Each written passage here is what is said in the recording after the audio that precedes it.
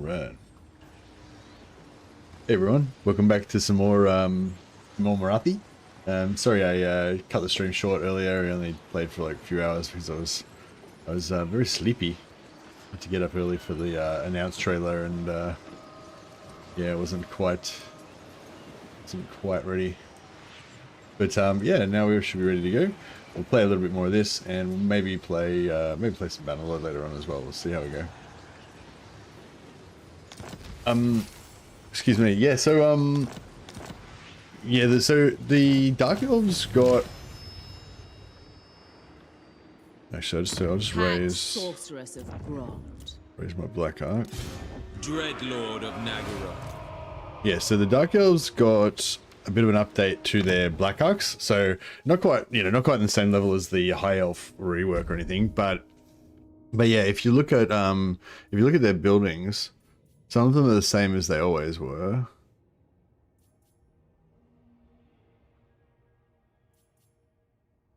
Oh,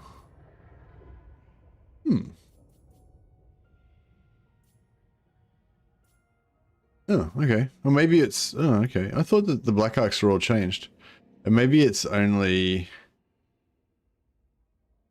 Oh, maybe it's only Lockie's Black Arks that were changed.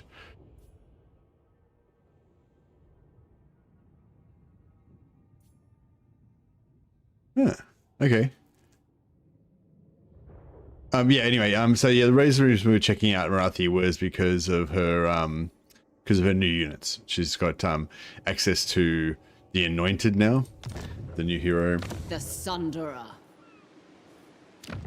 Yeah, got access to the new hero, the Anointed, which is a pretty cool, freaky unit, and these Dark Elf Devotees, which are kind of a fairly elite melee unit. The melee version's got Murderous Euphoria, which is I don't know, kind of like a offensive version of like Berserk or something. And yeah, apparently the imbuement weakened gives minus 25% to enemies' melee strength.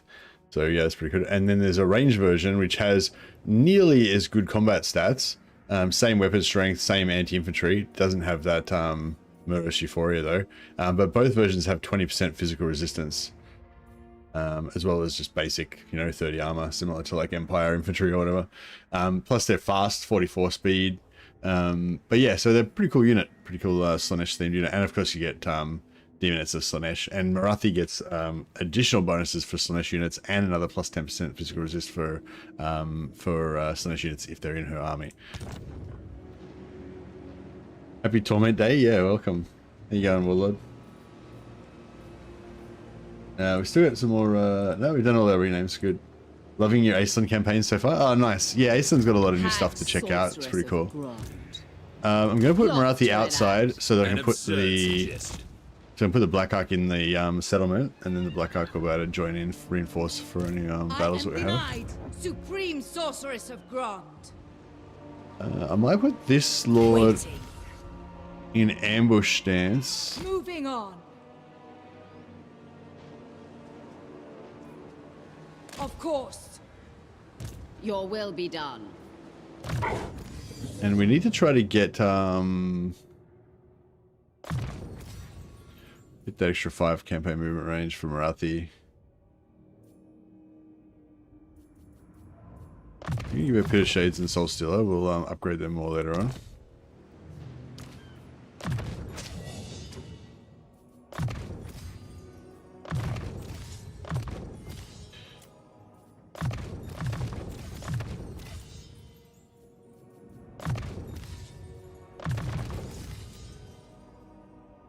Senti the Soulless is our Anointed. So yeah, do that, and then they get a bound spell. We get Lash of Slaanesh. Oh yeah, it says a tear-shaped expanding tear-shaped attack, but I thought it was actually just a straight line, same as Chillwind. Yeah, I might take the Chillwind because it's got the slow on it as well. 200 meter single target, minus 40 melee attack. 200 meter single target, plus 40 melee attack. I might go for the plus 40 melee attack. The offense. Elizabeth the Ripper. We'll give her the Witch Brew. Missile resistance. If she goes on the cauldron, it's really good to have the missile resistance. One of our masters got Blood Scourge, so he regenerates his health in combat, which is pretty good. Pythax the Knife. He's our assassin. He's just there to use his hunter's snare to pin people down, and also give us a little bit of extra post-battle loot. I wouldn't say like assassins are super necessary in your armies, but having one in there just to get extra post-battle loot, not bad. You can afford the slot.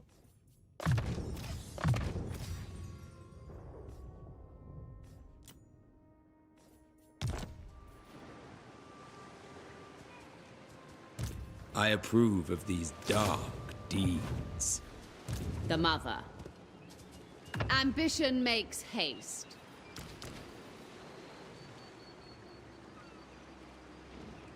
I put...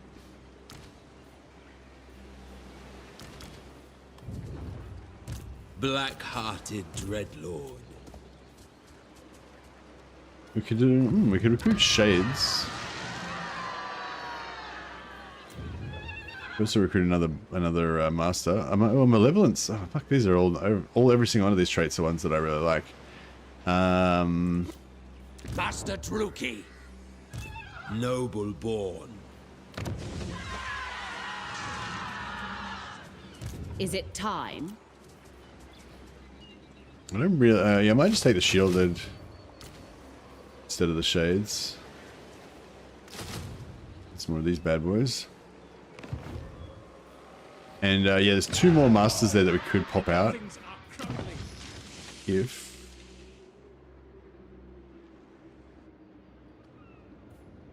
Tyrant of Nagaroth. Hey, hello Thailand. Welcome from Australia.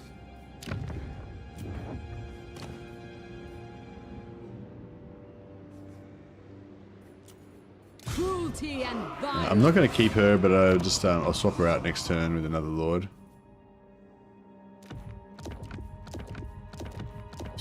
Just keep switching items back and forth like this to drive up their loyalty, because she was only at loyalty 3 a second ago. And now we go. She's 10 now. The weak screams. I am in a black mood. Yeah, we'll come back and take them out. Probably maybe use them as a bit of a saxity at some point. The new high elf full right items are so good. Yeah, they're really good. Yeah, a lot of them are really cool items. I really like the one that makes your infantry not be able to die, so you can use healing on your infantry. It's pretty cool. All right, we've got a heap of slaves, so we can pop out another barracks here, rush that, and then put level 2, and then rush that. That gives us another hero capacity for our masters. And then we can rush that, and we can build another barracks, rush that, and then we can go tier 2 with that one as well and rush that. And now we can recruit every single master that's available in the every single master that's currently available, because they've all got good traits. Every single trait is one that I want, so it's beautiful. You keep Aeson on foot, but do you think he's pretty decent on his Skycut early on? Yeah, the Skycut is pretty good. It's got mobility. It's got pretty good mass, I think, so you can pull out and stuff like that. Honestly, I didn't really... Aeson himself wasn't really that pivotal. I mean, I didn't play that much of him, but Aeson himself wasn't really that pivotal for me at the start, like, I don't think. Yeah,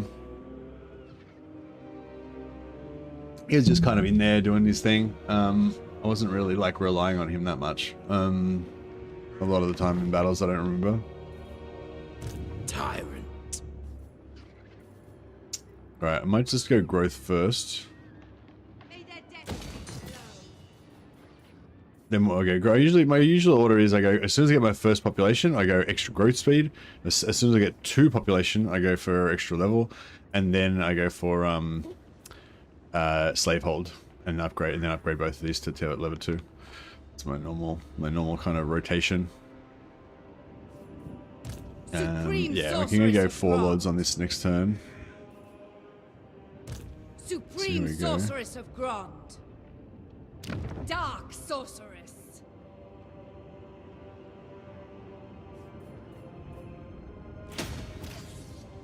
Yeah, we're gonna get Rebellion here. Chosen of Hecate.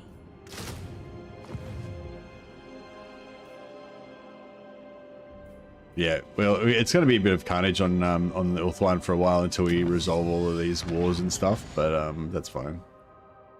MORATHI thrives in carnage. So none of these tech upgrades apply to our Slaanesh units. That's one weakness that they've got, I guess.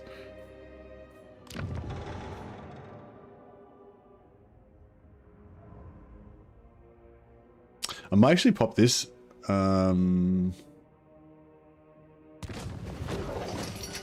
So it gives us improved hit chance basically with all of our Slaanesh, our sorceresses that are around doing their agent actions, but also gives us that plus winds of magic per turn.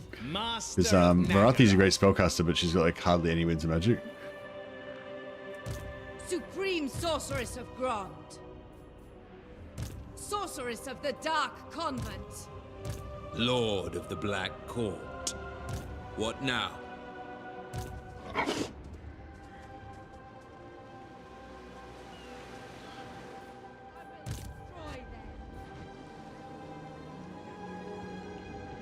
Sieging that.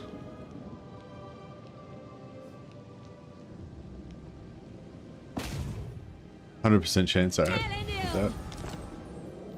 Servant of Hecate.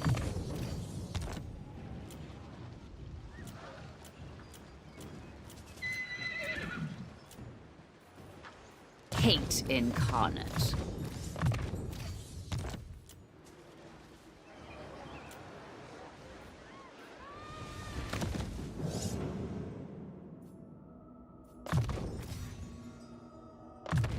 I'm not sure if having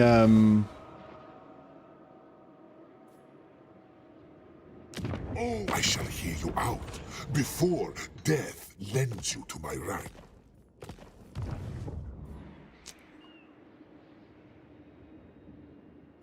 yeah. What is your dark purpose? I don't think that's going to be enough to get it done there, but we'll see how we go.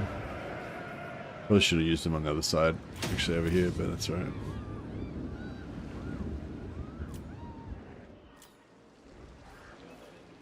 Yeah, I might go growth on Lothan as well. I assume we're going to keep it.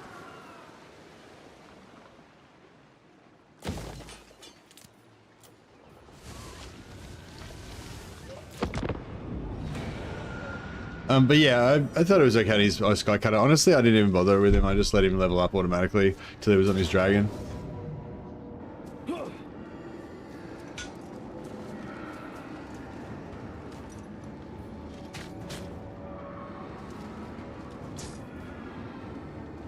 Might just take the Pyrrhic Victory here because we're in our home territory, so we can replenish afterwards.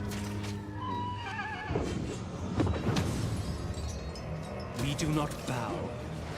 We'll see if the Noctilus's army that's over there attacks as well. Back now.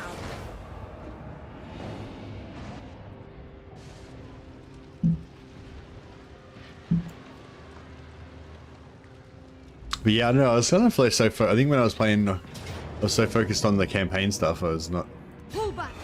really being too analytical about Aislin's combat abilities and stuff. Acknowledged at last. I think I think I did like having him on this Sky Cutter once he got his Sky Cutter, because I had my 2 Sky Cutters in the 2 Sky Cutter units, and once I had him on his Sky Cutter, and then later on the Mistmage on their Sky Cutter as well, that I could send them as a little squad with like 2 Sky Cutters plus the 2 heroes on Sky Cutters, and that was, you know, that was kind of cool. So you can use him to sort of tank or pin stuff down or whatever while they do their thing, you know, skirmish around and stuff. Beyond even Quaish.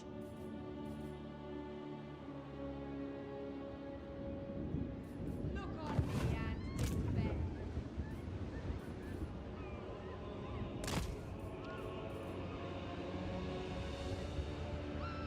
Advancing. Supreme Sorceress of Grond. Watch and wait. Going now.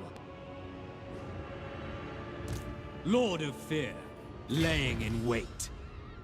Mother of the Dark Convent. So, Yeah, I should have left the... cower before my might. Fear my malice. Shaiish on you. I have dark purpose.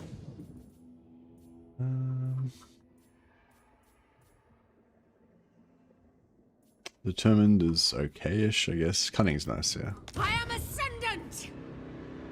Watch and wait. Malevolent Lord, the trap is set. Limitless power.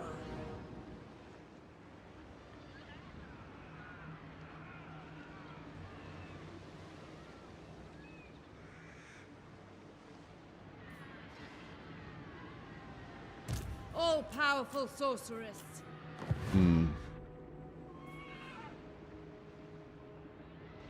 Unparalleled. Master Druki.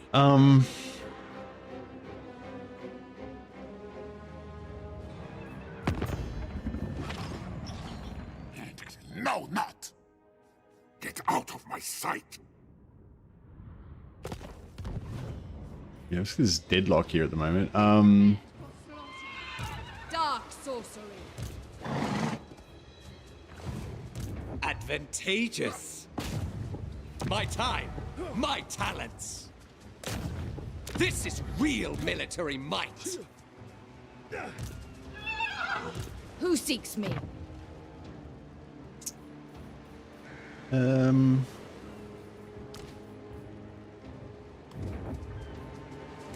Master Druki, I've skills to show. Yeah, so when they're in here in Morathi's army, they all got buff stats. The Dark Elves get some slub. Yeah, they did. But I thought all of the Dark Elf Black Arcs got a buff, but it was only Lockyer's. It was only Lockyer's. Yeah, I'm not really sure why that is. I feel like I could have just given that buff to everybody.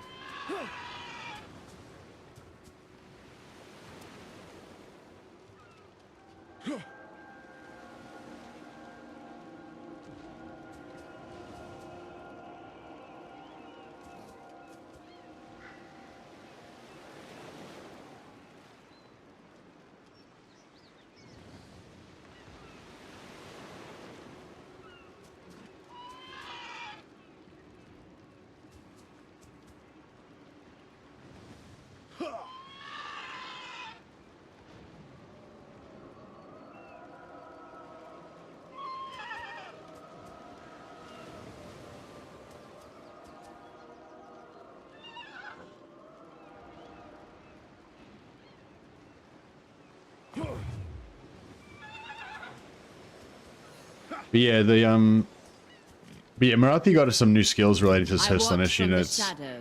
And You dare to order me? well, we got Tyrion there. I think I can go after Tyrion right now. I kind of feel like I could, but Vicious Dreadlord. I admire I just have your to darkness. pull the Black Arc Dreadlord out, of Nagaroth. put Morathi in. My powers are yours.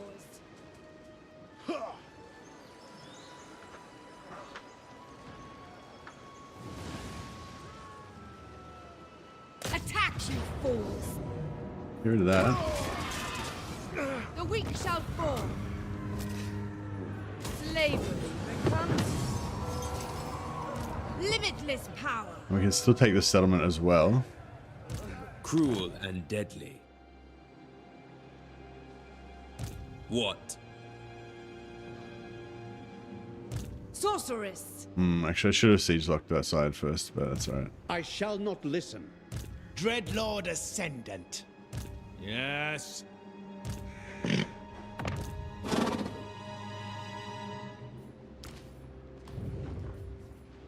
Mother of the Druki. Yeah, she's not high enough to mount here. These guys are. The enemy could lurk anywhere. Master Druki. My time, my talents. I've skills to show. Master of Nagara. Let's change their mounts while they're outside the army. They get their health back. This is real military might. She can mount heal. Dark destiny. Actually, what do they? How many archers they got? They haven't got many archers, but they got a lot of anti-large. That's the thing. I do kind of like the chariots, but it's like a lot of times either they've got heaps of archers or they've got lots of anti-large, and it's just not really worth the risk of taking them on the chariot in case they get pinned down by spears and shot to death.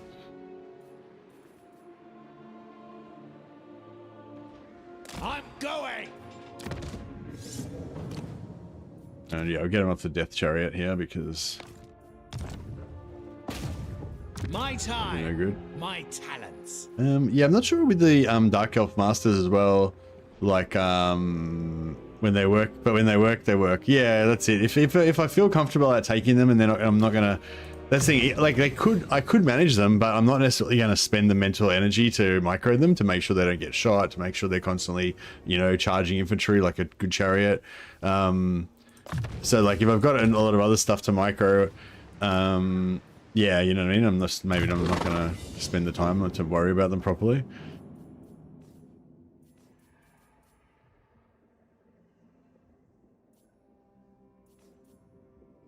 Alright, we'll go cheaper pit of shades.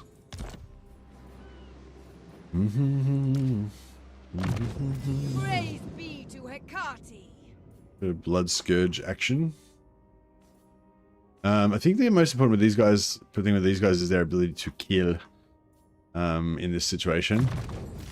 Because you're going to have all these heroes, and one or more of them at least is going to be vulnerable and get wrecked by Tyrion.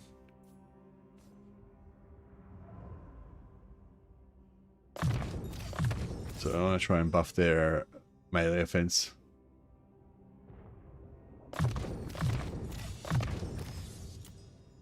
Can.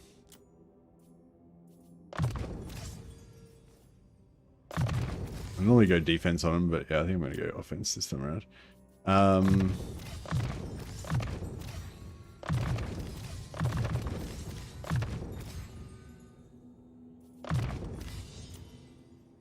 If we can get some debuffs on Tyrion, some... No, Tyrion's hard to kill. He's hard to pin down. Like, even if you've beaten it, you're kind of beating him on stats, it's hard to, like, pin him down and get everyone to hit him at the right time and all that stuff.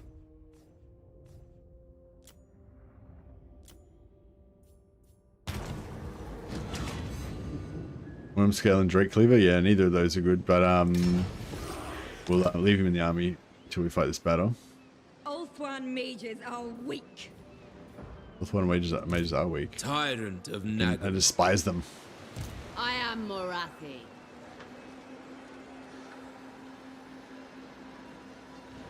I will destroy them.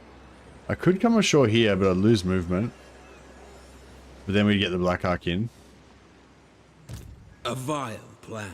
I am the first sorceress. Yeah, I can't get that. The world will burn. Could bring her this way. Kind of want to take that settlement just to get it done, you know? Or we could take these rebels. I kind of feel like I should be able to handle this Getting above yourself. with MORATHI. Black-hearted. Lord of the Black Court.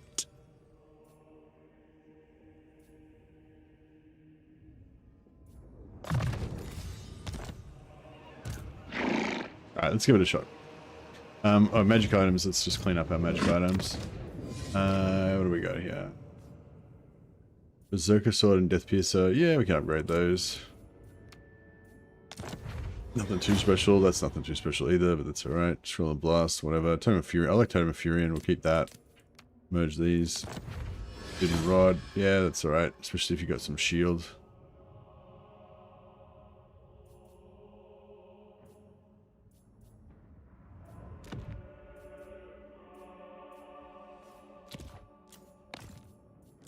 We're looking for more green armors that we can smelt down and potentially get blue armors.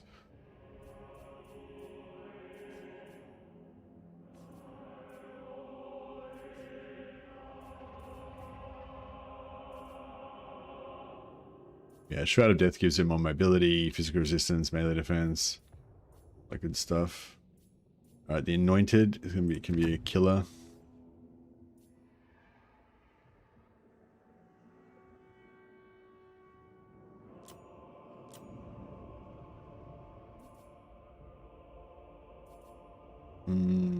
Yeah, I might give the barrier MORATHI. She's got regeneration anyway, but so she maybe doesn't really need it, but I'm going to give it to her anyway.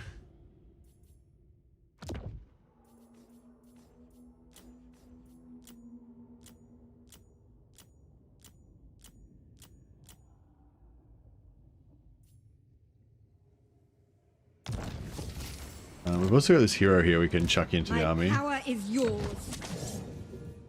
Don't really need her. How many turns she got? 3 turns.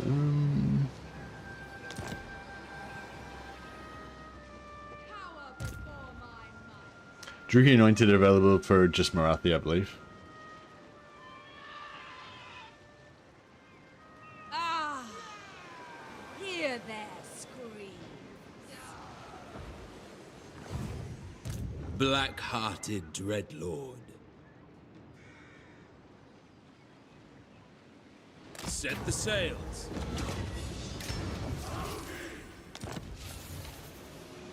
Oh, regeneration. Oh man, I kind of wish I'd wasted MORATHI's movement to get that.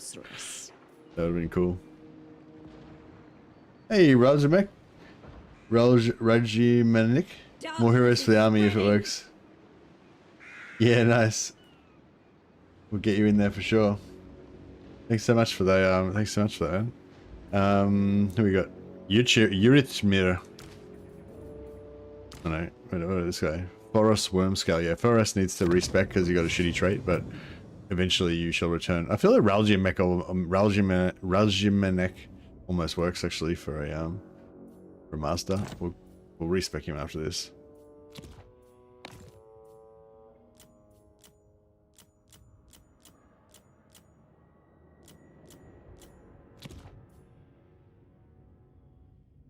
Maybe we should keep her on the Cauldron of Blood. It is pretty cool. You dare to order me? Fuck it, let's keep her on the chariot. What? Let's do it. Don't hold.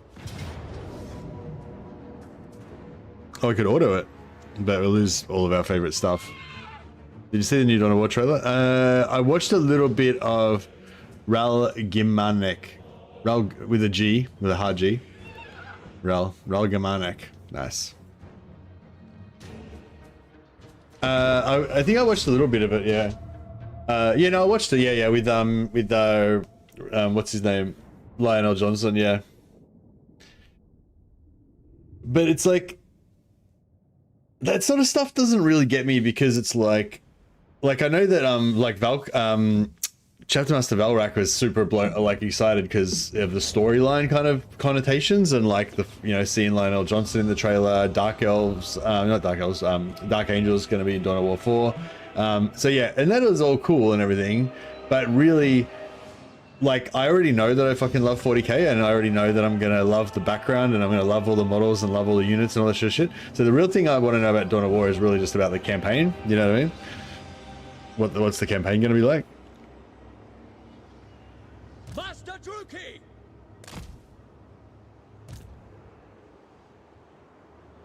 All right. So, if possible, I'd really like to. Well, I'd really like to rush. Nagarothi! Shades! Yeah, I'd really like to rush these guys, I think. MORATHI. Battle ready! Death Hag! Hag! Where to? Death Hag!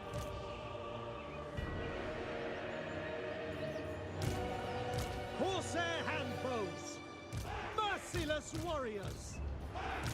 Yeah, these guys will join them as soon as they get a chance. MORATHI. Agreed. Yeah, I was thinking about trying to Grab your blades, Drookie. can I this doesn't work on air targets, does it? It does, it works on air targets. Suck dick. Suck dick, losers! Fury. Get wrecked. With rage. So yeah, that was that net, man. AoE net. I think you get three uses of it as well. Yeah, you get 3 uses of it as well. It's so badass. Shades.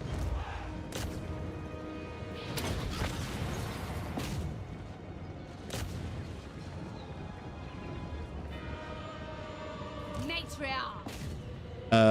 So yeah, we could end the battle before Tyrion gets on. Nagarathi. Ready. Dark shards. But I'd really like to just jam him on the side. Master Druki. Destroy. Chariot there. Yeah, everyone just get down here. I move. And yeah, I'm gonna wait the reinforcements. These guys wouldn't have been able to rally because it was end, but I think they probably can rally now. MORATHI. Battle ready. Right, we'll get on the hill a little bit here. Going. Dealers in death. For the Drookie. Yeah, these guys are gonna We are ready. Dealers in death. give us a problem here. MORATHI. Nagaroth's fury. No fear. Feel my fury. Warrior. Oh, let's pin this. Ah, shit, can't make it. All right, let's get them there. Yeah, gotta macro these guys. With pleasure. Buff that. Feel my fury. What now? Mother of the Drookie. Feel my vengeance. Corsair handbows. Enacting. Attack. Cold-blooded killers. Fury, come forth. Chariot, mess up those archers. That's perfect for you. To battle. Feel the dawn. MORATHI. Where's Tyrion? We need to get the fuck away from Tyrion, probably. Pack sorceress. Where is he? First sorceress. Kill that wizard. Hey. Don't need any more. Oh, she's berserking. I shouldn't have berserked her. Sensations must flow. Darkness, dissipation. With haste. Doom. Death hang. Going. The merciless Annihilation! And get wrecked, Tyrion. Where is Tyrion? Did we kill him? I can't believe we took him out so fast. I was sort of saying he's really hard to kill, even if you've got the stats advantage, like he just is hard to pin down sometimes, you know? But it looks like we had no problem because I don't know where he is. He's evaporated. Tyrion ceased to exist. Destroy. Suffering for all. Corsair handbows. Yeah, we're missing out on a lot of those slaves. But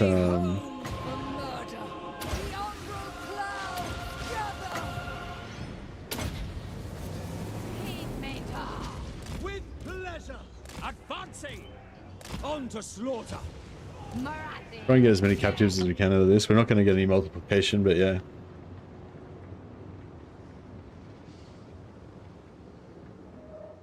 Yeah, no, that was beautiful. I mean, I knew I was going to win, but I didn't think we were just going to well, I mean, I hope that was that was exactly what I was hoping was going to happen. But yeah, it just went like beautiful. It's like perfect. Can't complain at all about that. Murder awaits. Eager for battle. Advance, Druki. Advance! Druki! Onward! Moving out! Master Druki!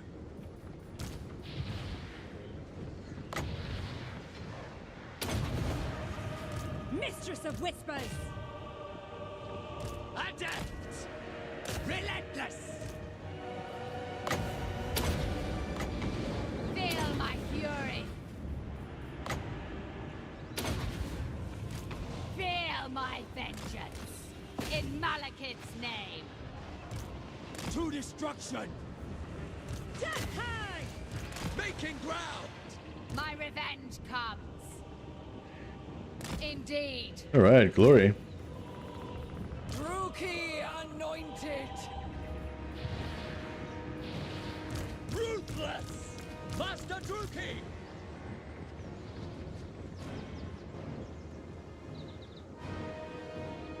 Corsair handbows!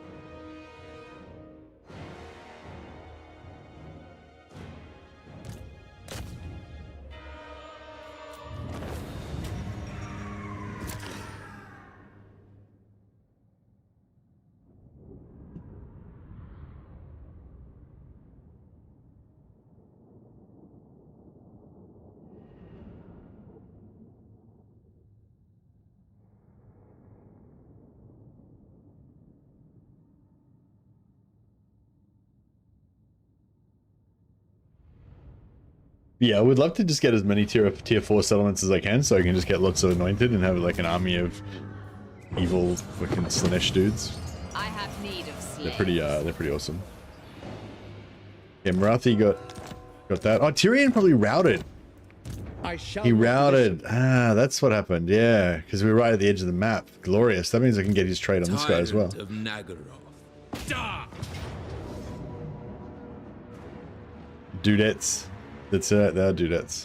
Carnage Core. We don't see. MORATHI doesn't see gender. First sorceress. She just sees slaves. Supreme sorceress of Grond.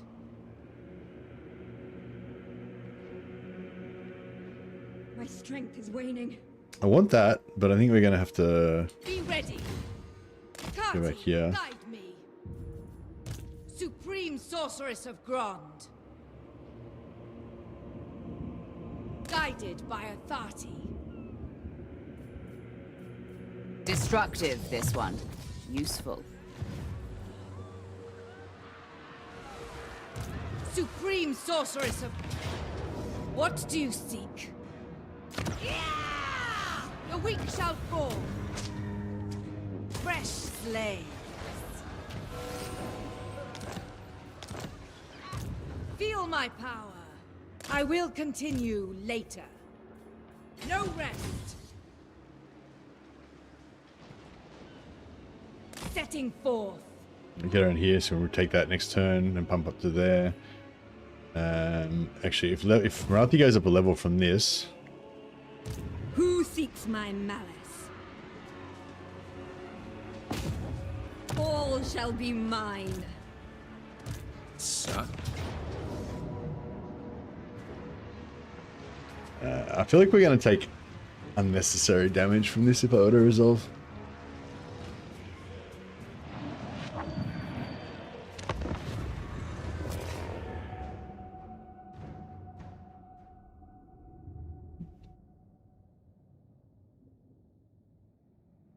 So yeah, don't get me wrong, I am excited to see the Dark Elves. The Dark Elves. I'm excited to see the Dark Angels, but yeah, I don't know.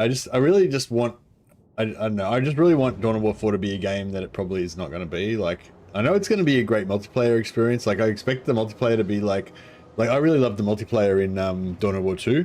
And I expect the multiplayer in Dawn of War 4 to be just as good as that.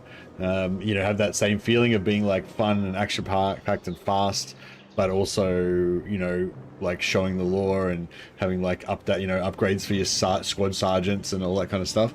So that's all cool and everything, but really, like, I'm not, you know, it's like I am with multiplayer in Total War. Like, I like multiplayer, but the thing that I really love is like immersive campaign experience, you know. And yeah, that's what I'm hanging out for, like the campaign reveals, like what the campaign's like, what mechanics they've got. Yeah.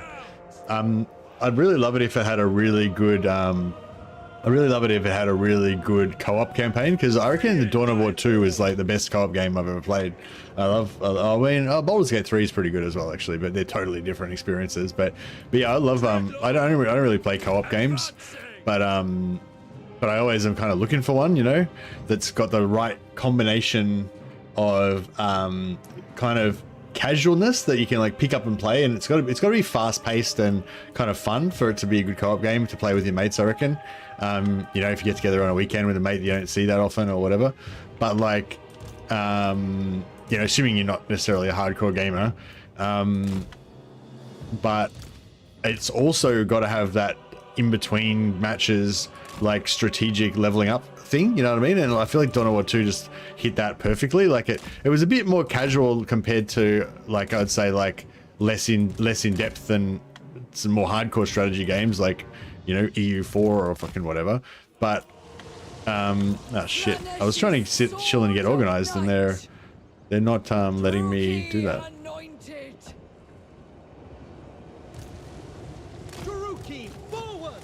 Move! Oof.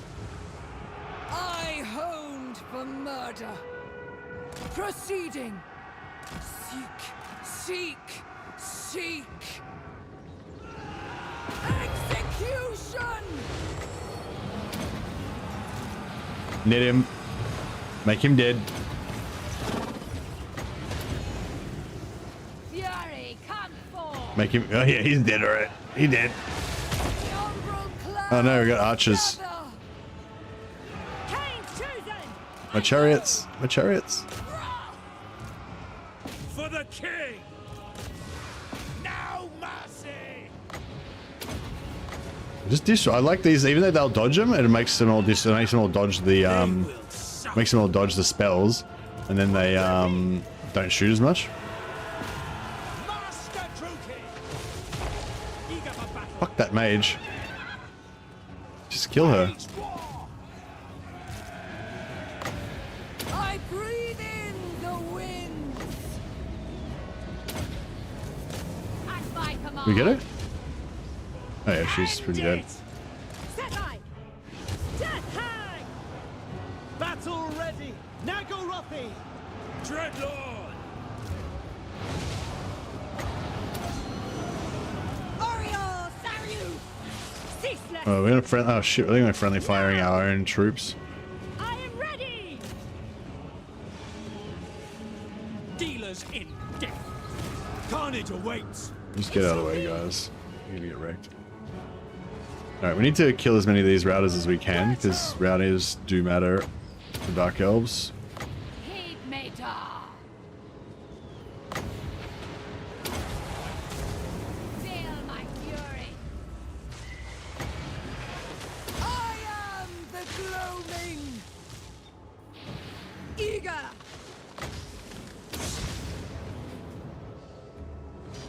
Primed. In motion. Obeying. Druki anointed. And this Nakari looks disgusting in 7.0. Nakari always looked disgusting, Noble to be fair. Sorceress of Grond. Yeah, I think all the Slaanesh Lords are pretty super powerful. Yes, goddess.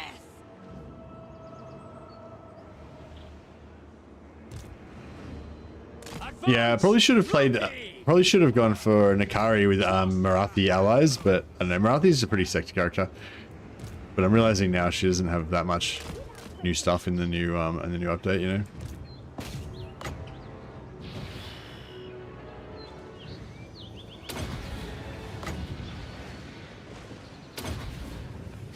Morathi.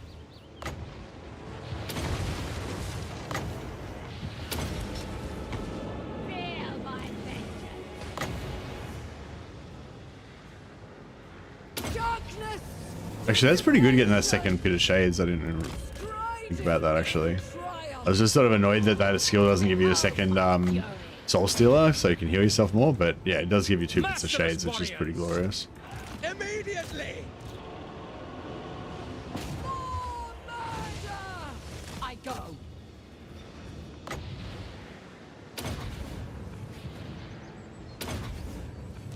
Fury, come All right. forth. right. Well, we got at least double slaves from having the Black Hawk Master in there. We don't get too much, but you know, get another 100 or so, get some replenishment on some of these busted up units. But yeah, see those chariots, like fuck, they just die so fast, you know.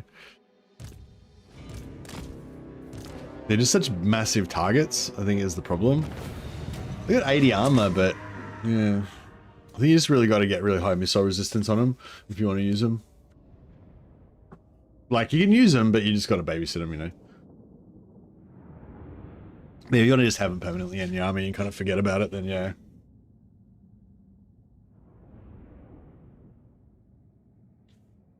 Can you not teleport? No.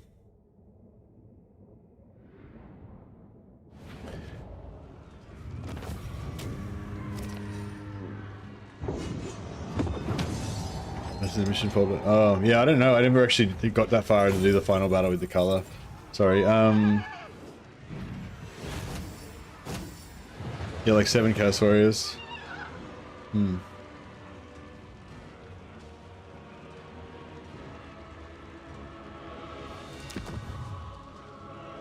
Yeah, see, the seduced enemy, see, again, like, I don't really care about the power level of things, I just more care about the funness and coolness of things, you know? Like, the seduced enemy lord mechanic within the Kari, like, I think that does seem pretty cool, and I think I probably will find that fun. But if when you did it, the new lord that you got kept one or all of the traits that the old lord had, like, I get that you can't, it's going to be hard to, like if you seduce a high elf lord, it's going to be really hard to make him into like a Slaaneshi high elf lord or a Slaaneshi version of a high elf lord or whatever. Although you could just turn him purple. But yeah, so he's got to convert into a Chaos Warrior. So I get that. But if you could make it transplant some of the traits and stuff that the old lord had onto the new lord, so that he would be like this unique, fucking totally unique character that's got high elf traits on a Slaaneshi lord, like that would be amazing. Like that would be like just totally next level. That would have been mind blowing for me. I would have fucking been all over that. But yeah. But whereas they're just turning them into a Chaos Lord, it's like, yeah, it's cool. The new Chaos Lord's going to have a random trait that's probably going to be shit, so you're probably going to disband him anyway. But you get 7 Chaos Warriors that you can keep out of it, so that's cool, I guess. You know, so it's like, I mean, it's cool, but it's not like, it could have been like fucking amazing if they could have just put in some system of keeping a trait from the original lord. Then it would have been a full Pokemon situation where you're trying to collect all these different lords with different traits and stuff.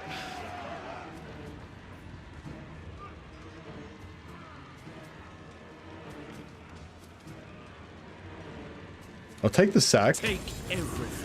You should have enough Lord movement to Black sack it and then still occupy it again. I approve of these dark deeds. I am the first sorceress. Once you die, No! I'm surrounded by fools! Can't be done! Speak. You will march. Immediately. I've seen Nikari vassalize Alariel too many times now. It looks like he knows how to use his old mechanic for once. Into the shadows. You mean like in the new... Naturally. In the new update, he knows how to use his mechanic now? Drives me. The power is mine. Yeah, we'll get that magic pumping up more. She can mount heal now. Well, she can unmount, dismount heal, as the case may be. Victorious. Observing She's already left. She's already done the mount heal, so she can't do it again. But she can. I mean, she can do it again, but she can't get back into the army.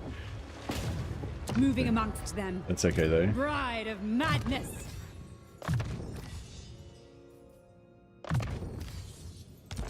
Yeah, they're a bit slow on foot, All but is possible. it's cool.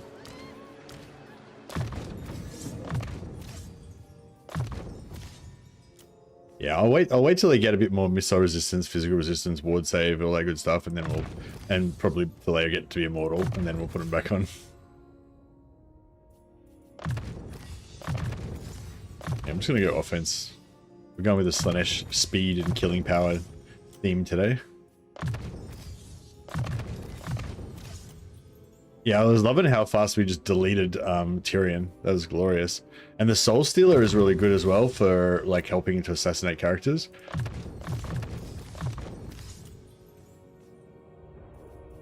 Yeah, that was glorious. Glorious.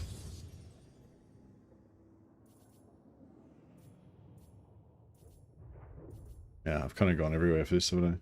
Alright, we'll go for the melee defense on her. Hythax the knife.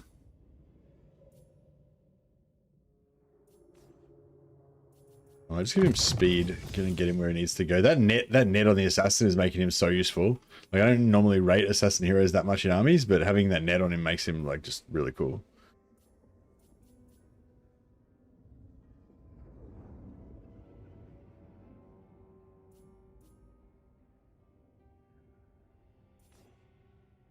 Peter Shades is 100% AP. Soul Steal is direct damage. So yeah, Spiteful Conjuration,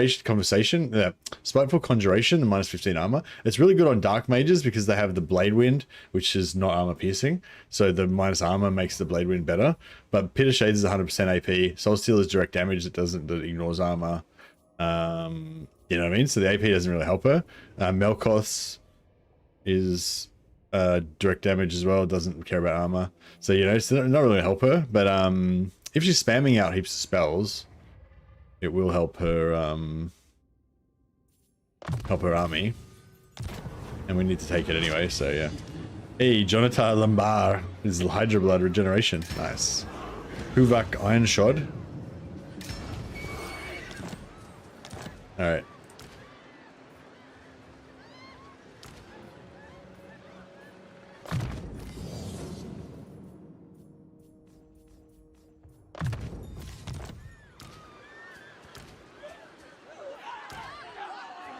Huvak Iron Shod, he did not luck out. He got Worm Scale, so we'll move him. Where are we going to go next? We're probably going to go this way and clean out this. So we'll move him as far as we can this direction, and then we'll respec him, so he'll hopefully pop out here and be able to catch up to us in 3 turns. Mother of the Druki. Yeah, this goes Worm Scale as well, same deal. Move him out. Change his mount. I was going to say, yeah, cold ones, the cold one mount has a lot more armor piercing. Like, his normal AP is like, I don't know, what's his normal AP? His normal AP is like, I don't know, a bit less than 2/3. But if you put him on the cold one, then his AP becomes like, you know, over 3/4, like, you know, like 80% or something. So he becomes like super AP. But yeah, I don't know. The cold one seems like it maybe doesn't have as good animations. It's a bit, maybe it's a bit of a bigger, even though it's probably got more mass, it's a bit of a bigger model size, so it has more trouble moving around. It's slower, you know, I don't know. So yeah, I'm not sure what I think about the cold ones. I know a lot of people complain about Malice on his cold one. But yeah, I tend to just go to Dark Steeds by default. It's my default option. It shall be But I think the cold ones are really cool. I am So the first sorceress. noxious potions. might just put her in there. As you say. How cool are these Dark Elves? They're such evil characters. Going now. Going around doing their thing. I am MORATHI.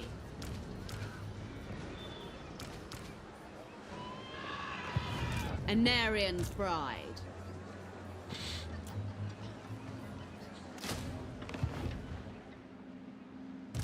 Supreme Sorceress of Grond.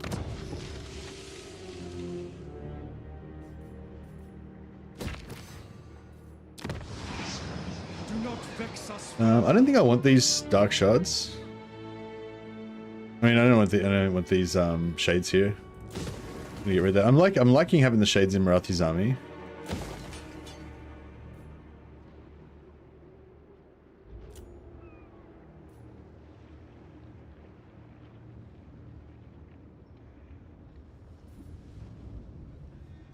Okay, my pump growth there as well.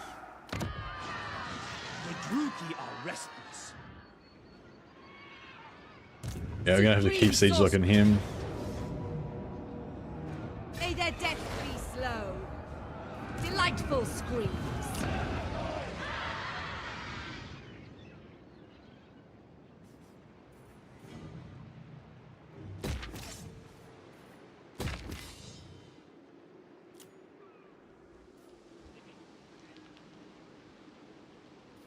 Yeah, we'll keep going for growth now. These can actually all get upgraded.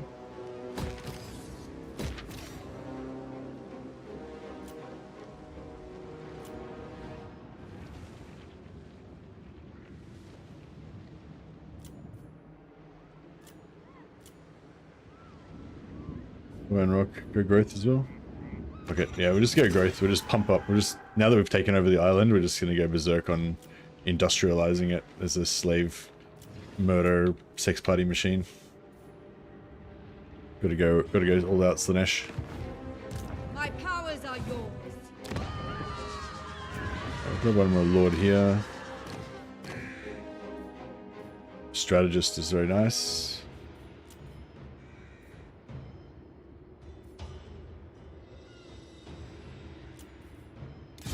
Supreme sorceress of Grog.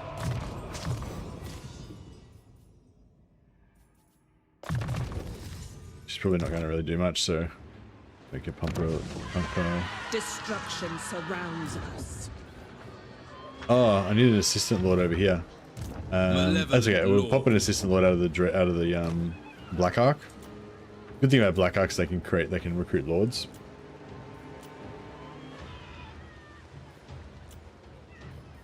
Supreme sorceress of Grog.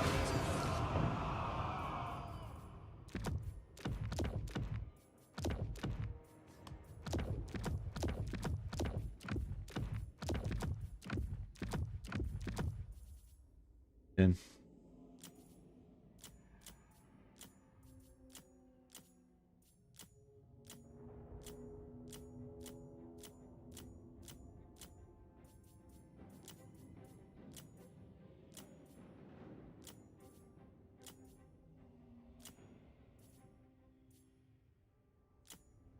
Cool. Everyone's 10. Oh, except he's not 10.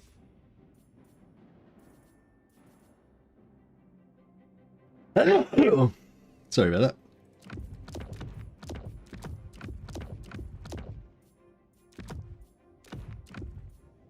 Yeah, I'm not worried about these guys rebelling. I'm just trying to get their relations, get them up to 10 so that if I disband them later, they'll have a chance of giving me higher loyalty events. Sorry, yes. Cool, everyone's on 10. We're still good on money, but we're rocking minus 9k per turn. We got like heaps of extra armies just for all these utility reasons everywhere. But yeah, we probably get rid of like 5 armies once all of our little objectives are finished. Like once we've taken out this guy, once we've pieced out with him, then you know that's 5 armies I can disband. I probably don't really need all these guys there, but whatever. Supreme sorceress of Grog. Nagarothi sorceress. Now these guys have still got the buff where they're getting what do you call that? 200 experience per turn plus 50% experience for all their actions, and they get 40% extra success chance. So even though I've already done this and I've got the penalty, I can just hit it again. Don't even have to go and unlock other ones. Your will? Yeah, just pump these guys up so they're all like maxed out and have like 20 turns of technology stealing, and then we can use them in armies and stuff. My dark heart is yours. Alright, might get a bit Enemy of stench is everywhere. scouting going on over here. Sweet destruction. Sorceress of Nagaroth.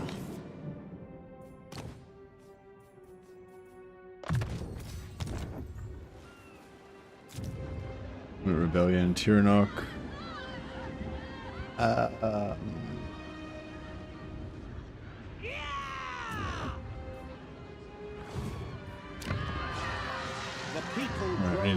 They had another lord there.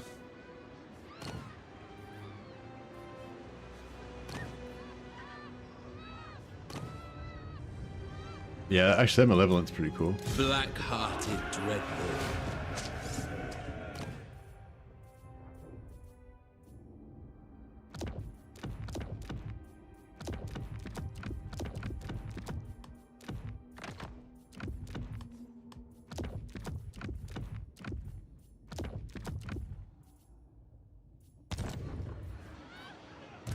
Dreadlord of Nagaroth. Ah, hopefully we can sort this out soon.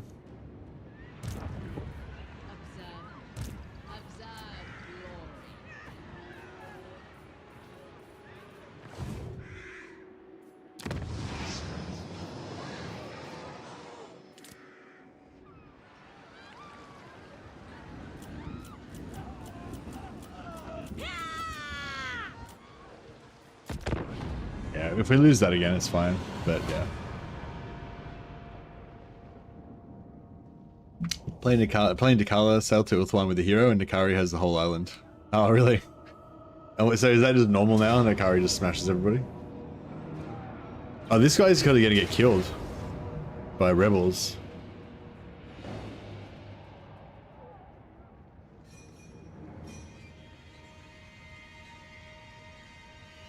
Where is that? Back now.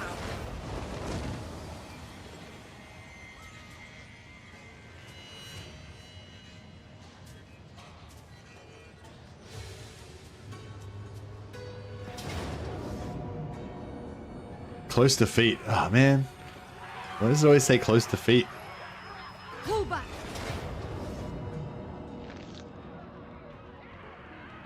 Oh, this is minor factions invading my homeland now. I was just basically ignoring them. And yeah, I left it too long. I've been fucking around too long with this stuff.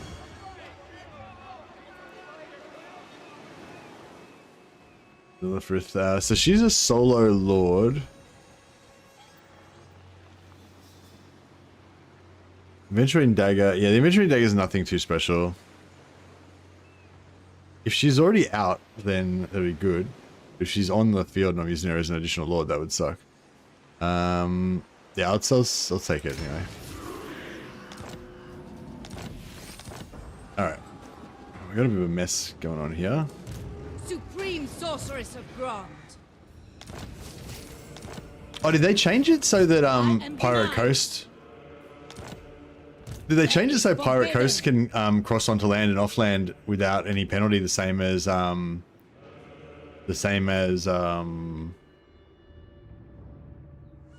Iceland? Because I think this guy, yeah, I think this guy went into the water, retreated this guy, and then came back onto land.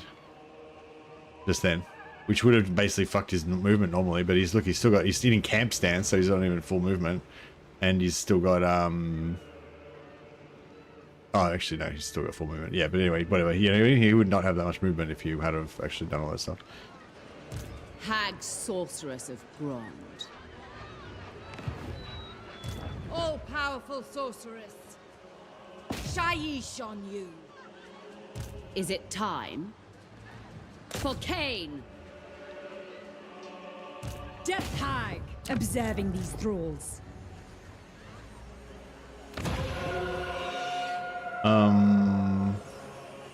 Hag sorceress. Unequaled.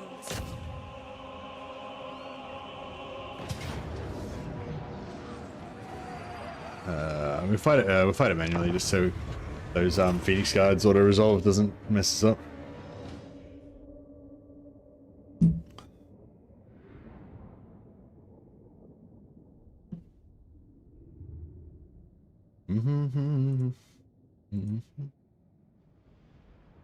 Oh yeah, I just finished watching Landman. I think I'm not sure if there's a current season that's still episodes coming out, but yeah, I watched like season 1 and 3 episodes of season 2. Yeah, I thought it was quite a fun show. If anyone's looking for something to watch and haven't watched anything, it's about, you know, Texas oil men.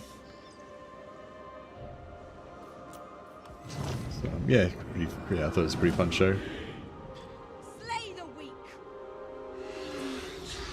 And his wife is very hot. Dark I normally wouldn't think that contributes a lot to the storyline, but it does somehow.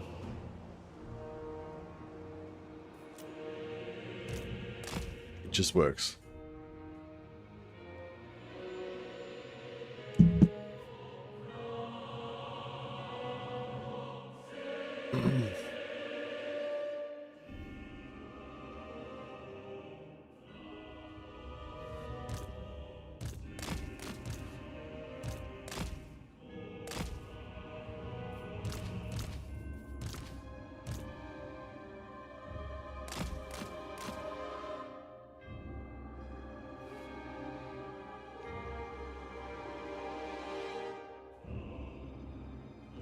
I better put Morathi on the ground because there's Phoenix over here.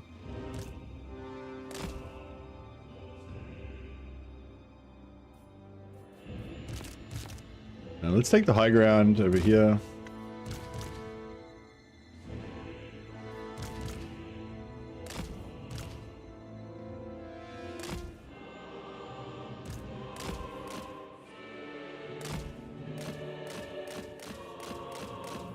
Alright, let's just smash this thing.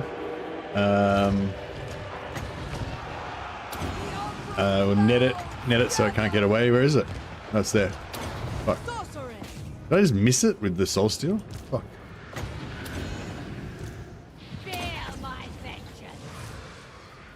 Crap. That was not very well done. This extra pit of shades is so glorious.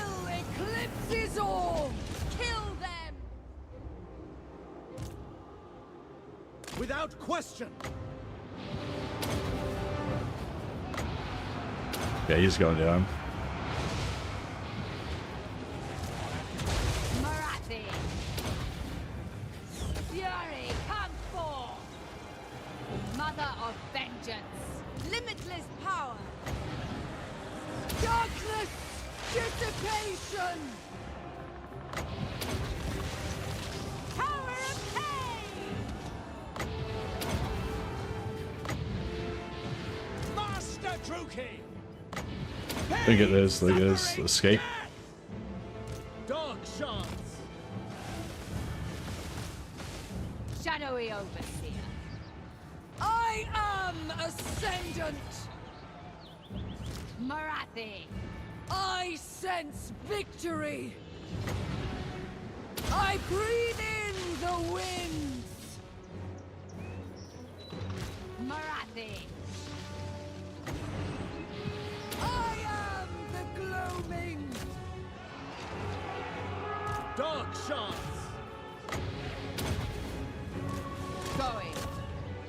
Warrior. Alright, drill this fucker. Beyond compare. Is it the... Why do I keep getting silenced? Is it The these Dark fucking... Convent. Is it me silencing myself, or... I'm not sure what's going on there. Ready. Execute. Shades. Forward. Death hang. Dog shots. Death. Foul I'll sorcery. just get some extra, Onward. Mother of the Druki. Heed Mater. MORATHI. At my command. Feel my fury. mop all these guys up. Furious. Master Druki. Tenacti. This net, so handy. Boom, they're not going anywhere.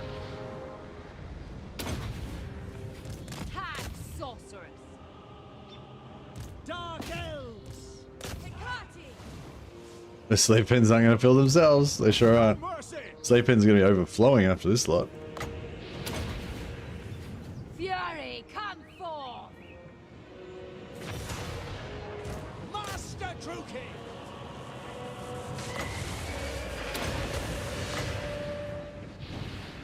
No fear. Quick. Where to? The merciless host. MORATHI. Alright, glory.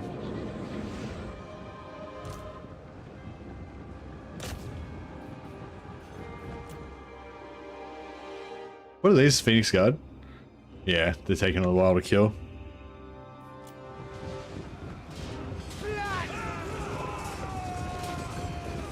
The merciless Druki. An heroic Phoenix Guard strolling away.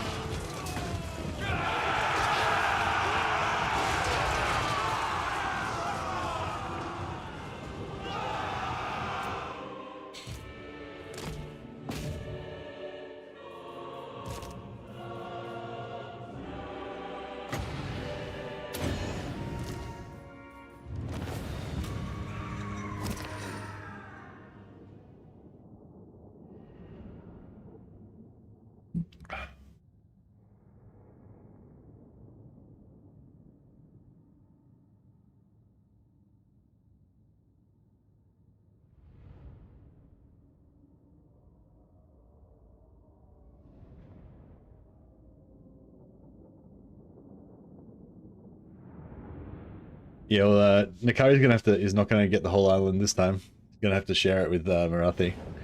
We'll give Nakari a little bit.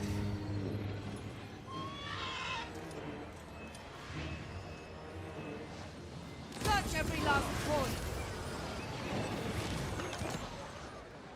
Supreme Sorceress of Grond, seize this place. Hag Sorceress of Grond.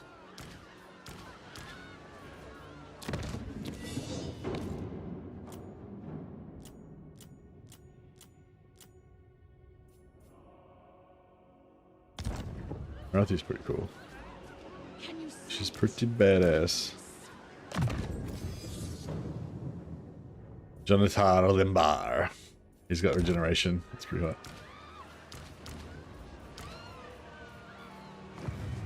Hag Sorceress of Grond.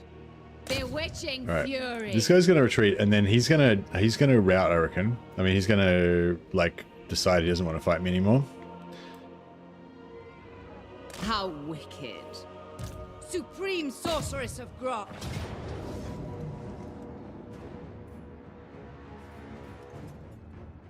Yeah, fuck, I should have thought about that and done it the other way around.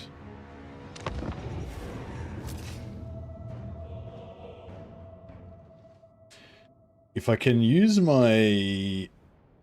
there's mostly infantry, so if we can get his entire army in a big blob around MORATHI. So normally it's kind of hard to get undead slaves because when they rout, they start to crumble, and if you kill them while they're crumbling, you get the slaves, but if they die from the crumbling, you don't get the slaves. So as they're crumbling, you know, some of them are just like losing their last hit point from crumble, and you're not getting them as slaves, but you're killing them, and some of them are dying from your shots, and there you are getting them as slaves, you know. So it's kind of a race once they start to crumble, and once they shatter and the whole army shatters, that's it. They all disintegrate super fast, and you can't get anything. So you get less slaves because you miss out on that like after battle hunting the slaves down part, but you can still get a lot of slaves if you can kill them while they're disintegrating.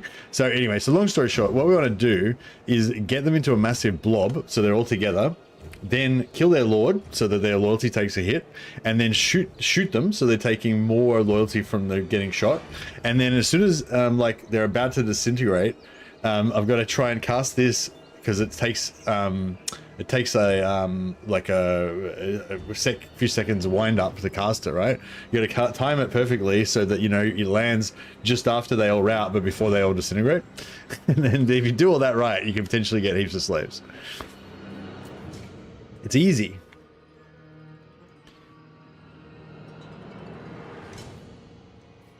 But yeah, it probably won't work out. I'll probably end up nuking them all with this when they're not actually routing, but that's fine.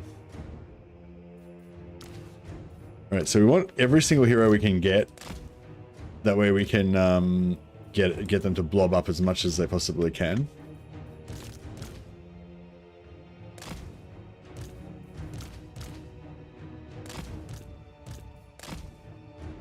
And we'll go in via the woods so I don't get as much shooting damage. Hey, Acoustic Kitty. Can I go raid?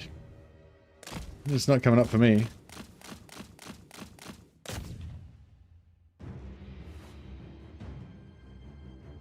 All right, here we go. See, they're all magneting onto us. That's perfect. That's what we want. Let's just buff our defenses a little bit. Oh no, these guys are gonna fuck it up. The human bombs are gonna blow it up.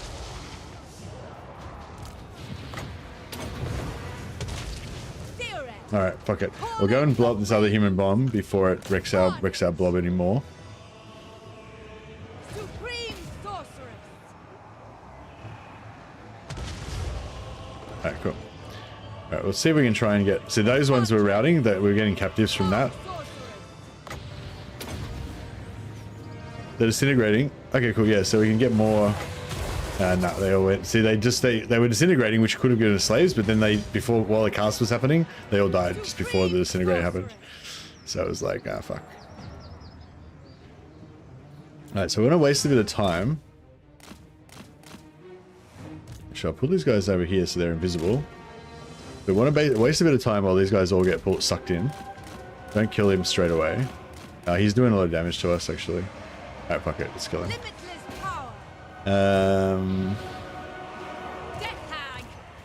Yeah, buff our melee defense again. Keep sucking these guys in.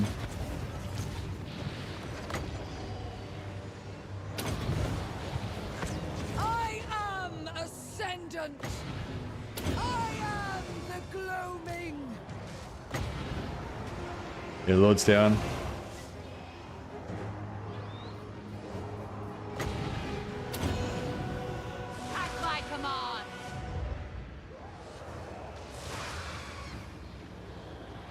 Alright. See, these guys are all starting to rout.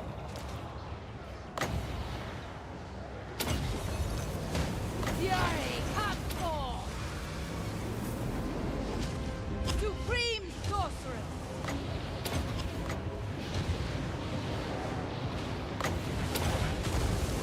Hearken to me.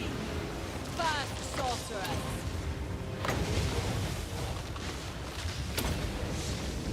Feel my fury. I killed as many as I could. I think we got a fair few that time, but I'm not sure exactly how well we did. Hey, Steve Fleetwood.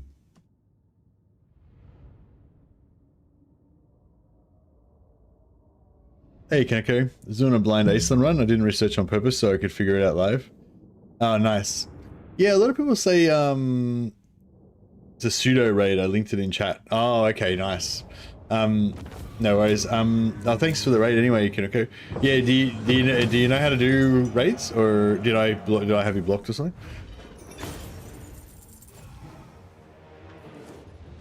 But what I was gonna say, yeah, I think a lot of people tell me that they like kind of watching me work stuff out sometimes.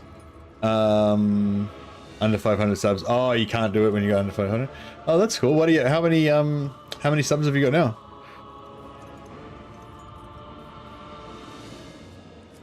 Are you over 100? This was your destiny.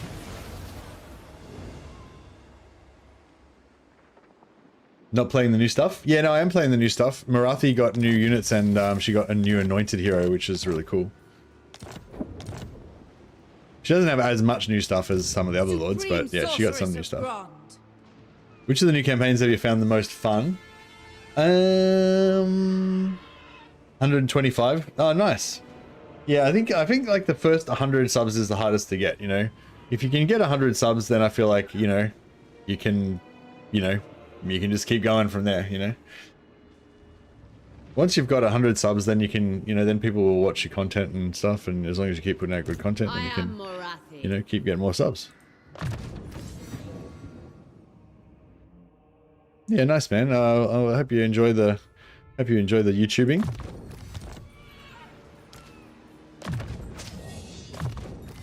Excuse me.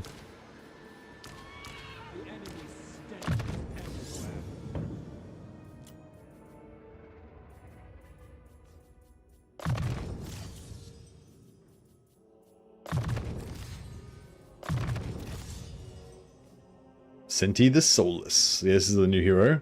Oh yeah, so we can choose Frenzy for Devotees of Slaanesh, and Vigilus for her, and Murderous Euphoria for her. Or We can choose evasion for the hero's army. Yeah, I think evasion for the whole hero's army is cool. So it's plus 10% speed and plus 5 melee defense for everyone in the entire army.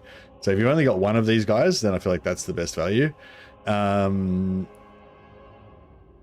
the defense chance stacks, I guess. Yeah, whereas this one, actually, yeah, that one, you only need one of them as well. So you like one of those to have the frenzy for devotees of Slaanesh, and one of these to have the evasion. Yeah, you kind of only need one of these per army, I guess. But yeah, that's pretty cool.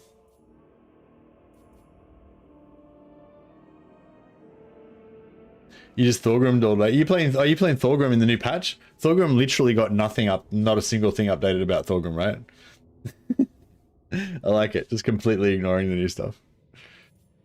So I'm actually like, I mean, although MORATHI didn't get that much new stuff, like, she is, like, I feel like it's getting really hot in here. Just let me double check the aircon on.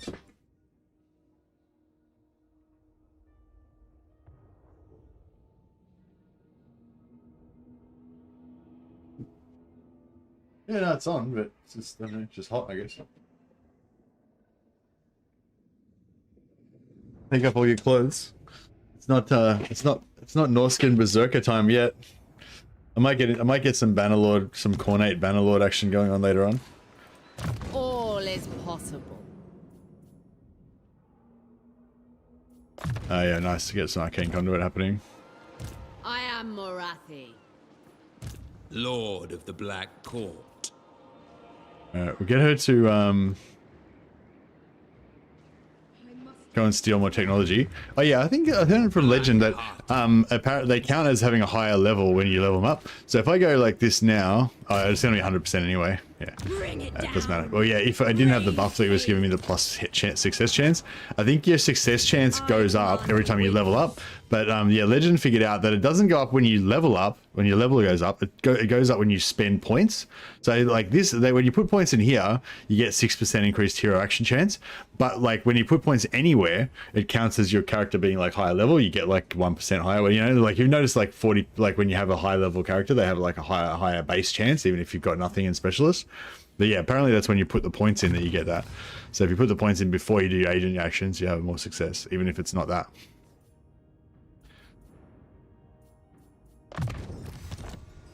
But yeah, I thought that was a cool little thing that Legend found.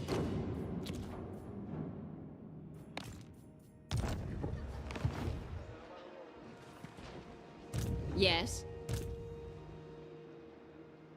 Phoenix Queen. Okay, we can finally make peace. Now we've mostly kicked them off, except for they've got this this territory here. So yeah, I'm gonna take it because that way I can free up the yeah, I'm taking the peace with Noctilus because that way I can free up this army, so I don't need to like keep siege locking him all the time. Actually, we have a deal. Where is that army? Did it die? Supreme Sorceress of Grond. Oh, maybe the rebels killed it. Far beneath No, I was not paying attention. Archmage. That's all right. Supreme Sorceress of Grond. Who seeks me? Unparalleled. Attack! Close defeat. The weak shall fall. I want them dead.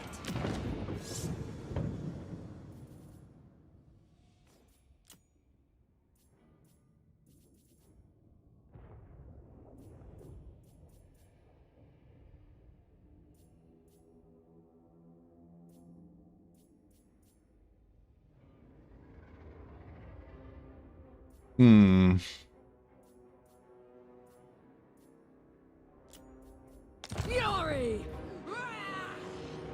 Dark power. Lord of the Black Court. Sorceress of the Dark Convent. Move. Still can't do it. Pull back. What a bitch. Favored of the Witch King. Dreadlord. Annihilate them! Feel my power. Ever onward. Druki Lord. Dark Lord. Lord of the Black Court. Lord of Fear.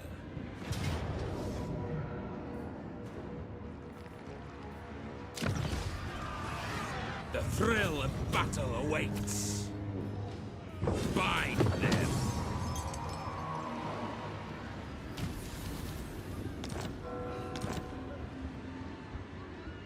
Torment awaits!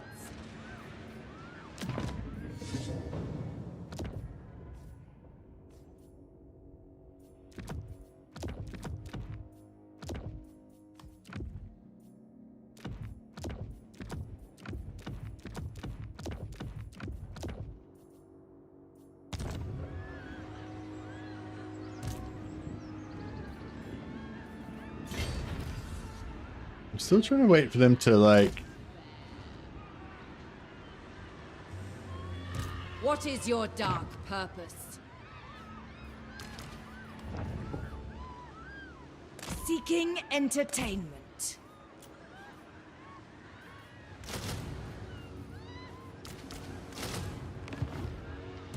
Tyrant of Nagaroth.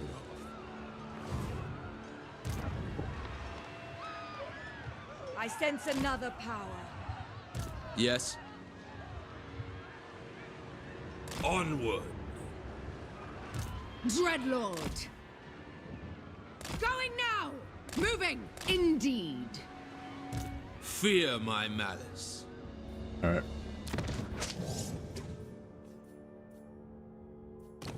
Get this guy out of there. Druki devotees with crossbows are stronger than I thought they would be. Yeah, I imagine they'd be pretty good. Really good melee combatants, and then they just also have a bonus range, you know. Supreme Sorceress of Grond. Supreme Sorceress of Grond. Calling the winds. My powers are yours.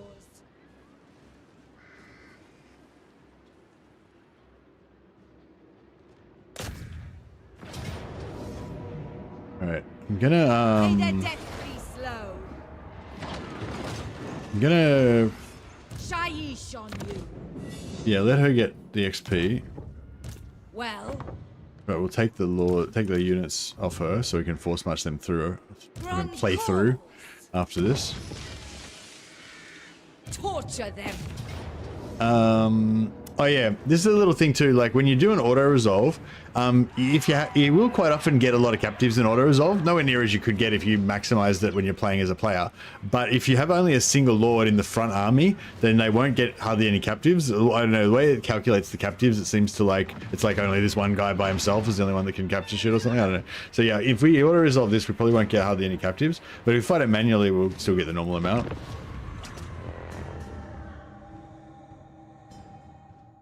Hey lately, guess what? You just subscribed. Thanks so much for subscribing, man. Appreciate it. Was that what I was guessing, or did I have to guess something else?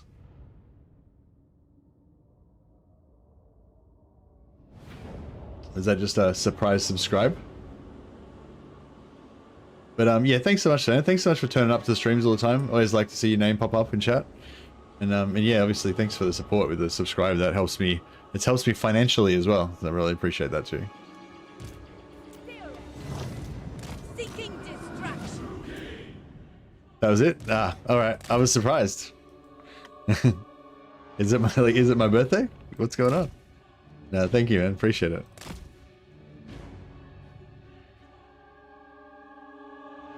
I don't even really want these slaves, so I don't know, just the idea of being ripped off of slaves, like, you know, it's like Morathi's like, she doesn't even want, she's got so many slaves, she doesn't even know what to do with it. Like, she's just, you know, she's just like digging holes in the backyard, putting slaves in there. She's like stuffing slaves into her wardrobe, into like the top cupboard. There's slaves under the sink.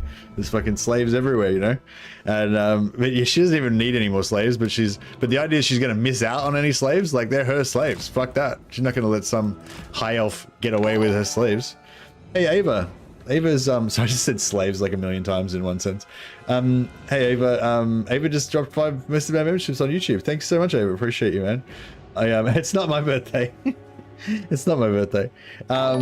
Happy surprise from Ava as well. And yeah, same there. You know, I always like seeing your name come up in chat, Ava, and yeah.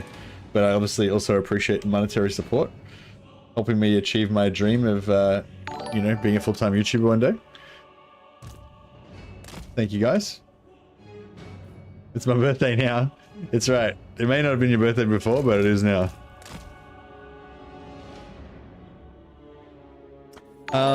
Yeah, we got Burning Head, which is a really good tool for getting slaves because of the burnt -8 leadership, plus the massive health damage that it does.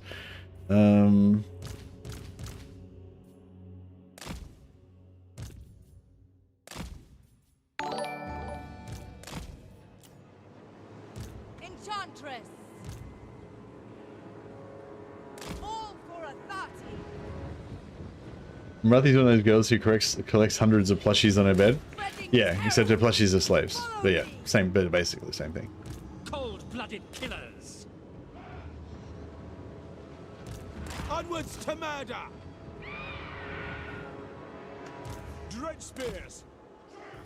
Nagarothi. Dookie forward. Supreme sorceress. All right, we're not going to use these guys too much, so.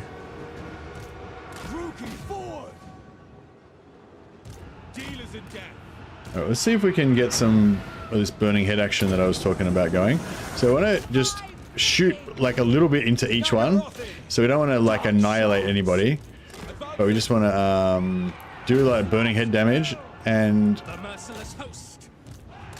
we're just Burning Headed myself there. That's cool. Yeah, this one here should break. That one's going to break.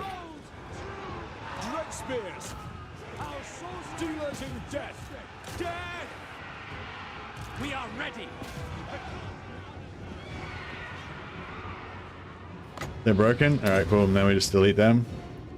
We are ready. Dark shard. Just shoot that quick bullet into them. Eager for battle. Dark rider crossbows. Cold-blooded killers. Slash. Kill. Slay them. Inflicting pain. Death.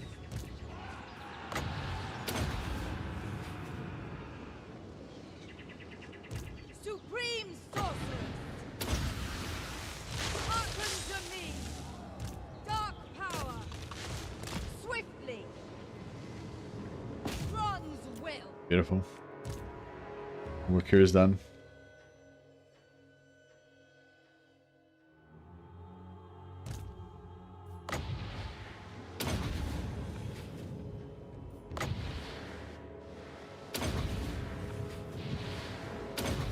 God damn it, they're evading me.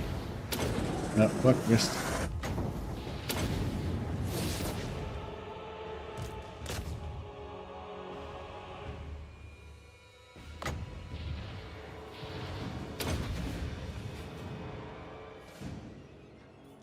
Alright. So it was not even that many slaves, but you know, at least we didn't let them get away. We didn't waste it. Morathi always cleans her plate.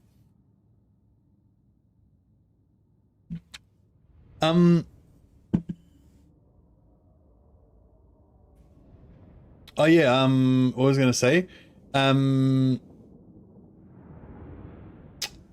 Yeah, I think Vampire Coasts might have gotten the thing where they can move onto land for free. I didn't notice it being mentioned in the patch notes or anything, but yeah, I'm interested. I mean, I don't know, maybe I'm probably reading too much into it, but it seemed to me like one of their Vampire Coast armies, just a normal one, not a non-legendary lord, went into the water, attacked me, went back on land without losing any penalty. So if that's true, that's actually a major game-changing thing for Vampire Coast that would actually make them super fun to play again. It was mentioned in a blog. Oh, so that's confirmed? That is confirmed? Okay, cool. Well, there you go then. That's probably like one of the best updates that any faction got, even though it's such an easy, cheap thing for them to do. Leave no stone unturned. Supreme Sorceress of Grant. Mine. All mine. Supreme Sorceress of Grant. The time draws near. Alright, and we'll just respec her out. And we'll pop in somebody else just so we can recruit here. Fire Strategist is pretty That nice. was diverting. Let's give her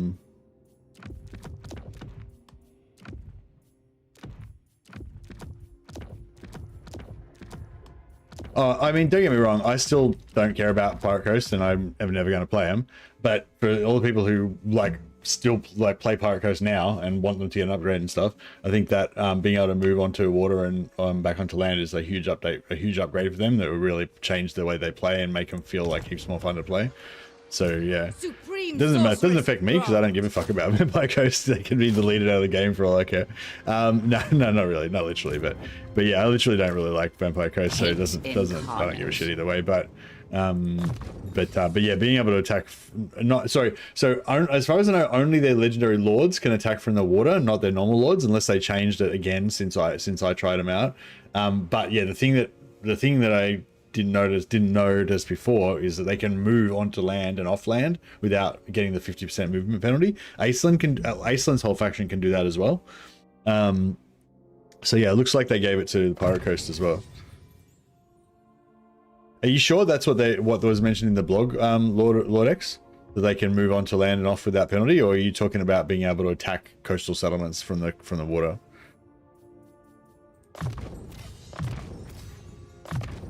Because those are two different things. All powerful.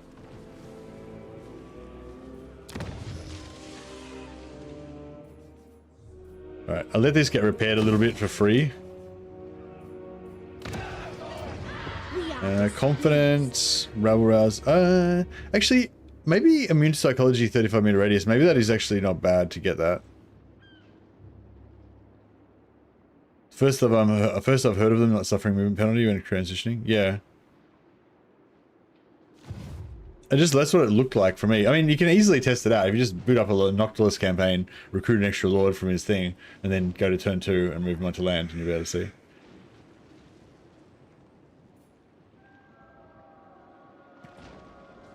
It's not confirmed, Black Wolf. I'm speculating. Dread Lord of Nagara. Supreme Sorceress of Grant. I watch from the shadows. Alright, nice. Looks like we can initiate with him. Your will be done.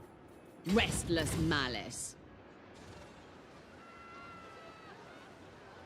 Oh, thanks, Yo-Yo. Ride, Solifet. Yeah, no, they mentioned sea-based attacks, so the legendary lords get the sea-based attacks. The normal lords don't get the sea-based attacks from my testing, unless they changed it again since I tested it. But yeah, what I want to know is, can they move onto land, into the water and back onto land, not through a port, without taking movement penalty? Moving on. Yeah, I'm not talking about the sea-based attacks. I don't care about that. I'm talking about movement onto and off of land. Kill. I mean, I do care about the sea-based attacks. That's also a cool thing. Yes, they can. Yo-yo. So a normal non-legendary lord, if they were here and they didn't own that settlement, they could go into the water, back on land, into the water, back on land, no penalty. The waves hiss with anger. Yeah, awesome. Thanks, Yo-yo. Thanks for confirming that. Oh, Luther can. What about can you recruit a lord from Luther's Black Ark and then go and use the normal lord and see if they can do it? Because it was a normal lord that did it in this campaign. Dread Lord. Slaughter calls us.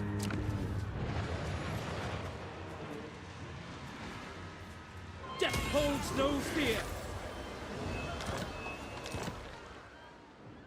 What now? Thanks so much for this, Yo-yo. Appreciate it. Just had that curiosity, but I didn't really want to cancel out of the campaign and everything just to check it. What do you seek? Hagged sorceress. We're just ripping through Tyrion. Tyrion, we had that one major battle where we fucked him up real good in that edge squash. That edge squash was glorious. He just got fucked. And then and now we're just dominating him. So it's a good day to not be Tyrion. Normal lords can as well. Okay, cool. That's a really cool update. That's a really cool update for the Pirate Coast. So yeah, congratulations, Pirate Coast players. I know I don't champion you at all ever because I kind of hate Pirate Coast, but I'm glad that you got something really cool. So Pirate Coast enjoyers, that's going to be a really good strategic advantage for your campaigns. Observe glory.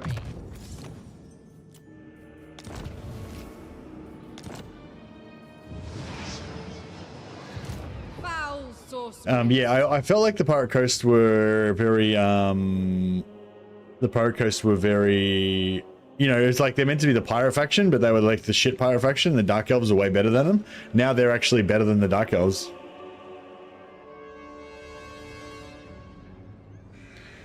In my opinion, they should also allow the 4 unique Tech Tree Lords from the Vampire Coast to have sea-based attacks as well, as they already have their own Black Arcs. Yeah, I reckon they should too. I don't know whether they do though, because I didn't get that far into the campaign. I wouldn't be surprised if they do though. I mean, it would make sense to give it to them.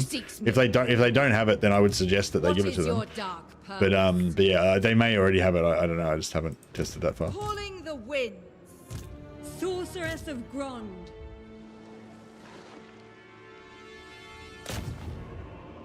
Sweet destruction. Sorceress of Nagaroth. Should I stop this? Should I stop this guy from rampaging through my lands, or what?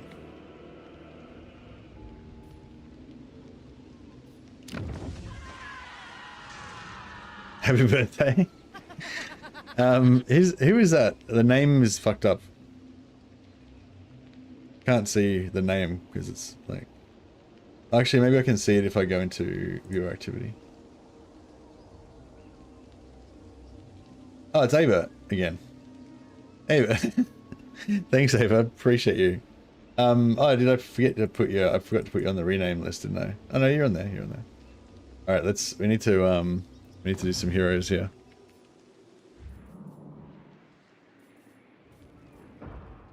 Any chance of Lockyer stream soon since he got a significant upgrade? Yeah, for sure, for sure. I was tossing up between Lockyer and MORATHI, but I was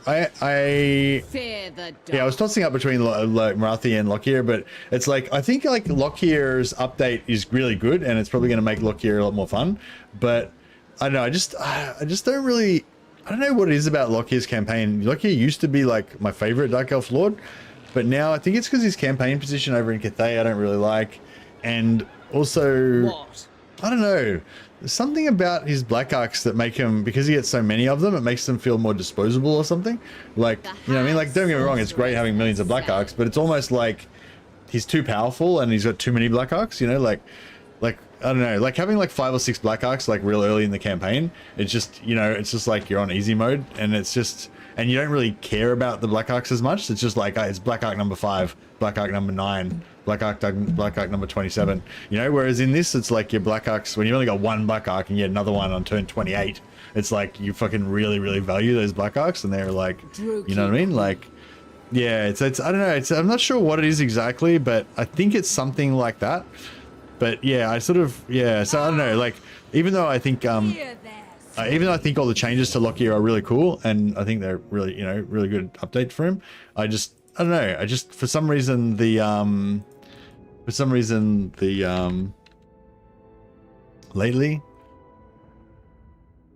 Letelier.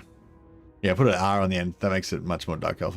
Letelier, the grimacing, the sneerer, the snarl, lip curl. Lip curl because he sneers all the time. That's Letelier.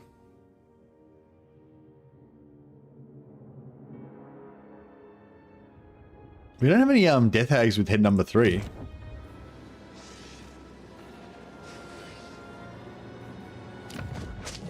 Malevolent. Oh yeah, he's got the hunter's snare.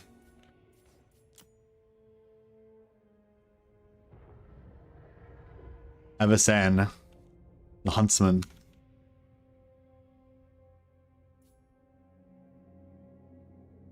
Should call him Avasans.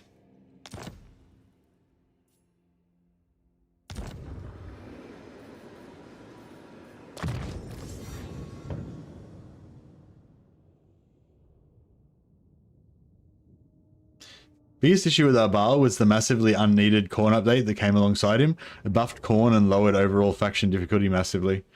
Yeah, Khorne's similar thing with Khorne. Like, it's not as bad with Lockyer, but I feel like it's sort of a similar thing. But yeah, with Khorne it's much worse. It's like, yeah, it's just feels like you just got too much of everything and you're just too powerful and just kind of like everything seems a bit meaningless and yeah, I don't know.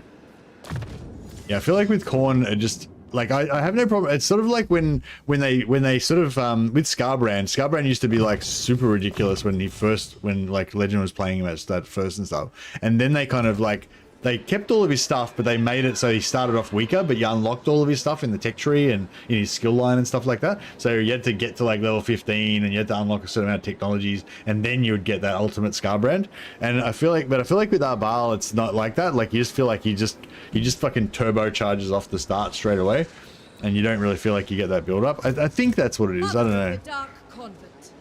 But anyway, I should have stopped going on about it because it's just a personal thing for me. Like I think most people, you know, think he's fine. Enchanting beauty. If it ain't broke, don't fix it.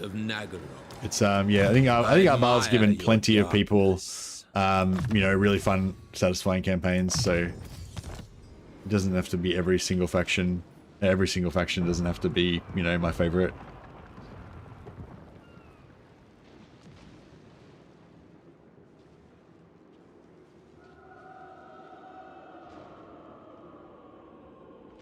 Khorne's too easy. Make units harder to get would be my primary fix.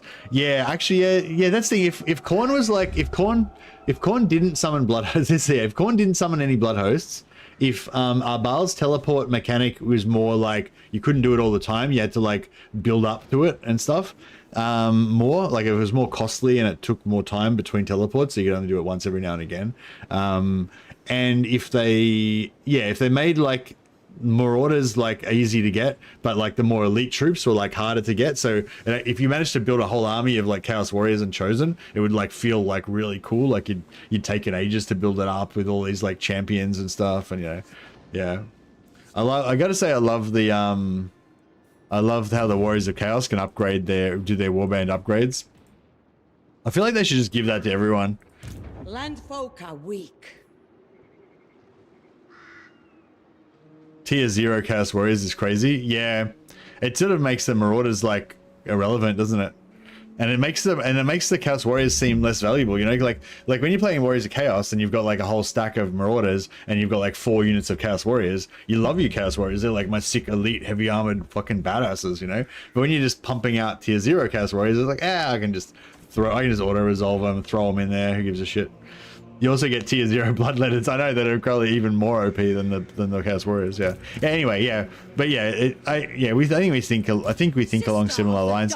But I think that that's all kind of intentional. Like I think they intentionally want Khorne to be kind of like a no-brain, just fucking easy faction that where you're just super powerful and you can just romp around having like a massive power fantasy. You know, like I think that's like the whole point of Khorne. You know, like it's meant to be like, oh, we need a faction for people that just, you know, want to go berserk like that. But the only problem with that is that it's with all the blood hosts and everything, it's actually really technical if you want to like maximize everything. But if you do that and maximize everything, then it's kind of boring and fucking finicky and bullshit and kind of not what you want Khorne to be like. You know what I mean? So it's like, I don't know. I feel like Khorne's just weird.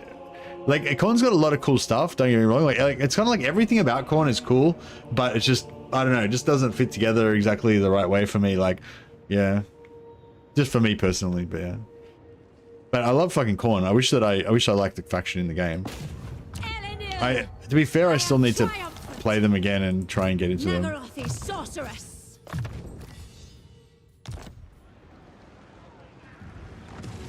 For me, it was a ton of fun, but low replayability because it wasn't much of a challenge. Yeah, I mean, I played him twice and I enjoyed it both times. But after like 15 turns, I was done with the campaign. You know, yeah, it was 15 turns, but a lot of hours because of moving like 32 armies around the map everywhere. Like, you know what I mean? Like it's turn 17 right now, and I'm going berserk with as many armies as I can possibly have, and I've got 4, 5, 6, 7, 8, 9. I've got 9 armies, you know, by when I was playing Arbal, like turn 17, like literally over 30 armies all over the map, fucking having to move 30 armies every turn. It's just like, fuck this shit. You know, it just can't be fucked. Like if it was turn 200, I'd like expect that shit, but it's like, yeah, I don't know. Anyway, but I think they did reduce that. It's not as bad now, so. Dreadlord of Nagaroth. Anyway, I feel like, yeah, anyway, there's no point, like, I don't need to whinge about fucking Khorne. There's heaps of awesome stuff in this update. Khorne's great. A lot of people enjoy Khorne. I don't particularly like him, so I haven't enjoyed him so far. I'm still hopeful that I'll get into them at some point, though.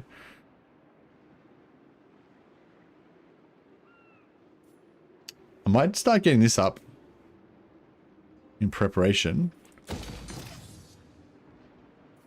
We've got 6,000 slaves. Fuck, I need to burn some slaves. Plus 25, plus 50 relations with that, okay. Oh, yeah, I might keep that actually, just because it's funny.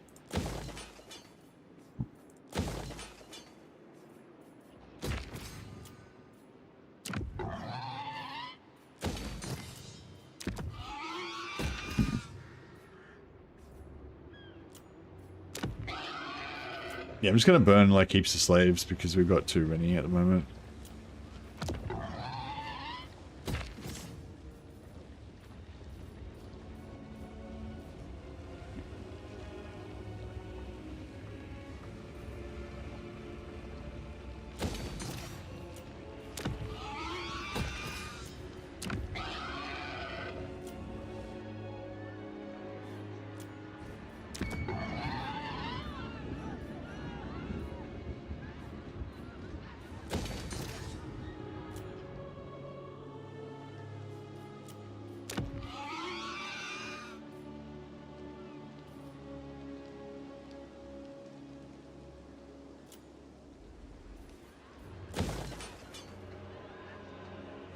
Yeah, I'm gonna go growth here straight away because that inner circle is going to be our kind of primary growth area.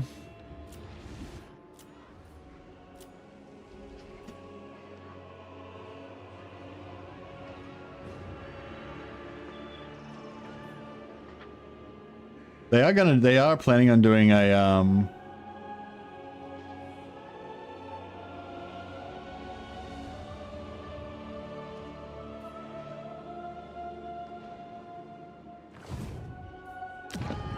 if the actual end times law is based on Total War Warhammer 3 game balance, then Khorne would have won on the first page of the first book. Yeah. Because he would have just used his extra campaign movement range after his first victory to like just go around to every city in the entire world and just crush everything.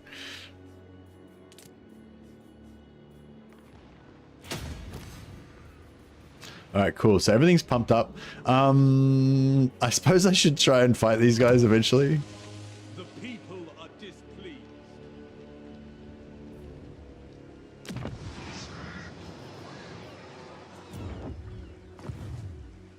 Speak quickly, and you may escape with your life.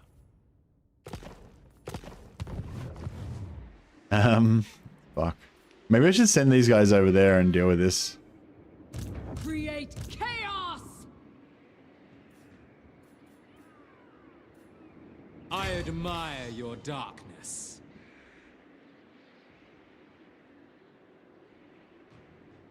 No, fuck it. We'll let him go. We'll let him keep going. This is the second time that the FLC is better than the DLC counterpart. I don't know if the FLC is better than the DLC, but the FLC is better. Like the FLC factions are factions that I love more. Like Tyrion and Teclis and High Elves are one of my favorite factions. So like, I think like yeah, I mean, yeah, I don't know. Like, and actually, I guess I would agree with you. Yeah, the FLC. Well, I don't know. I don't know how you say better. You know what I mean? But yeah, but anyway, I'm saying like that's a good thing. Like the FLC being like if the FLC is as good or better, or, like if the FLC is significantly good, then that's fucking amazing. You know what I mean? Like, because if CA was really cynical and shit, then they could just put out paid DLC, give you absolutely nothing for free, never update the game at all, and that would suck and everyone would hate it, you know? So like, at least, you know, they maintain the game and go back and do patches and updates and stuff while they sell new DLC. That's like the bare minimum that anyone would expect, right? But on top of that, they go back and give you extra upgrades, extra free lords, extra free heroes, extra free units, extra free mechanics, you know, all this FLC stuff that you don't have to pay for. And that's like, and like, they don't do it out of like purely out of the goodness of their heart. There's a business reason for it, but it's really good for the health of the game. It's really good for us. It's really good for getting new players in. It's really good for getting returning players in. It's amazing. So yeah, I don't know if you were meaning that as a negative thing, but I think it's if the FLC is, the FLC doesn't have to be better than the DLC, but if the FLC is significant, or even like a lot of FLC, that's what really good, you know.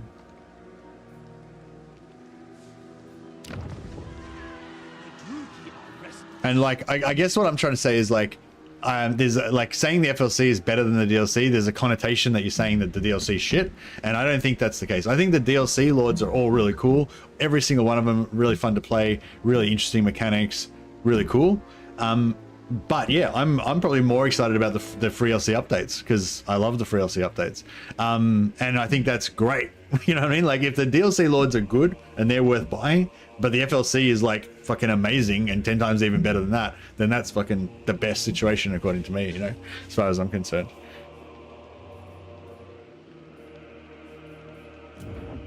All right, we better raise another fucking expensive army here to deal with this bullshit. Because I'm just mismanaging this campaign so badly, I have to just keep throwing more and more money at these like inefficient armies to deal with everything. But I don't mind. We're Dark Elves, we don't have to worry about that nerd shit. We just overcome everything with massive amounts of cash and power and speed and killing ability. Leave all that like messing around to these nerd races. Weakling nerd races.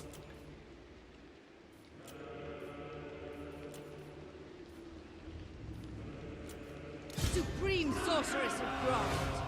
I got the DLC right when it came out, and then I went to my boy Wolfric, having so much fun with the rework. Yeah, Wolfric's great because he's got that rework, but he's also got the Bearmen, which are a really fun, tough melee unit. I'm kind of liking the Bearmen. I was a bit pissed off because they fucked over my Berserkers. I feel like they kind of did. They fucked over my Berserkers by raising them up a tier and not giving them any buff, and then putting them on the same tier as fucking Marauder champions, but whatever.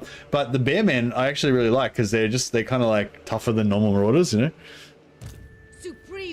And then you also get Bjorg Bearstruck, that's just a freaking total savage.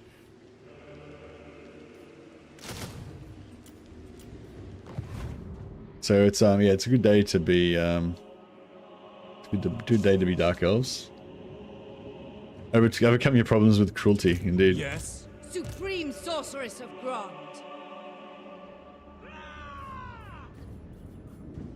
Finding my way. Noble of Nagaroth. Let them know death's touch. Your desire? True power unleashed.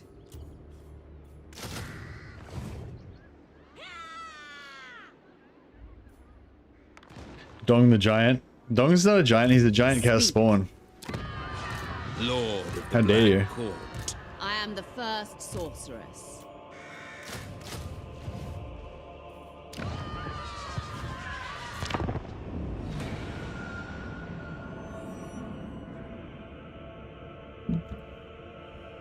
The Mighty Dong.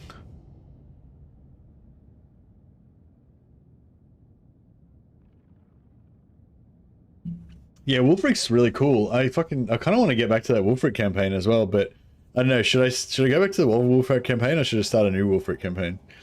I don't know. Fuck, there's so much cool stuff in this DLC. Withdraw. These guys are just cleaning me out. But yeah, like I said, I didn't really need to let these guys just take out my whole faction like they did. I'm kind of liking this item before. I was saying how I didn't really like it, but I kind of do like it, actually.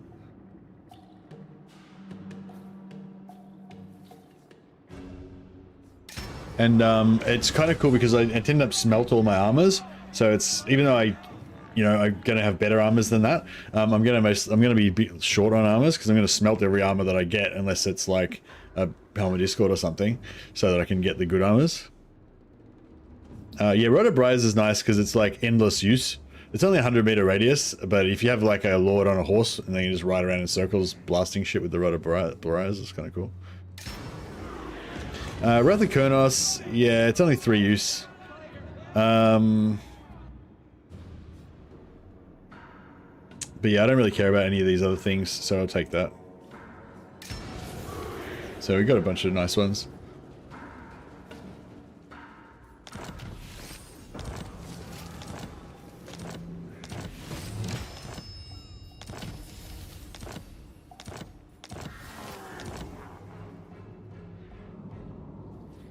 I should have just like... My time and temper are short.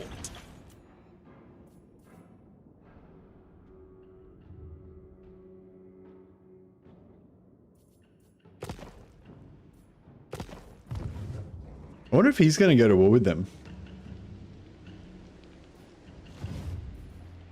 Enchantress, Kati, guide me.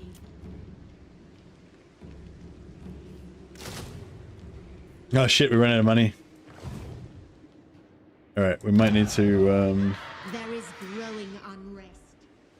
Oh, actually no, I'm going to keep pumping growth there.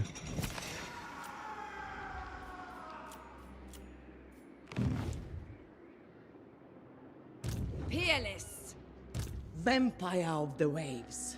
Cirrus. Feel my power. Attack, you. The weak shall fall.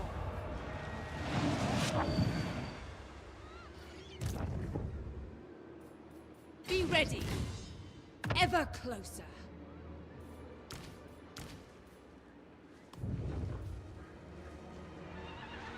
Alright, so I'm going to move around here. I must think a while. And then I'm going to switch out the lords. Sorry, respec this lord.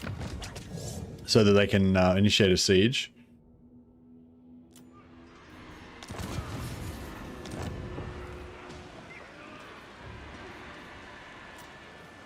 Wickedness achieved. Destructive, this one. Useful. And I'll cancel the siege with this guy. Pull back. Alright, then I'm going to siege with this guy. Supreme sorceress of Grond. So that we siege lock and get rid of the siege lock and get rid of the zone of control, so that the other army can get through. So these side, 2 armies trapped on this side, and this was blocking, right? So I siege lock with this guy, move this guy around. He runs out of movement, but that's okay. Switch him out, siege lock with this side. Then this guy can get through. Traveling. And then finally we retreat from the siege here, which gives you a free retreat movement that does, even if you've got no movement, you get a free movement. And then this guy gets to go a little bit further over here as well. So now we're both, so Medon's trapped on this side and we're both on this side now. Huzzah! Spooky sorceress. Unparalleled power.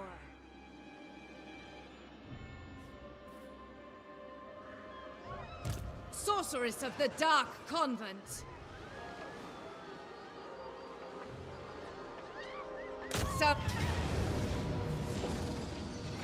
If we could get this auto resolve, it'd be so great. Just to save me 1 turn. Tyrant of Nagaroth. Advancing.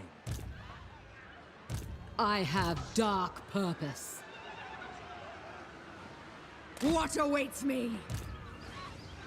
Command me. Ne. No good. Falling back. Could I win? My malice. Could I just win the battle if I just fight it? Black-hearted Dreadlord. I guess I could just win the battle, couldn't I? I probably could have done that a while ago.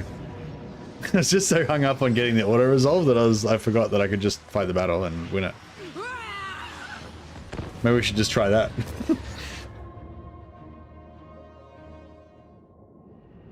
Hey, Linksy, how you going, buddy? Welcome back. Nagash called you back. Nice. Back to Old Faithful, it seems. Yeah, how's things going? Yeah, everything going with the wife? Didn't you buy a house? Was that you? Had to buy a house? Or girlfriend? Or lady? Mrs. Linksy? Building a house, yeah, nice. Yeah, it's really cool. Like, got married this year. Yeah, congrats. Yeah, I thought it was. Yeah, I thought you got married. Yeah, I was like, not sure. What I was gonna say. Yeah, it's kind of cool. Like when you're like younger, like you don't you don't necessarily think that stuff's cool, but I feel like it is pretty cool when you get a bit older and you get married, you get buy a house, and like you get to have like all these different experiences of like, yeah, it's nice like owning your own place and feeling like you've got a place that's yours, you know, like it's really is a fun, even though the bank owns it obviously, but it's still a fundamental difference to feel the renting and feeling like you're in a landlord's house and stuff. Dreadlord! Striking out!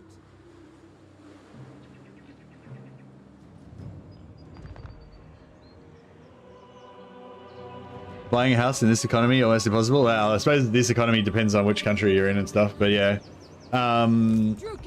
Yeah, I mean, I don't know if I'll ever pay it off, but even if you don't ever pay it off, like if you get a mortgage, you know, and the mortgage is affordable, then you can be paying mortgage instead of paying rent. So like even if you never pay it off and you never fully own the house, like you're still getting what's that shit called? You know, you're still getting value in your house that you're paying. So if you ever want to sell it or whatever, like even if you only end up paying off half of it, at least you got half a house then. Whereas if you're renting, you just got nothing, you know? So it's like, I don't know, yeah.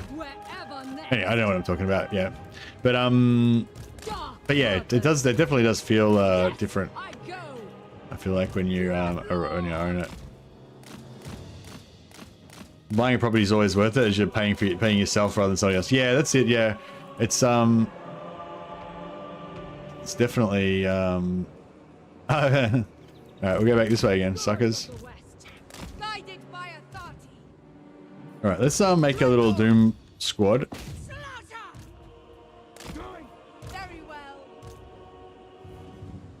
These fireballs aren't going to be much use, but we'll see what we can do. Yeah, these towers are pretty brutal. We'll just park these guys in front of them. Onward! We are ready. Tyrant of Nagaroth. Nagarothi! Nagarothi! Forward!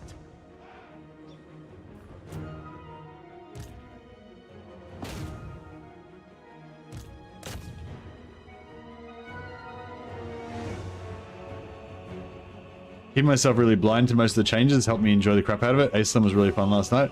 Yeah, nice. Yeah, I think Aislan's quite fun. I don't think he's going to be one of my favorite campaigns necessarily, because although I do enjoy like horde campaigns, like ultimately like the best type of campaigns for me, I think are the ones where you do actually feel like a connection to the land and stuff. More of a connection to the land, I guess. But yeah, no, Aislan, I think Aislan's really fun as well.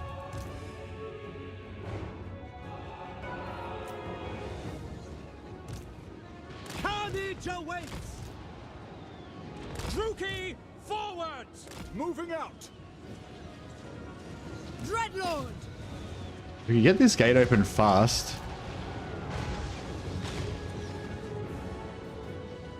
Druki sorceress. By Kane. Dark shards. Attack. Slash kill. I'm going to stop shooting the stuff on the walls because battle ready. Visions of destruction. we're going to get better damage if we hit that stuff up there.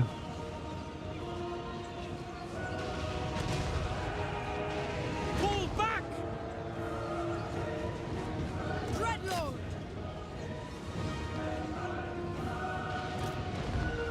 Kuruki, forward. Merciless warriors. Dark elves.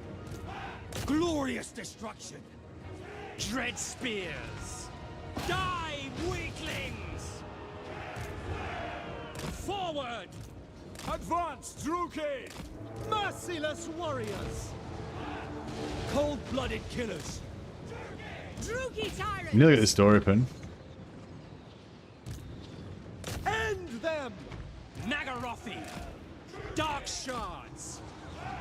Eager for battle! Dark elves! Glorious destruction! We're in. Alright. We need to try and get a big blob going.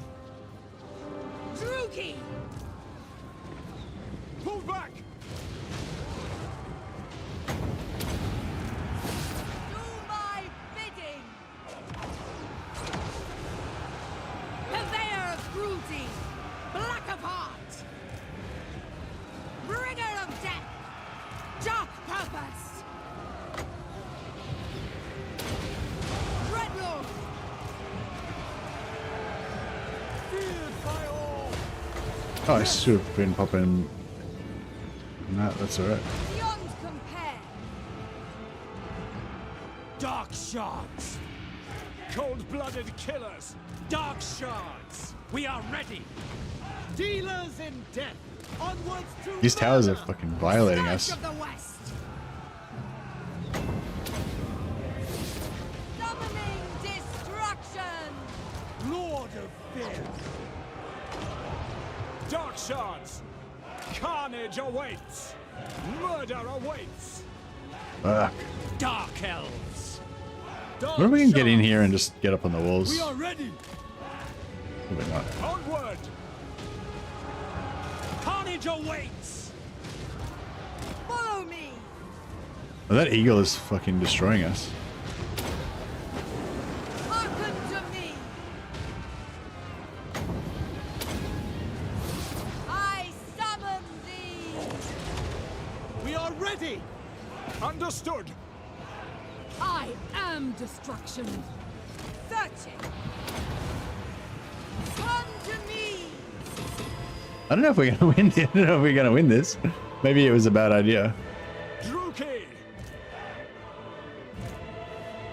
How can we climb the walls? Oh At yeah. once. Understood.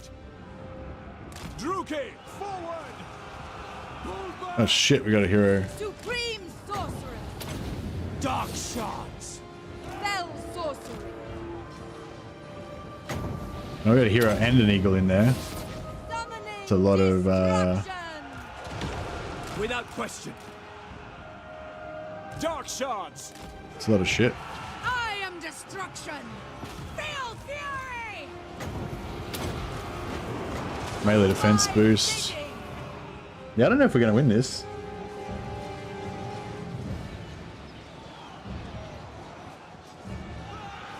Because they still got a lot of stuff left. Might have to Lord, march, march. Indeed, it is done. Foul sorcery. I summon thee. Back. Dark shards. Going. phone in, here we go. Withdraw. Yeah, we weren't really able to tank as well as I would have liked. Those eagles wrecked us as well.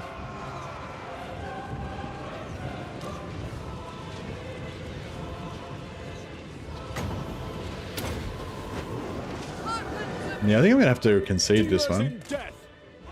Onwards to murder. I'm trying to think if it's worth doing a bit more damage. It's gonna be too long for the cooldown here to really do anything useful there. How insidious. Yeah, I might concede on that.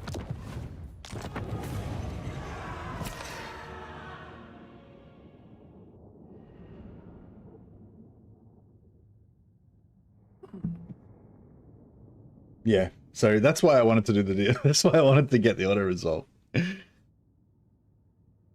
If I had to put, actually, if I had have equipped my heroes with magic items, we probably would have won that.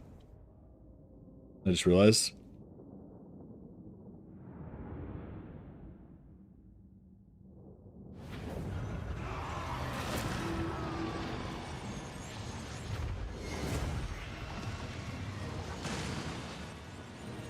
Yeah, if we had have had if we had have had burning head, yeah, if I had have just put in different lords and Tatum got some magic items, then we should have been sweet.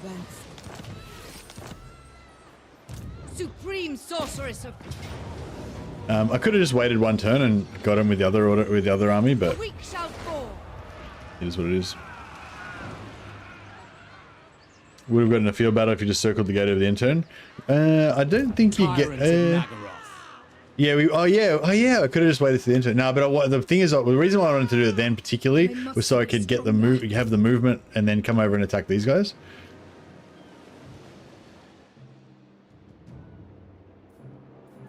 Taking control. Like I wanted the extra turn. Supreme sorceress of Grant. Favored of the Witch King. Yes? Bloodshed becomes me.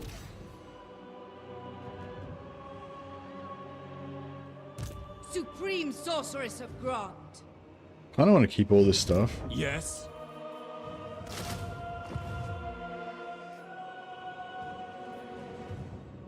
Made a Tyrion Phoenix Guard stack. Yeah, nice. Strong weapons by. I don't really want any of those guys. Cease your provocations.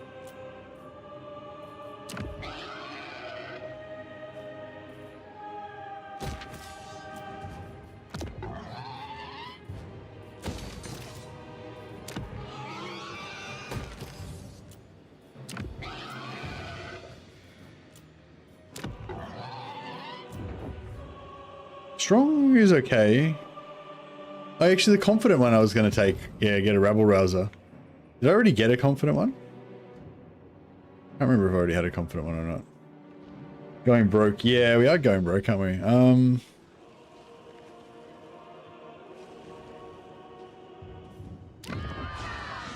not vex us further. The Warden of Tor Ivres. Twisted mirror of all that is just. You There is growing unrest.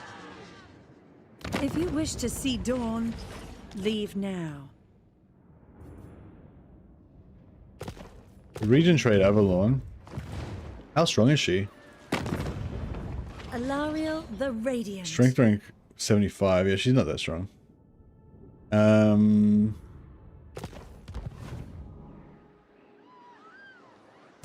Dreadlord of Nagaro. Mother of the Druki.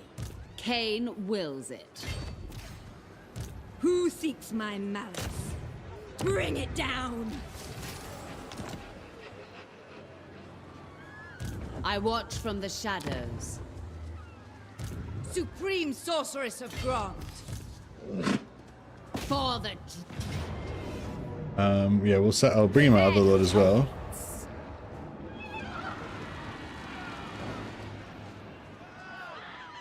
Who seeks me? Yeah, I'm just trying to push. I'm trying to push super hard at the moment. With multiple, like on multiple fronts, and you know, but it's all gonna come. It's all gonna contract back down once I resolve all my current issues. Potentially.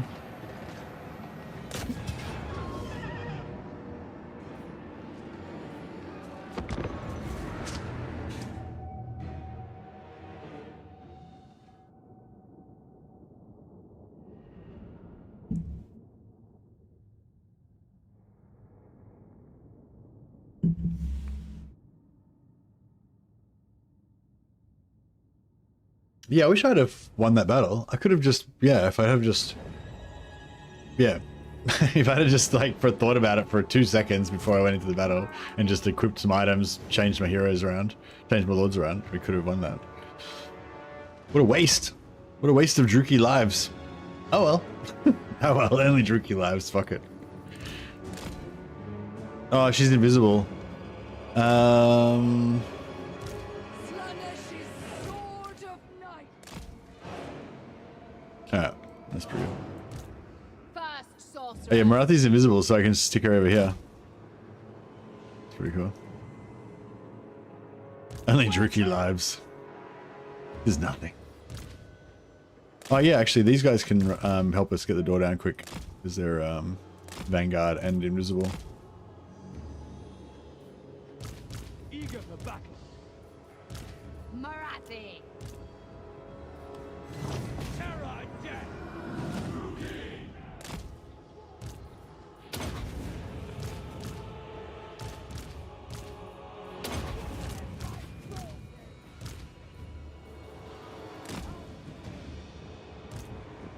Massacre them!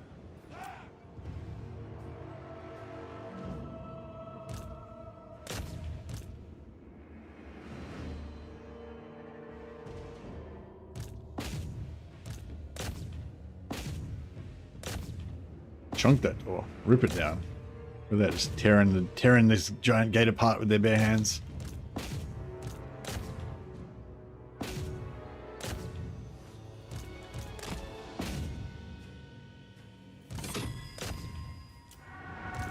Battle ready! Cold-blooded killers! Faruki, forward! Shades, eager for battle. Master Druki. Shades, following orders. Battle ready. Hag sorceress. Let's get Morathi. this sorted out. And we'll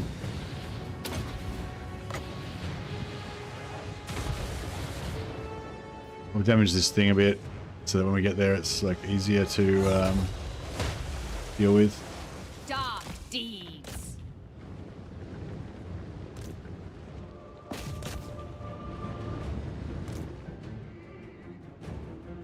Take that nice and quick. Shades, to destruction. Murder awaits. I don't know if I can use this now. Pop on there though. Heed Mater. At my command. Fuck. Too slow cast times. Feel my fury. Morathi. Right. Just that, yeah, just disrupt those archers so we're not taking so much incoming damage. Oh, well, actually they're going to get wiped from it, so it's even better. Like this barricade. Morathi. Mistress of Whispers. Barricades down. Death. We're in. Fury, come forth. His will eclipses all. Managaroth. Murder awaits. Onwards to murder. Going, as you say.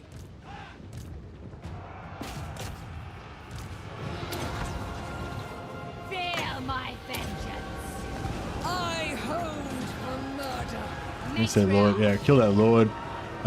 Let's actually net him in place as well. Make sure he's not going anywhere. Master Druki. What deeds await? Of one's doom. I am the gloaming. Try and get on him. At my command. We are ready. Onward. Hag. A vile plan. Shades, carnage awaits. That Lord should be getting fucked up. Yeah, he's getting fucked up pretty good. What now? Adept. Make sure he doesn't go anywhere. Net him again. Suffering death. Hack, cut. Wrath. Come to me.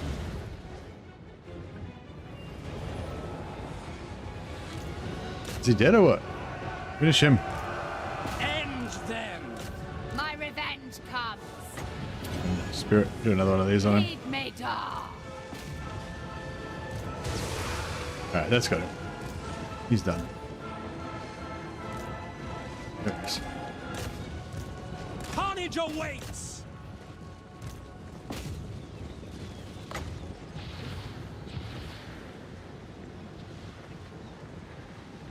Alright, we'll take this out nice and quick.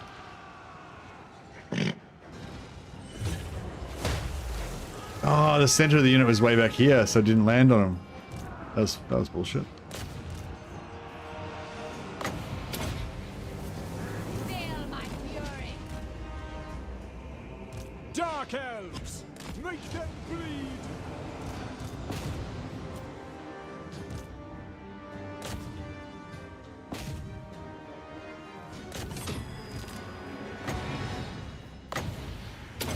Disrupt that,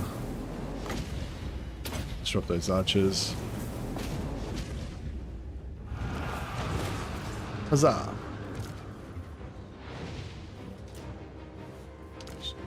don't think we're missing any health. Any reason to get exalted demon? It says Morathi. Oh, I mean, you don't need them. They're pretty cool though. I might just get some just because they're cool. They're good for chasing down route. They're like really good for chasing down routers because they're fast. They're infantry. They're armor piercing, high charge bonus, high damage, high melee attack. You know, if you want to get lots of slaves, They're pretty good for that. Yeah, I'm probably I'm probably going to go for a mixture of devotees and exalted demonettes for Marathi's army. But I mean, the core of her army is the heroes, really. Does she buff them redline? No, she doesn't buff them redline. She's got a 2-point skill that she can get, so you can ignore her redline entirely, focus on her spells and her personal combat, and then you've got like a 2-point unique one that's kind of like the redline, but just, you know, she doesn't have to spend any points on redline to get it. Which is kind of cool. Shades, slash, kill. Behold my fury. As you wish. Morathi, for Maliki, vengeance and fury.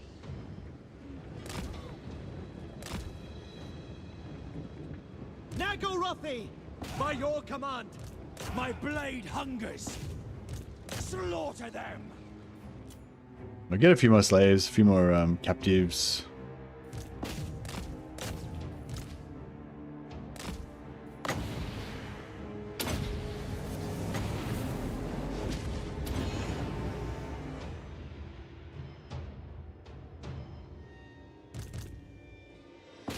Five guys there left. Don't let those guys get away.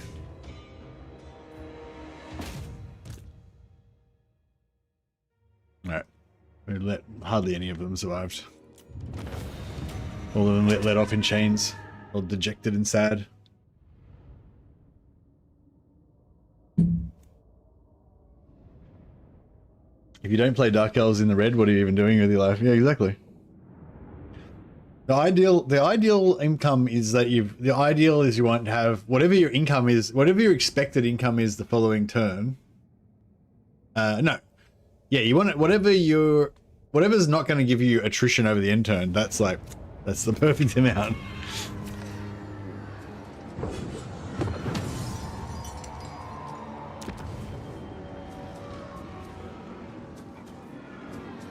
Take everything, leave nothing. I despise you and all that you stand for. Tyrion doesn't dig me. Tyrion's not really picking up what I'm putting down, you know? Like, I've extended overtures of friendship to him, and oh yeah, but he just got wiped out, so I guess that's why he's not my friend. I mean, that's fair, I guess. That is fair.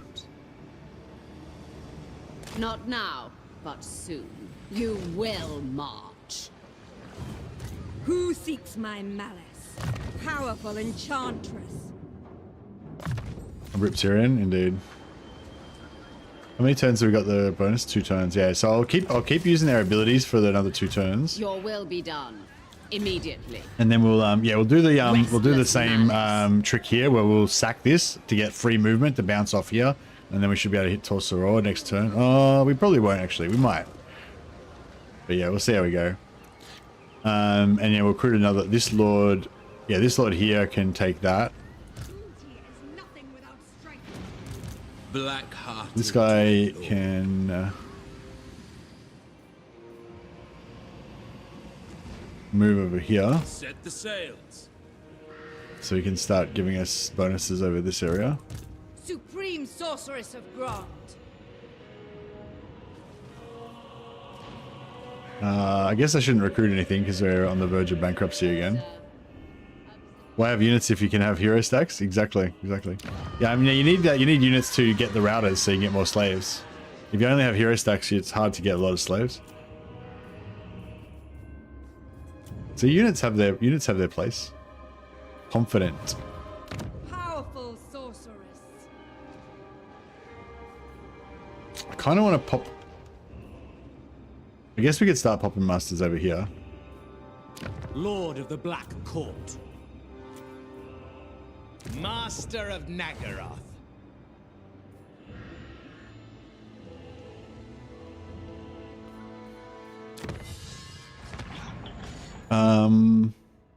Yeah, I might get broken by the lash, and then I'll get this next upgrade, +5 growth, and then I'll go back and just get a few other things like get chartered piracy for the extra sacking income, casualties, post-battle casualties. These are only 2 turn ones, you know, without all of our research rate we've got. If you want to go for shades, you can get, you know, like the these kind of upgrades as well. Rework crossbows for the shades and dark shards, yeah, and corsairs, yeah, that sort of stuff, yeah. But yeah, I'll get a little bit more black art growth first.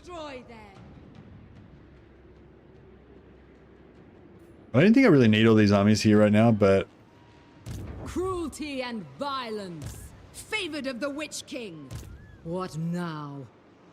all right, we'll get rid of this one.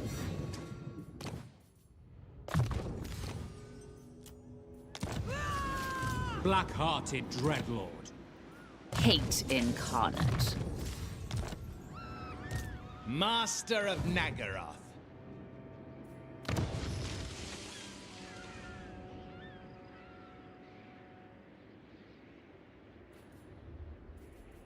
Servant of Hecate. Bring it down. Oh yeah, that 93% Servant of Hecate. would have been higher if I had have spent the point before I did it. I am. Sister of the Dark Convent. Oh. Oh, I thought it would be. Oh, maybe not. Yeah, I thought Legend tested that, and you know, maybe I was maybe I was misquoting. Yeah, I thought Legend tested that, and it was like higher percentage once you put the point in. Sorceress. Maybe it was less than 1%. Supreme Sorceress of Grant.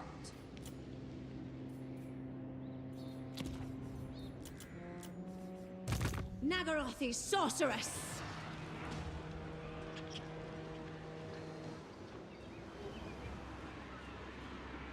Know me and despair. Sweet destruction. Dark Sister. I'll test it. I'll test it again next time I get a chance. Or maybe it's changed since he tested it.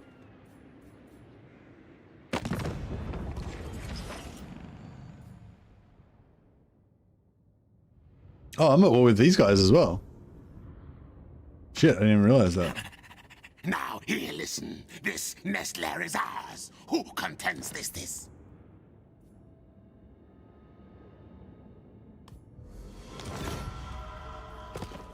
Yeah, I'll peace out with him temporarily. I'm starting to wonder if the reason people say Dark Elves are bad is that they try to play like High Elves instead of the insane hedge fund locusts. Yeah, I think that most of the I don't know why most people think it, but a couple of other content creators have said to me that the reason they don't like Dark Elves is because of when you play in the late game campaign, they don't really get much. Like they're like Blackout Corsairs are amazing, Dark Shards are amazing. You know, even their basic fucking Dread Spears are amazing. Their you know, Shades are amazing. Blackout Corsairs, Dark Shards, Hydras. But all this stuff is tier 3 or lower, and yeah, and then once you get into the late game, like turn 150 plus, turn 200, you know, you don't really get anything better than that. Like you could make like a Chariot Dread Knight stack or something, tier 5 Dread Knights, but I don't know. I mean, it's probably pretty okay, but it's not probably that much better than Shade stacks, auto resolving Shade stacks kind of thing, and. Yeah, like they don't really get any like ginormous monster type thing. So yeah, I think that was one of the complaints, and the other complaint was that it's hard to invade inland. But for me, it's like I don't really care about big monsters and shit like that. Like I really love my just basic infantry and my heroes. So that's still fun for me in the late game, you know. And in terms of invading inland, it's like there's a lot of coastline, right? So if you completely dominate all of Norsca, all of Nagarond, all of Lustria, because basically all of Lustria is coastline except for a little bit in the middle. You know, all of Lustria, all of Southlands, all of the, you know, all the coastline of everything into the rivers and everything. Like, you know, you'd be so rich and so powerful, like surely you could just fucking knock out the rest pretty easily, you know what I mean? Like, so I think just, yeah, I think that's the two main things people say. Like they don't have anything like kind of late game units to look forward to, and they don't have any, and they have no global recruitment, so they're kind of difficult to get inland. But the thing is, like, and I get that you do get it is difficult to get inland. Like if you're going in deep inland with no global recruitment, no Black Arcs, that is rough. But you're just going to be so insanely dominant when you're in the coastal areas because of your Black Arcs, you know, like, and you like it really, like what I guess what I'm saying is it doesn't really matter how bad they're like. I don't reckon they're bad. I don't reckon that their late game is that bad, but it doesn't matter if their late game is the worst fucking late game ever because their early game is fucking ballistic. You know what I mean? Like they've already won the game by fucking turn 20. So it's like the, you know, like, yeah, so I don't know. Like, yeah, I think they're really fun. You know, I think they're really fun in the early game. Maybe they get more boring in the late game. I don't know. But I think those are the two main things. Oh, and also there's also like a lot of people that still miss the old slave system, which I think the old slave system was boring and fucking nothing to write home about. But in terms of ease of use, convenience, and just having like thousands of gold just coming to you without you having to think about it, like I get that the old system was good for that. But in terms of actually interactiveness and fun, I don't think it was that cool. Anyway, yes, Dark Elves are cool. In summation, Dark Elves are cool.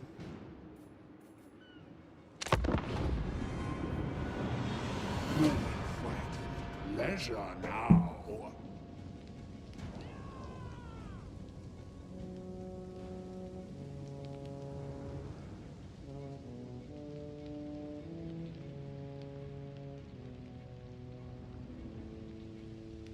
Enter and speak.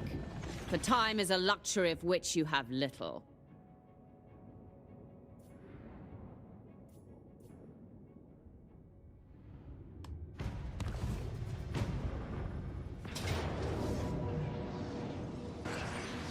Oh. Oh, I already retreated with her. May their death be slow. Bad luck, Jaden. Finally, we get the auto resolve we deserve. The weak shall fall. Fresh slain.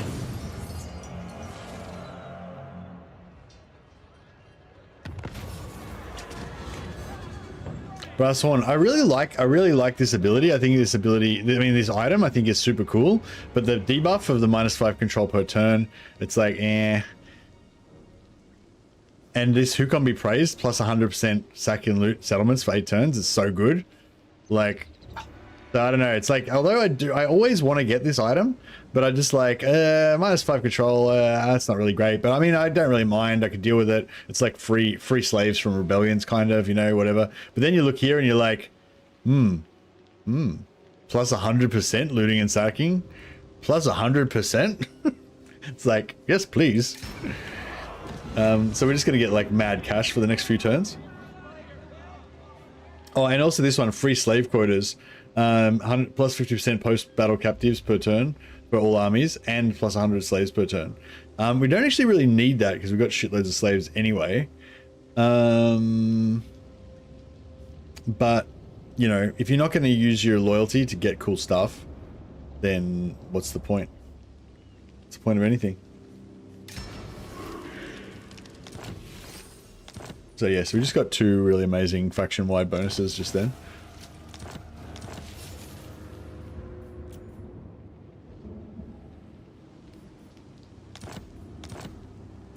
Supreme sorceress of Grant. Limitless. Right. I'm going to siege lock them, so just so that'll stop them from rampaging through our shit anymore for a while at least. And then we'll come back over here and sort them out in a second. Mother of the Dark Convent.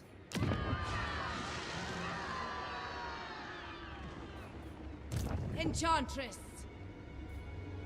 Searching.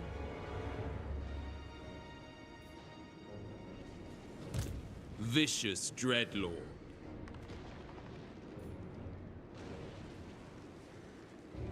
How much money she got? You here to die. Missed. Swing and a miss. Alara, if you wish to see dawn, leave now. So Water of Hoeth 6k. Port Ellistor, 6k. Yeah, all right. So we'll do a bit of real estate shenanigans. Cease your provocations. I've got no free lords. God damn. Septive's always good. Supreme sorceress of Grant. All right. So then we'll yeah, we'll sell I see the truth hidden behind sell your Port words. Ellistor to her for 6.5k. That's all of her money.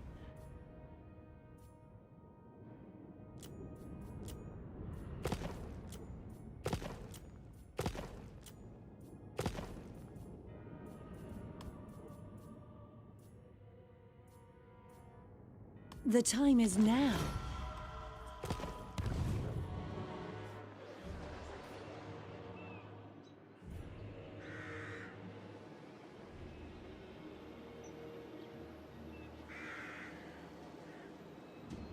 Managed to force the Empire factions to keep selling their armies to afford the property that I was selling them. Oh, okay, that's an interesting technique. You get like a minus 20, you get like a minus 25 Confederation penalty when you sell them a settlement though.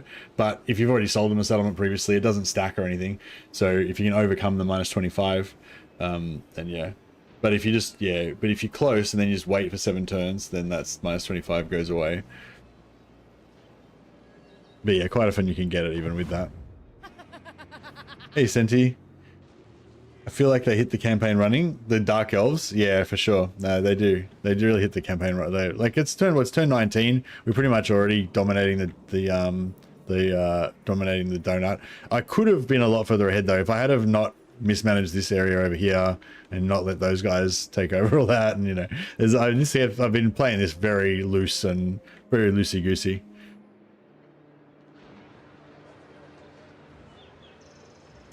Supreme sorceress of Grant. Feel my power.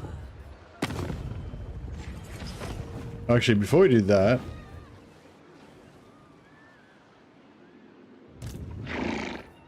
Naturally. all right, so I want to bounce across this river.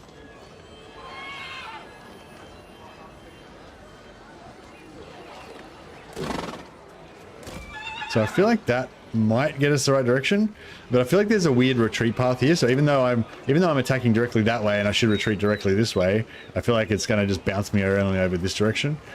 But no, well, what can you do? Sister of Grond. I know the way. Okay, this is the last turn of sacrifice to Hekadi. All right, let's check this again. So, 100%, yeah, okay. Oh, actually, click this My one. skills are yours. So, yeah, 94%. Skillful sorceress. Put a point in there. Sorceress of Grond. 94%. Okay, okay, maybe, sorry. Yeah, apologies. Maybe that was wrong. Or maybe it's something to do with the plus 40% success chance that we've got from this that's messing it up, but yeah. Yeah, okay, or maybe they changed it. Maybe that was like Warhammer 2 and now it's not like that anymore. Alright, but yeah, I'll stop telling people that now. Elenil. Sorry for spreading misinformation. You have a liar's heart and a hateful gaze.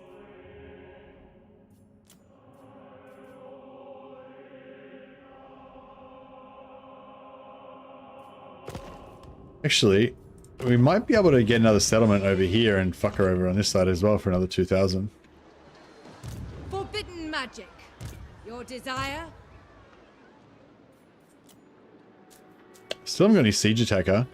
There's only one siege attacker we can get, the War Hydra Chill of Sontar. Oh no, the Bloodrock Medusas are also siege attackers. That's pretty cool. But yeah, we need to get up to level 30 to get the siege attackers. Dreadlord of Nagaroth. Tyrant. Serve the hateful. This is real military might. What is your dark purpose? The portents are good. Supreme Okay, sorceress of so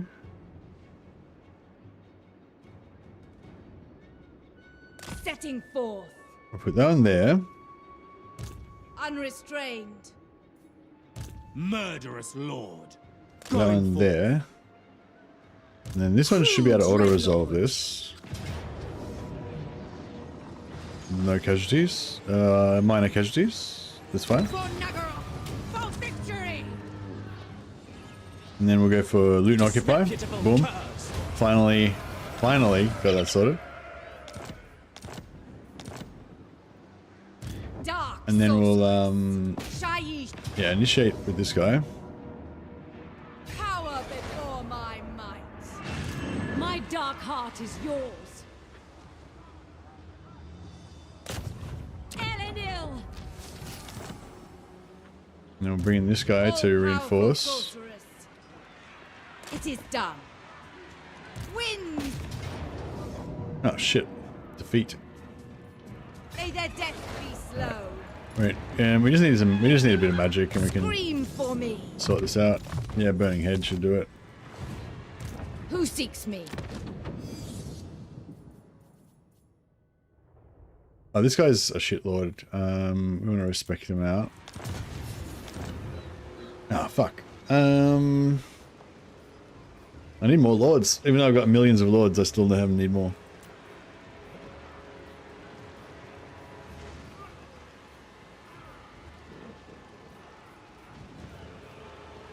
Oh yeah, Strategist is glorious. Really cool. And a tank is good for this job as well. I want them dead. Alright, this time let's go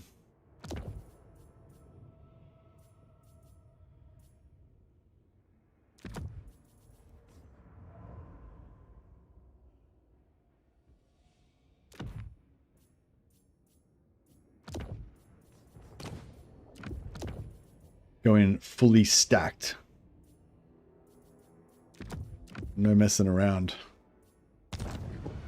Delightful screams.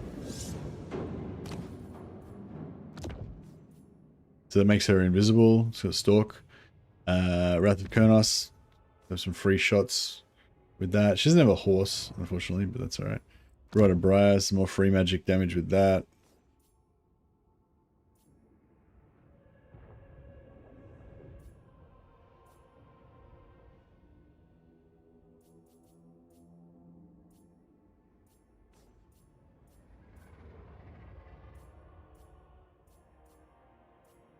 Yeah, Tome of Furon, using another free spell. We'll get rid of these two. Hidden Rod, Black Staff. Black Staff's kind of okay, I guess.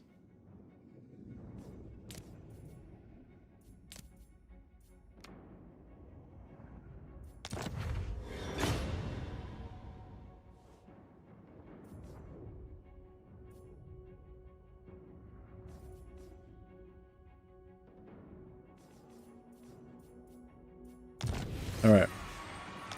I think, oh yeah, good. Dark. Ah. Could get Pyrrhic Victory, but better fight it. You have a lying heart and a hateful gaze. Indeed.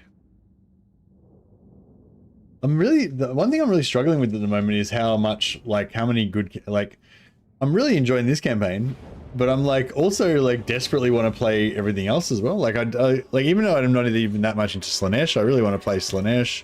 I just want to play everything. Fucking hell. I think they really nailed it with this. They really fucking knocked it out of the park with this DLC and update, I reckon. Actually, I might do a poll actually and get you guys to talk about that a bit more.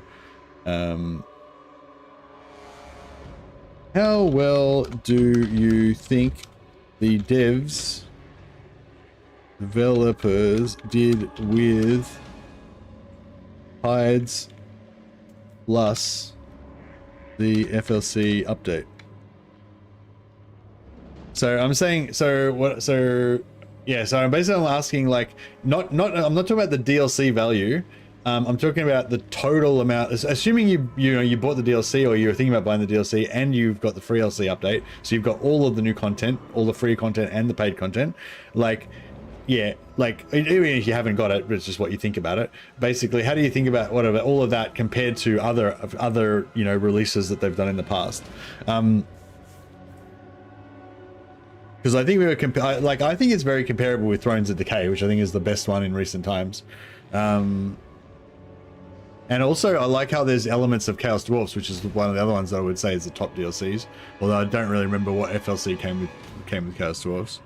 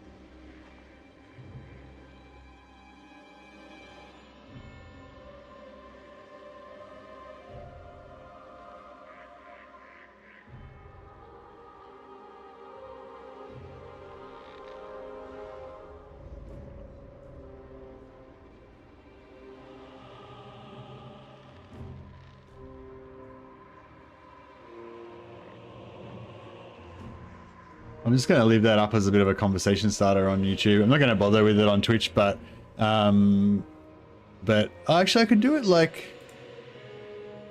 a pinned comment on Twitch.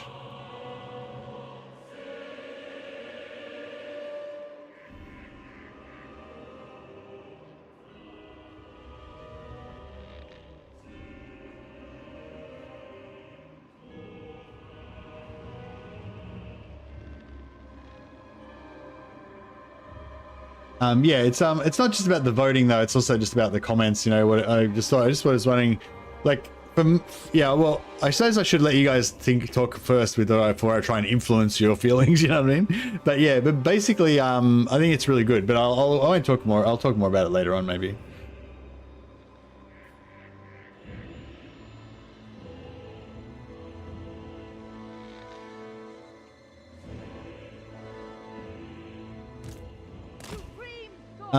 Senti's had to vote negative just because of all the bugs that are still in.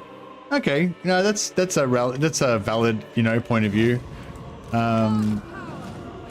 Yeah, I know a lot of people like have that mentality that like there's bugs that should be fixed and like they should just never put any new content into the game until they fix all the bugs. And like I understand that mentality, and I might be like kind of straw manning, is that the right, or gaslighting a little bit with that, because that's probably oversimplified, you know, reductive version of like the point of view. But yeah, but basically my point of view about that is that will never happen. You know what I mean? Like like wishing for that and like getting angry about that and everything, like fine, you're okay to feel that way, but you'll just never get what you want and you'll always be sad because it's always going to be like that. You know what I mean? Like there's always going to be bugs. There's always going to be major bugs that haven't been addressed yet.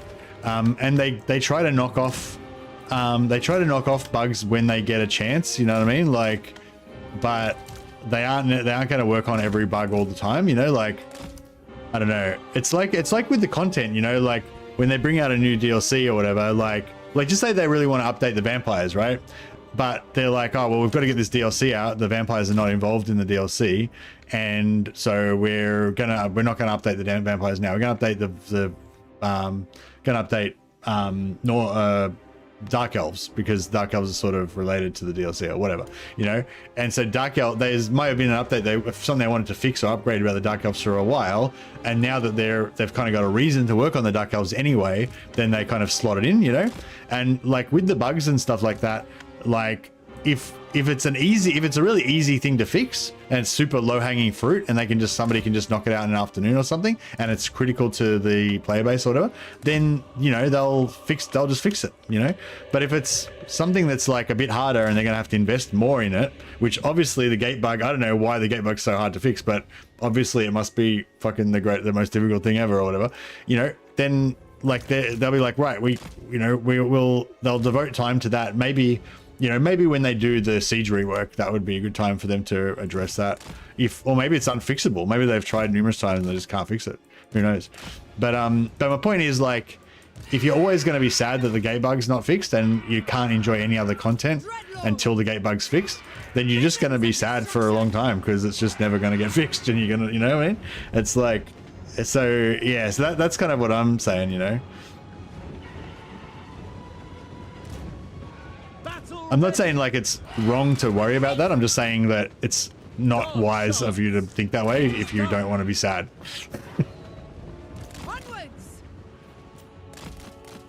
Yeah, I don't know. For me, it's like, I feel like it's just being a bit philosophical about it and just being like, oh, well, you know. It's kind of like the only way to be. Otherwise, you're just going to be angry about shit that you can't affect, you know. But yeah, I don't know. But feel free to rebut me again if you don't think I quite, you know, if you don't think I'm addressing that topic correctly or whatever. But that's kind of my my thoughts about that kind of stuff. Scourge of the West. Oh, both of them are strategists. How cool is that? Double strategist action.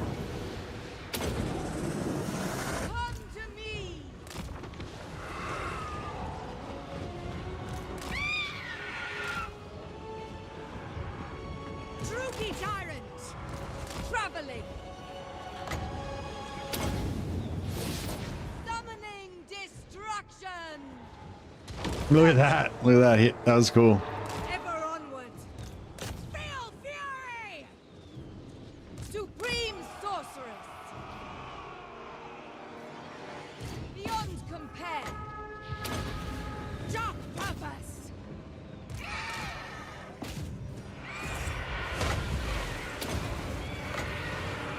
Supreme sorceress. MORATHI. Murder awaits! Seeking distraction!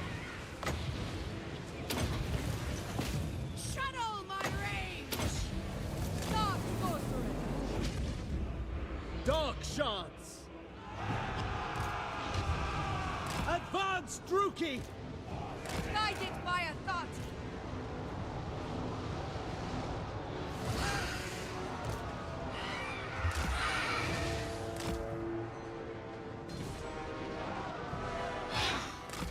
But yeah, like I guess what I was trying to get at was more like comparing this DLC with the free update compared to other DLCs with their free updates.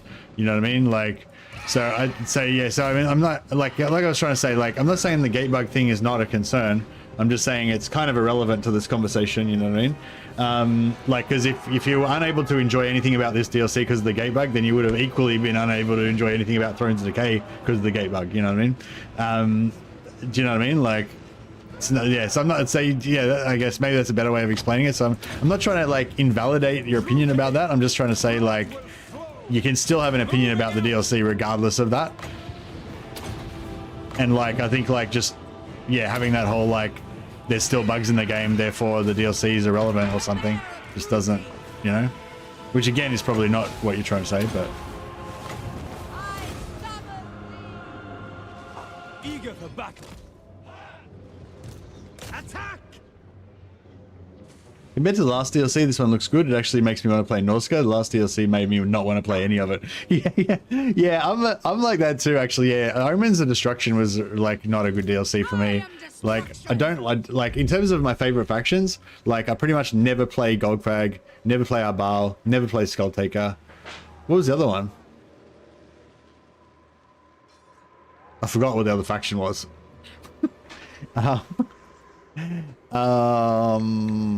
Druki, we understand.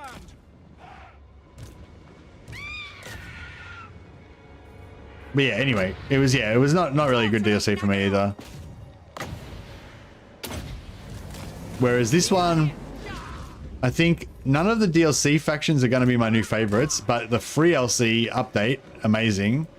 I'd say on par with Thrones of Decay.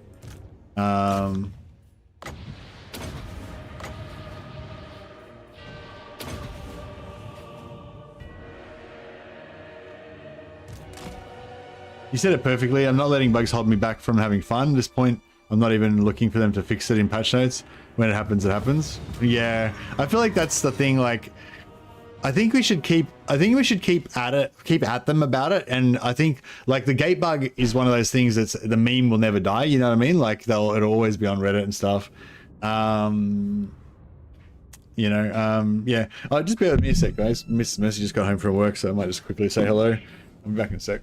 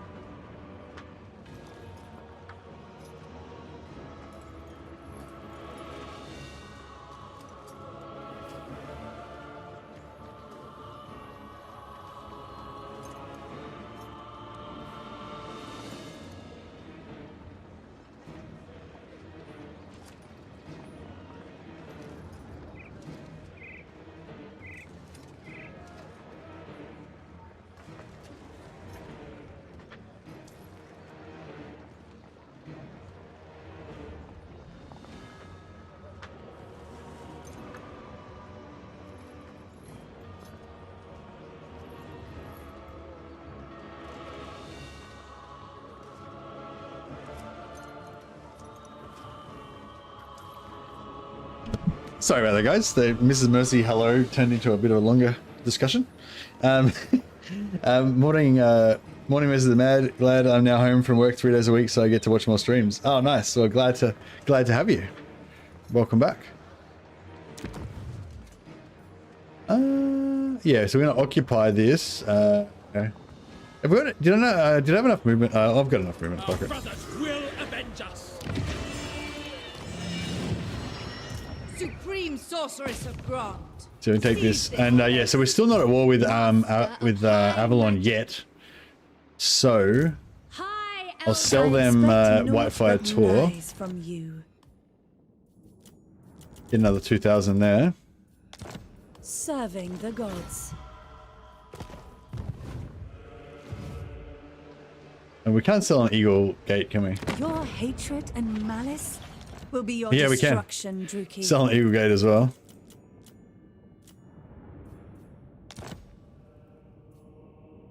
I will use my gifts. And what else can we sell them? I could sell them Angerrial or Eagle or Tower of Lycian, but that would not ruin it, but it would slow down our growth. Yeah, we'd lose our commandment because we'd have to put it back on next turn if I sell one of these settlements, and also it would knock down our stuff, so it's not really worth it. I mean, tell us the Tower of Lycian's only level 1, but it's only 2,000 gold, so I don't give a shit. All right, let's do it. Isha forbids it. Tear this place apart. All right, sack that. So that basically gives her a bit of free movement, and then now we've got enough movement to hit Torsoror. Revenge awaits. My skills are yours. And then this guy Supreme can Sorceress be the one that occupies. I demand loyalty. And then over here we can occupy this one. Supreme Sorceress of Grant. And we can What is your dark? just pump her loyalty.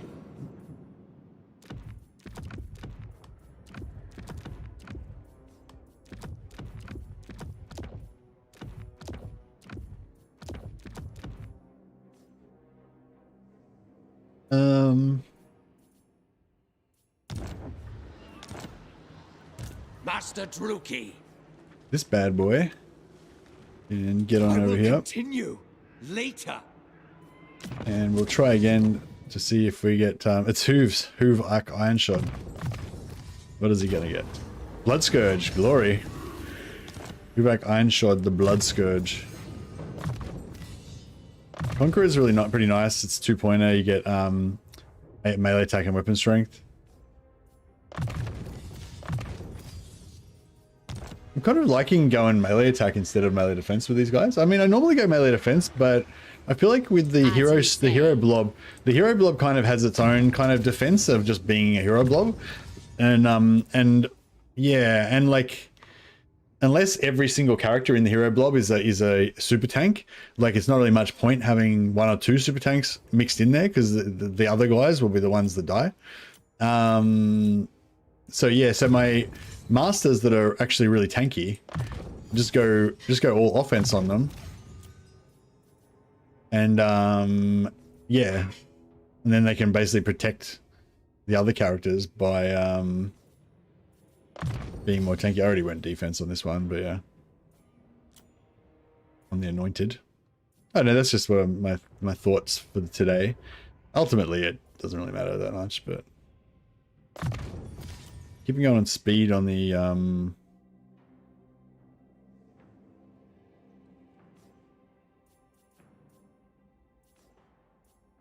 so yeah, I'm going to totally skip Redline with her and just go for Dark Dalliance so she can go all out on Demonettes and Devotees. And I'm surprised I'm more surprised that you give them armor points before melee defense. Hey Zibu, I value melee defense more, but a lot of times I give them armor points because the armor helps them in auto resolve and makes them less likely to take damage in auto resolve. And whereas in battle, I'm going to use them dynamically and just fuck up the enemy, and they're not going to have a chance to do fuck all. So I don't really care. You know what I mean? Like, so the melee defense would help me if it was a really tough battle, But if I'm kind of more imagining that I'm not really going to have that much tough battles, but I'm going to auto-resolve a lot because it's just going to be easier. Like, do you know what I mean? Like I could fight like 3 battles and a particular master might still be on like 70% health, but I could auto-resolve 1 battle and they lose 60% of their health. You know what I mean? Like, so it's almost like, even though the armor is like less good in the manual battles, yeah, you know what I mean? Like, I don't know. So yeah, so when you see me putting armor in, it's usually just laziness. You know what I mean? 15 points for armor for 3 points seems like a waste. Well, with heroes, you get enough points to fill up everything. So you're gonna take everything. It's just a matter of what you go for first. But yeah, I don't know. Maybe I should choose melee defense, not because I actually give a shit, but just because, like, for these sort of conversations, so that people will be like, yeah, cool, melee defense is good, I should go for melee defense. Because that is probably, like, I would value, if I had to choose, you know, I'd value the melee defense more than the armor. But the good thing about armor as well is that it works against arrows. You know, whereas melee defense doesn't work against arrows. Armor is not that great, but it's better than nothing.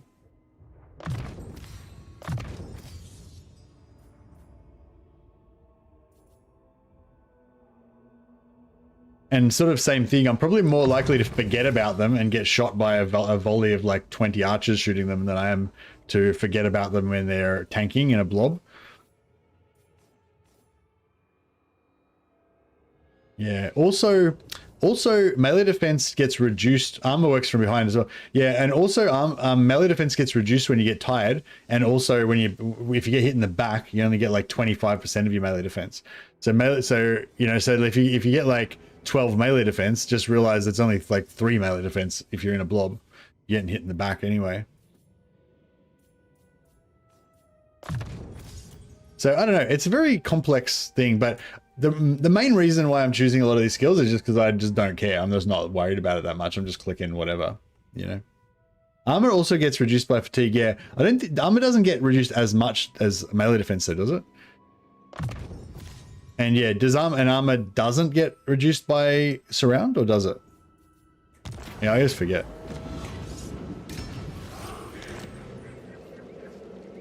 Sister of the Dark. All right, last turn of stealing technology. We'll go one more. Sweet destruction. Dreadlord of Nagara.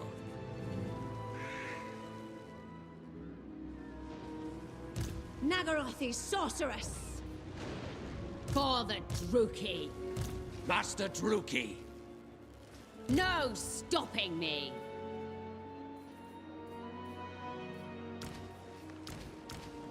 But yeah, when I'm putting a point in armor, I'm not putting a point in armor as a way of arguing that armor is better than melee defense. I'm just being like, oh yeah, armor, make my auto resolve better, sweet.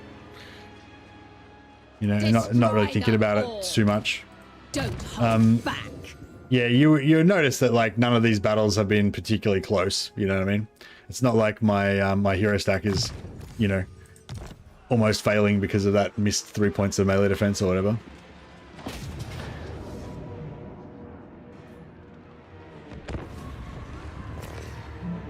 I mean, other battles that haven't got my hero squad in it are definitely getting a bit more difficult, but yeah. But not the hero squads. Yeah, just the mechanics of the single entities, it just kind of protects them a lot as well.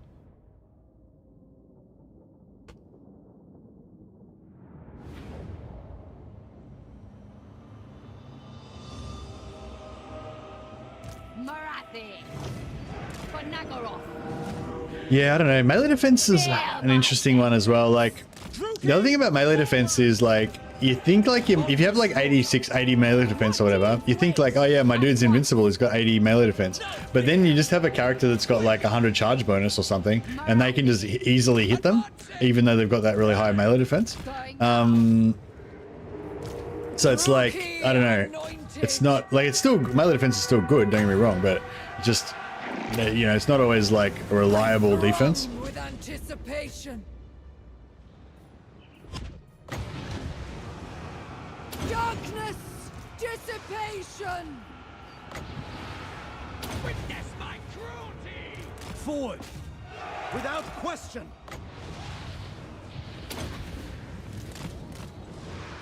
Druki. Bride of Cain! I am the gloaming. Death Hag! But yeah, like, don't get me wrong, melee defense is probably still my favorite stat. But yeah, I just don't know. There's a lot of complexity to it all, really. And also there's a lot of, it doesn't really matter that much at the moment because we've just got such a dominant army. Advancing. By your command. I intend to get all of the stats, you know, before I'm going to be relying on these guys to be my ultimate defensive block. Plus regeneration as well. Whatever it takes. Witness my cruelty. The umbral clouds gather. Yeah, if I had to choose between armor and melee defense, I'd go melee defense. But I really definitely want both. You know, I want the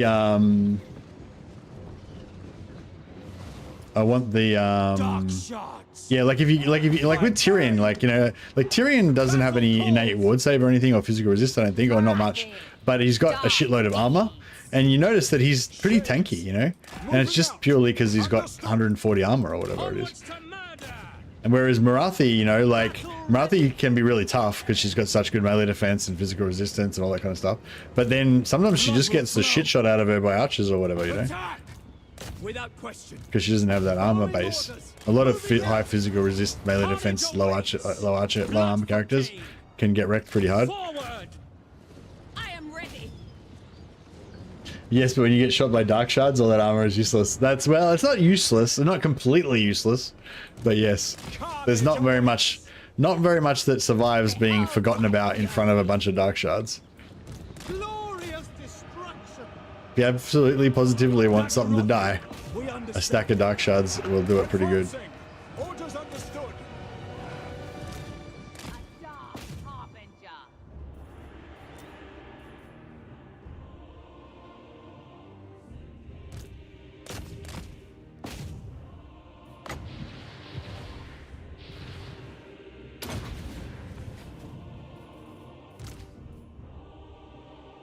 Oh, it's because I kept using that. Maybe it was that.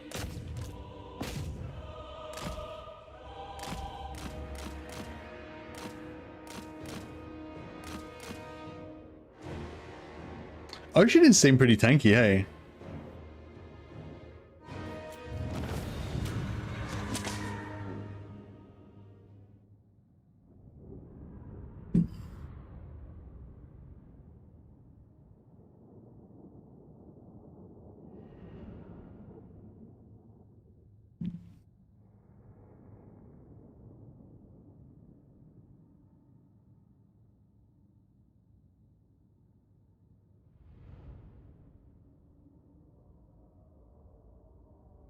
Yeah, I'm sure they're really good against, like, I'm sure, like, you know, magical attack archers or something would fuck them up, but I didn't really come up against any.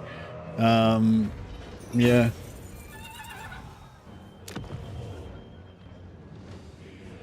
What's theirs is mine. Right, we've got a bunch of random. Watch from the shadows. We've got a bunch of random mounts that I don't want, so we'll fix them up. I like health as well, especially if you got healing, because having the higher health gives you the higher cap.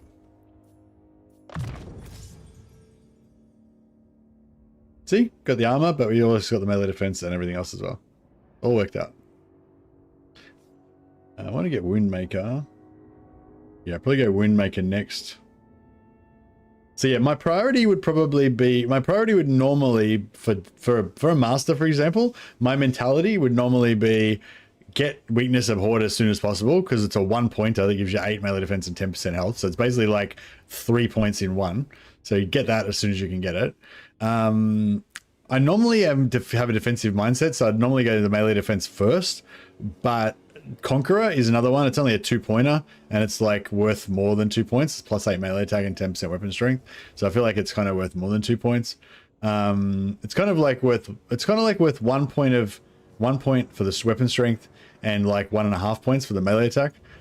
I feel like it should be like 10% and 6, so it's like kind of higher value. So I usually go for that first, or sometimes I go for that first. Sometimes I go for melee defense, and then in this particular instance, I actually went for melee attack early because I wanted them to be more killy and not worry about their tankiness too much, like I was saying before.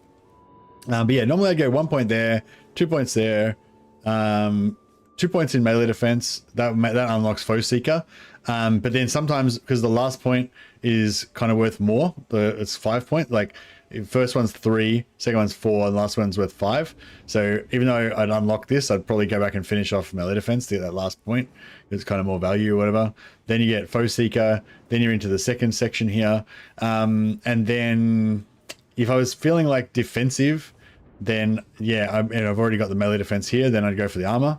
If I was feeling like offensive, then I'd be like Conqueror, Blade Master, Foe Seeker, Woundmaker.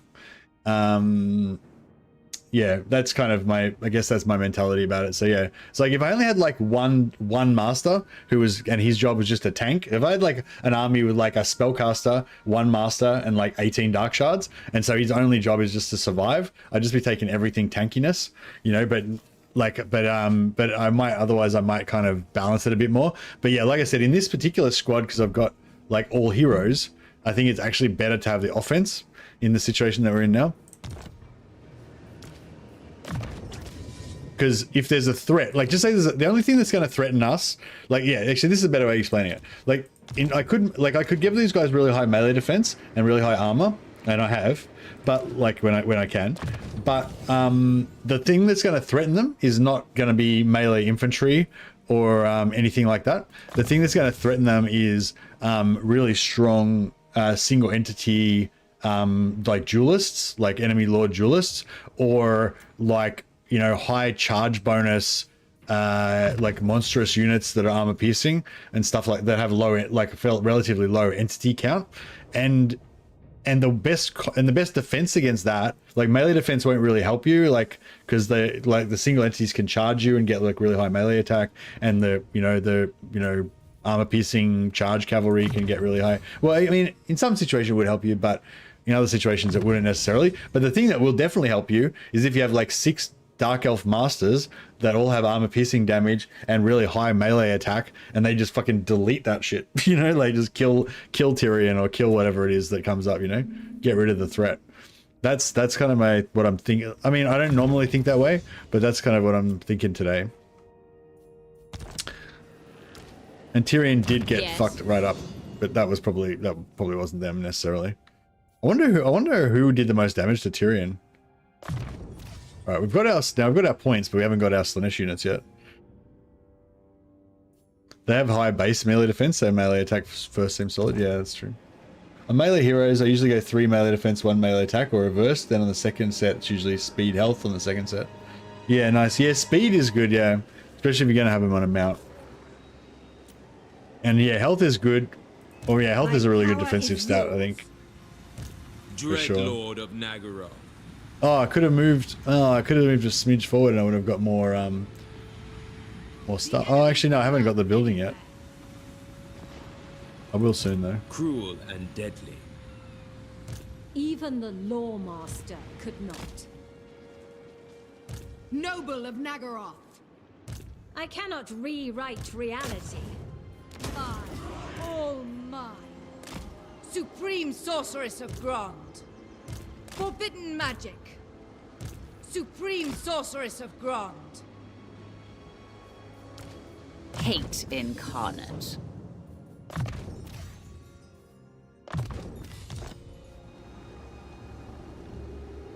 But yeah, like at the end, like I guess the other thing what I was trying to say before, at the end of the day, it doesn't make any difference. Like you're not really going to notice hugely the difference in those stats in this situation, because we've got, and this is often the case in campaign, like you set up the campaign, ideally you set up the campaign so you have such a strategic advantage that they're never going to be able to do anything to you, you know what I mean? Like you're going to always negate their, yeah, like the like the enemies that I'm going to fight, I'm going to make sure that they have no chance, basically, you know. So 3 points of melee defense is not going to make a difference, you know. So that's I guess that's the other thing I was trying to say is like I'm not really sweating over this stuff because like I know that I'm going to make sure I'm going to smash all these guys. MORATHI. My power is yours. Supreme Sorceress of Grond. It should be 4 versus 1, trouncing them at auto resolve. Yeah, that's right. Mother of the Dark Convent. But yeah, but I was sort of saying before, like even though I don't like, I essentially don't really care because I know that it's not gonna be a factor in this particular scenario right now. I should probably still choose the things that I do value the most, so that it's for people who are wondering what should I choose. I'll see what Mercy chose, you know. So rather than me just choosing random shit because I don't care in this particular situation, I should choose like good stuff so that you can be like, oh yeah, that makes sense, and it's a good example kind of thing, maybe. Striking out.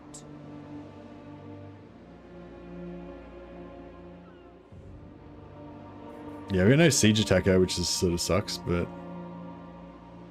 is what it is. I don't think he'll be able to get me in auto resolve. Plotting a course. I mean, I don't think he'll be able to catch me. No. A vile plan. Good.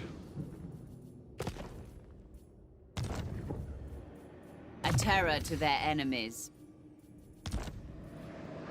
Destructive, this one. Useful.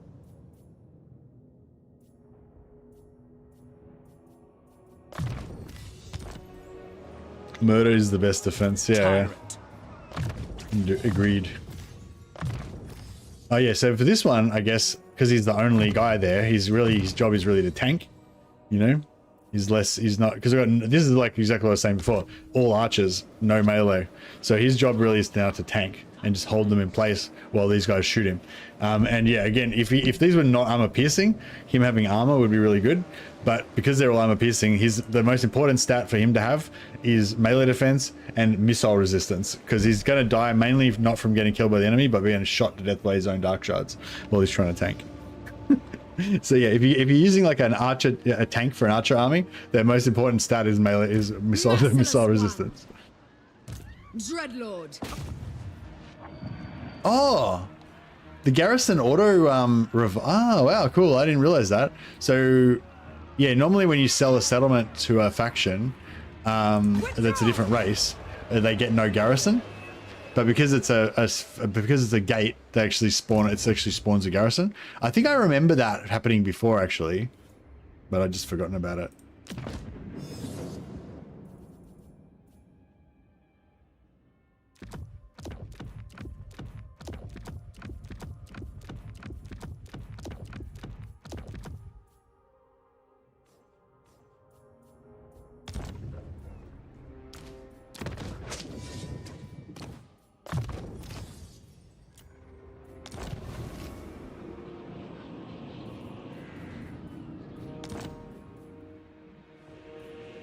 The portents are good.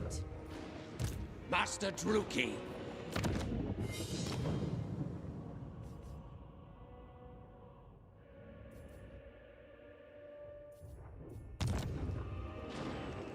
Alright, move this guy up, and then we'll respec him again because he still doesn't have the trait that we want for Ralgam Manic. Respec him again, he'll come back in 3 turns, get another chance to get a better trait. Toss a raw. Oh, perceptive, very nice.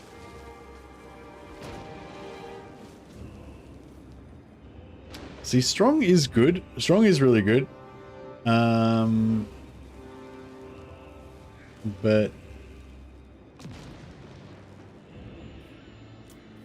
Master Druki.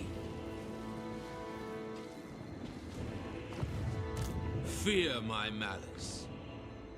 But I don't know. Double time. Going ashore. Malevolent law.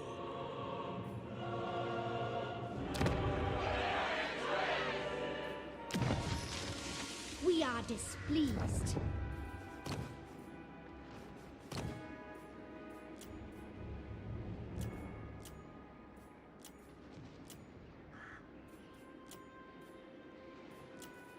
Supreme Sorceress of Grond. I want some demonettes, kind of. But yeah, I'll just get more dark shards. Supreme More dark sorceress shards, wrath. always more.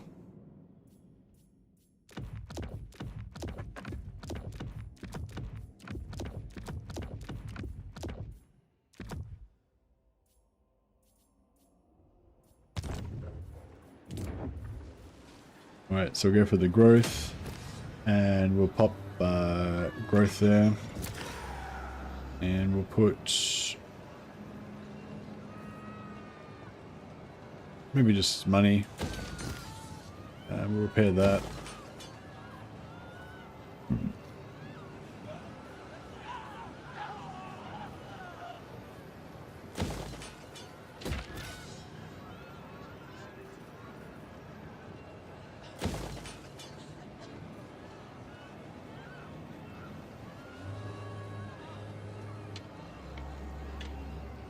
Actually, we may as well just use. We got heaps of slaves. We may as well just use them up.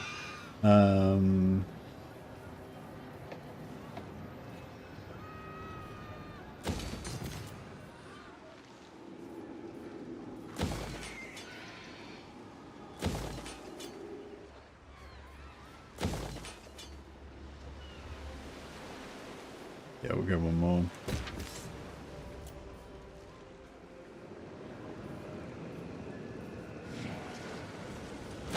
Let that repair a little bit, make it a bit cheaper.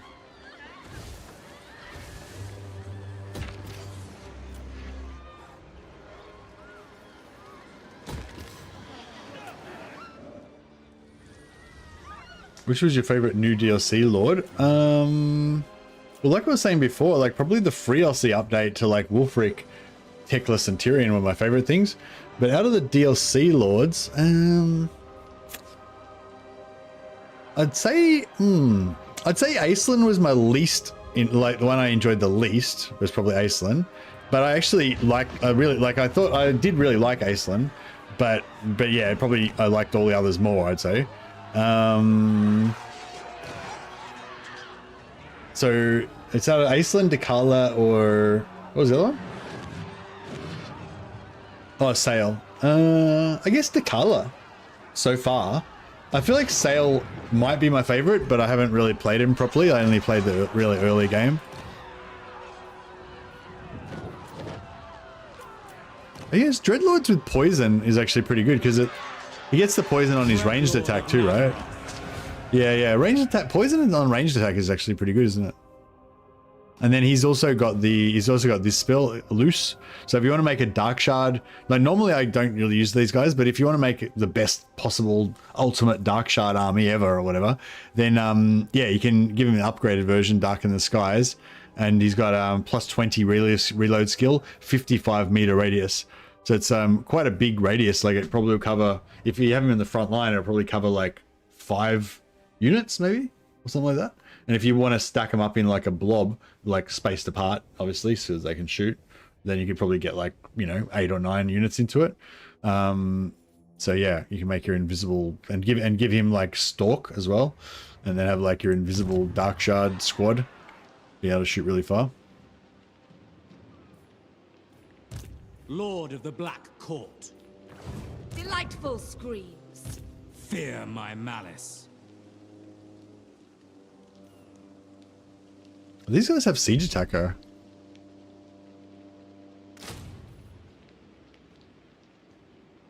If we're gonna make an army here, we may as well go all out here. Cower before my might. Can you demonstrate that? Oh, what was I talking about? Sorry, I'm just blathering on constantly. I don't know what I'm talking about now. What was I talking about? Demonstrate what? Yeah, I'm just going to sacrifice a bit of slaves for money just to keep us topped off. I might actually keep those set up to those 2 regions that I just sacrificed, and then I might just keep them as purely for sacrificing, because the reload increase in battle. Tend to demonstrate that. Oh yeah, well yeah. I mean, at some point in the future when I get some Dark Shards, I can.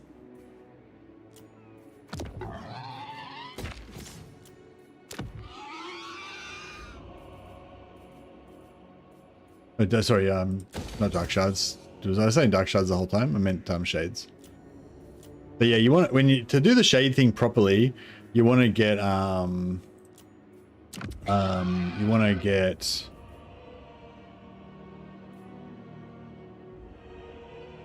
do the dark shard thing properly, you want to get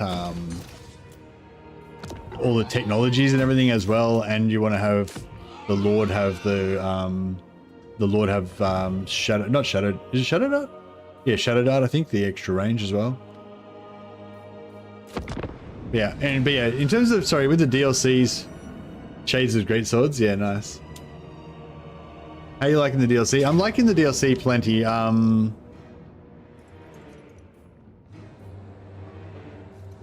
We're not even gonna lose anything. Okay, I'm taking it.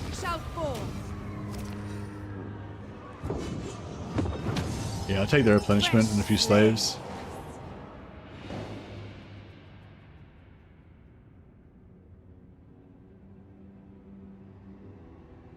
Look at this Slaanesh. Look at this big purple Ulthuan that we're building here. Be quick about it. You want peace treaty now after you've wrecked all my lands? Think not. Pull back.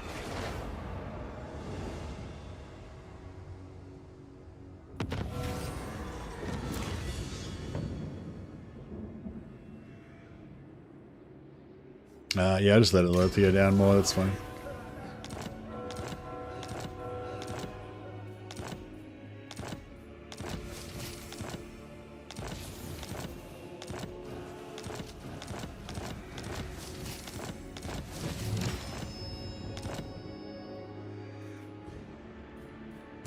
Supreme Sorceress of Grant. These greenskins here kind of look like they want to get smashed.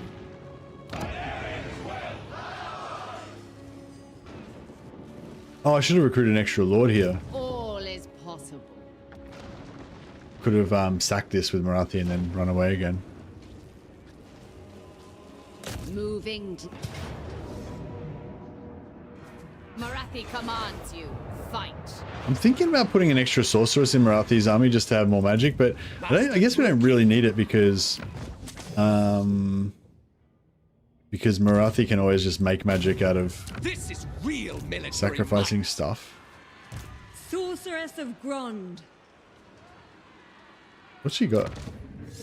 Intelligent. Yeah, she's very much a map hero, isn't she? For the Witch King. Bring it down. Master Druki, I've skills to show. My dark This heart fire is one's got a full. pretty good trait. Vicious. Oh, I mean, okay. Love your short guides, gamer. Thanks, Consumer Piggy. Appreciate that, man. I have to make some more of them. My dark heart is yours. Haven't done many lately. Nagarothi's sorceress.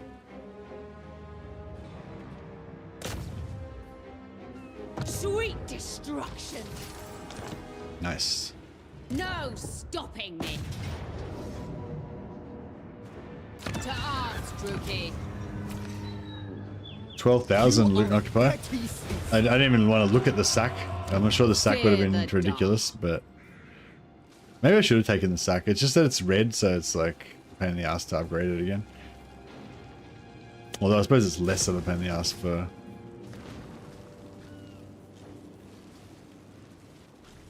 Less of a pain in the ass for us.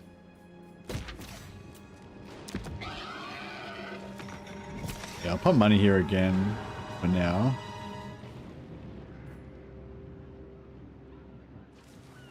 Yeah, I might leave that up for now, I guess.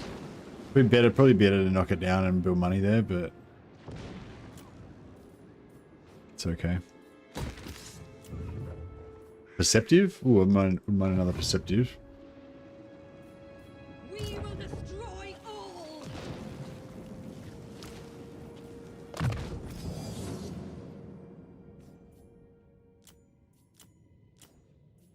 Anyone get there? Oh yeah, an enemy power. There we go. Another one. Another one. Hythax the knife. Oh yeah, Assassin's Trophy is pretty nice, just for assassinating enemy heroes and stuff, or I guess, or debuffing them when they're trying to attack you.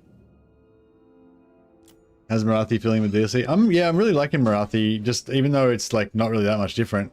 Just the idea of having the Slaanesh units that we haven't got to yet, and having the Anointed is kind of fun. But yeah, I wouldn't. Yeah, I think I thought that the Black Ark, like the Black Arks, Lockheed's Black Arks got an update where they get extra stuff. But I thought that it was all Black Arks that got that, but apparently it's not.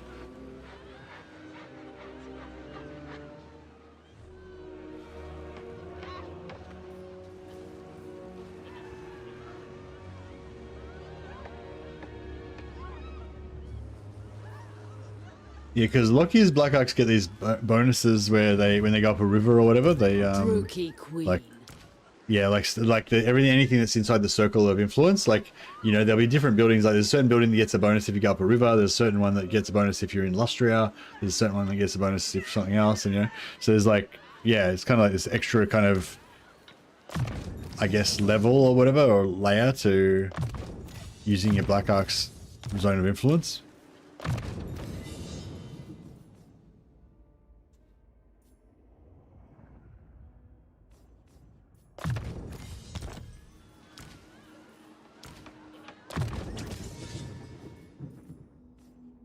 For these guys, it's all about, I really want missile resistance, physical resistance. Got that already though. More health, I guess. I just want them to be like as resistant to getting shot as possible in case I ever want to put them on the chariot.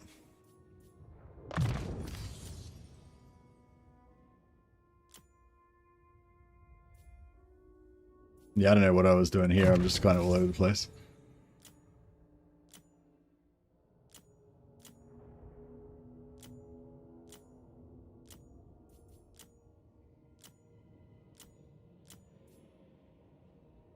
Okay, so he needs to get a Respec.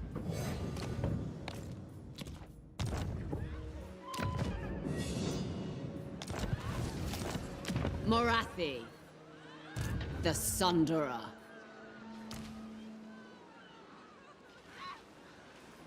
Abasan's the Huntsman got Hydra Blood. Yeah, Abasan's the Huntsman's got regeneration. What a Chad. Deccan Car. Was that actually a rename? That was not. That's not a rename. That's just a random dude. Jonathan Lambar. Ulbzar. Oh yeah, Rob. That was Rob. Yeah. You're back on shot. This guy.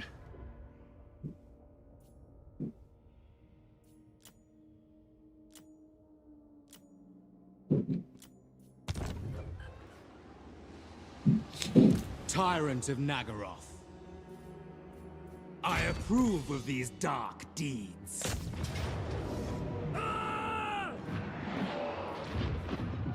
Death and carnage await. Kill them!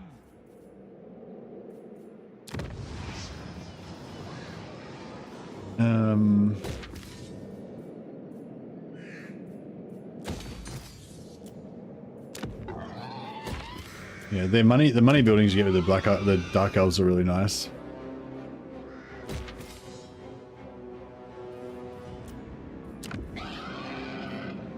Another Sorceress.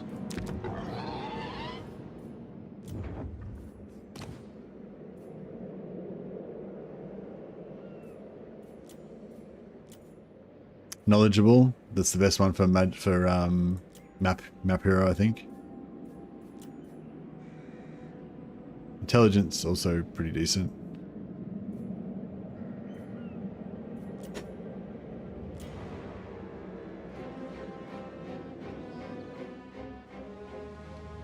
Sorceress of Grond, who seeks my malice? Just trying to get as many sorceresses stealing technology as we can, so we can just fly through this tech tree. So we're almost up to triple research rate now. Speak. Dreadlord of Nagaroth. A vile plan. The ocean awaits. Oh.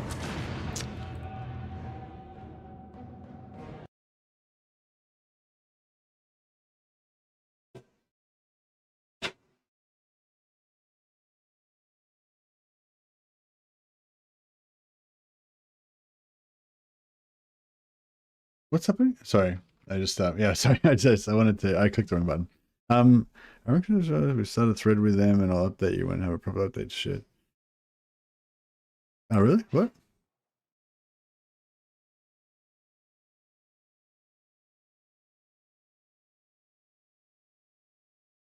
Sorry, I just asked if. Oh right, sorry. Yeah, no. Okay. Sorry, I thought CA was replying to my message about the Black Arcs, but it was related to something else, so it doesn't matter. Please disregard. Oh yeah, what do you think about the new launcher thing? So there's new launch options now where you can like make it so the game just, when you click on the thing, it just launches the game automatically, or you can make it launch the mod manager, or you can make it launch through the old launcher so you can do continue game and stuff. Yeah, what do you? Yeah, I've got it so it just launches automatically into the game. Yeah, I feel like that's like pretty cool.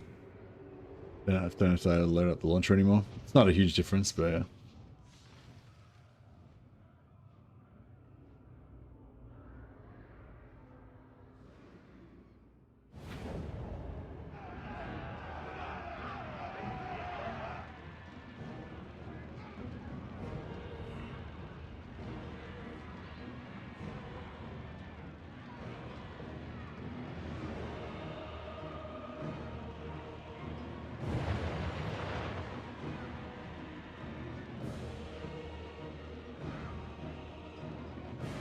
I discovered, I think, a bug when you complete a dance and switch to another one.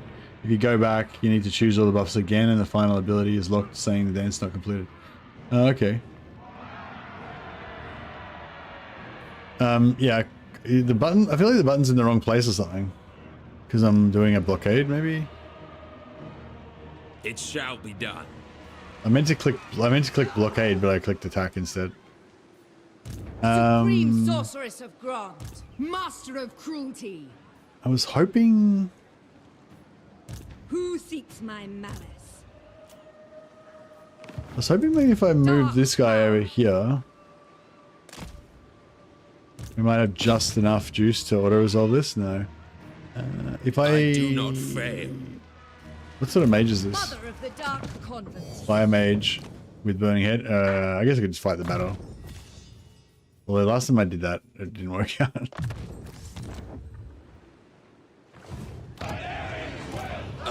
What's what a garrison they got? Oh fuck, they got a pretty good garrison. Peerless. Tyrant. True power unleashed. This is absurd. Feared warrior. Alright, I was worried we might have to recruit more stuff here to be able to deal with this, but yeah, that looks fine. Destruction lies beyond.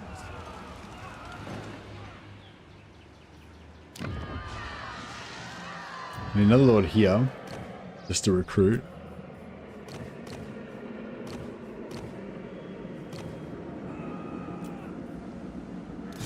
Dreadlord of Nagaroth. Yes. Limitless. The thrill of battle awaits. You were underwhelmed by the new launcher? Oh, fair enough. Carnage and bloodshed await. Fair call, fair call. Malevolent Lord. Lord of Fear.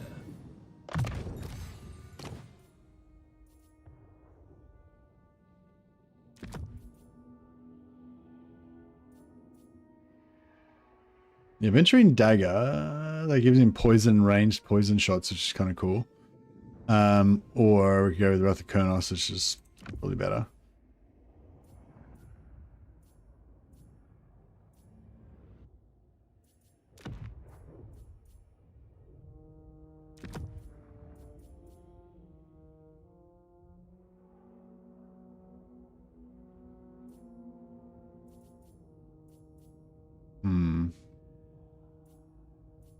So I'll get other tricks to shards. He's probably going to end up doing some tanking. Alright, and then she can go with...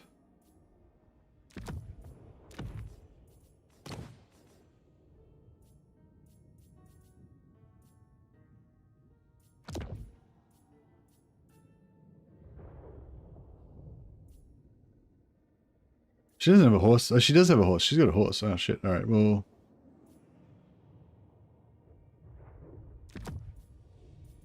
Should I give her terror?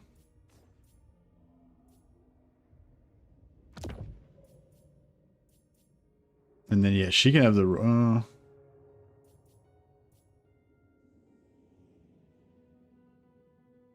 I kind of like the idea of Rhoda Bryce on a horse. Then he has to have... He has to have the rubric.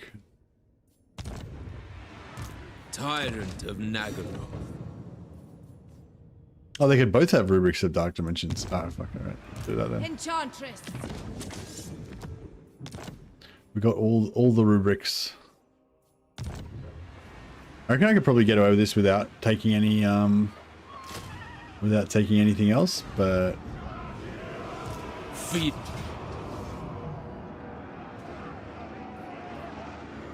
My blade hungers. oh.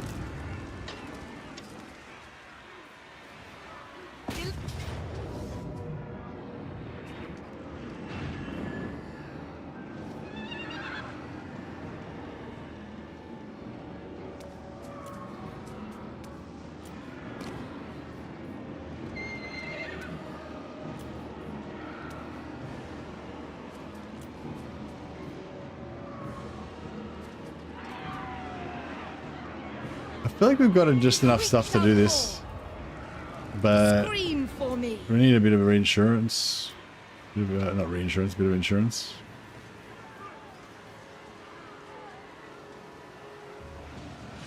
No, we can probably get it done.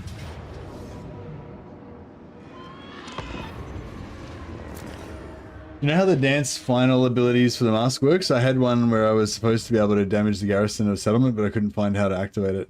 No. I remember I was wondering about that as well. I'm not sure whether we actually figured it out in the end or not. You have to... Yeah, I don't know. Yeah, I remember I was also wondering that, but I can't remember whether we actually figured it out. It was a while ago I played the color. I can't remember now.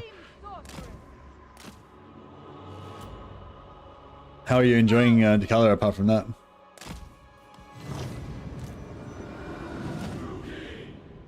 Slaughter them! Advancing! We are ready!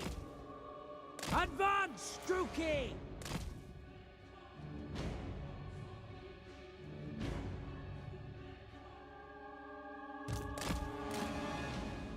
Yeah, Morathi's feeling good, but yeah, I'm a bit like... bummed that she didn't get the Black Ark updates. I was sure the Black Ark updates were meant to be for everybody, not just Lockyer. But I mean, I'm less sure now that they don't. That she doesn't have them.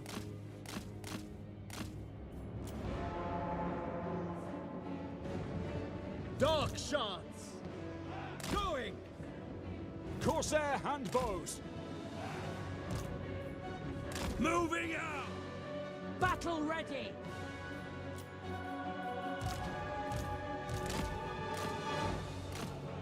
Are they shooting like poison?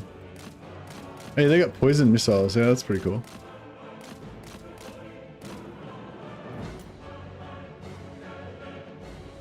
Nagarothi! Advancing onward!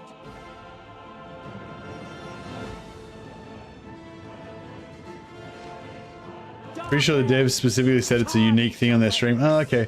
I'm kind of annoyed about that. Like I feel like there was no reason why. I'm kind of annoyed, like, because I feel like there's no reason that Iceland had to be the only one to have extra sea lanes. Like, I feel like we need more sea lanes, and yeah, it's kind of, I feel like, you know, fuck Iceland hogging all the sea lanes.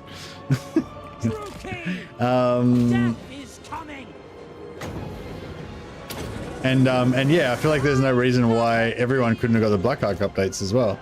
Like, because like Lockyer already got the ability to teleport to Black Arcs, and he got the ability to use Aisland sea lanes. Does he have to be the only one that has the upgraded Black Arcs as well? I feel like it's, you know what I mean? I feel like it's a bit unnecessarily...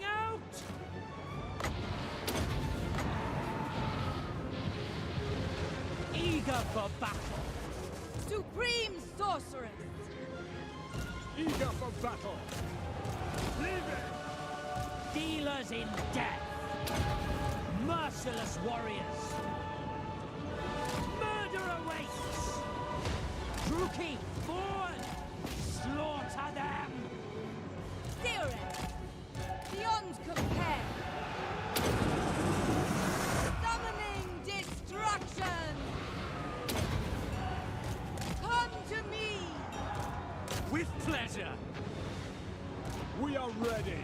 Tyrant! Very well. The merciless host. Supreme sorceress. Hearken to me. Limitless power. Melee archers, let's go. Bidding. Corsair handbows. For the king. Oh shit. Cold-blooded killers.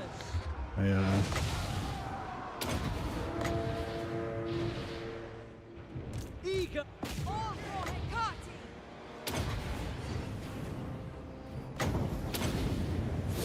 I summon thee. Battle call.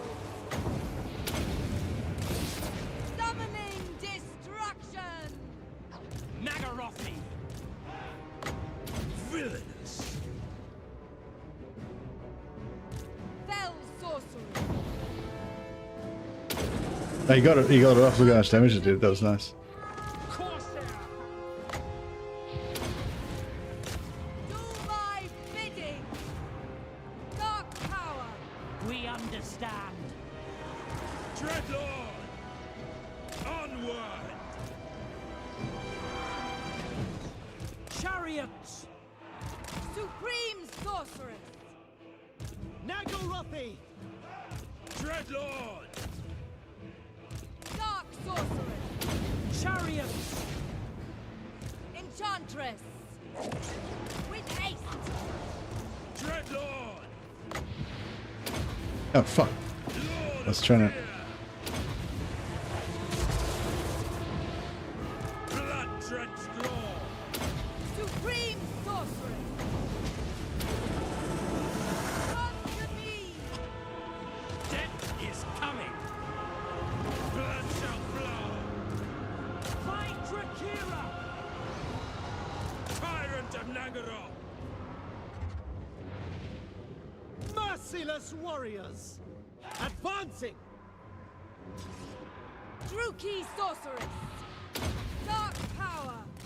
Follow me. Hecate, guide me. Beautiful. Supreme sorceress. Feared by all. Chariots. No. I'm gonna get a bit of replenishment from these guys.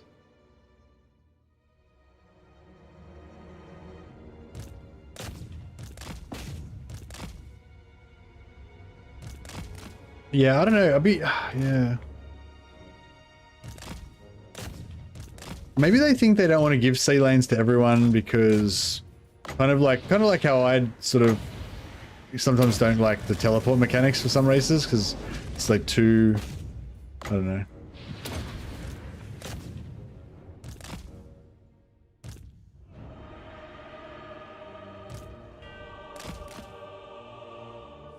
Oh, I don't know where they are. Oh, they're over here. Nah, we ain't gonna make it.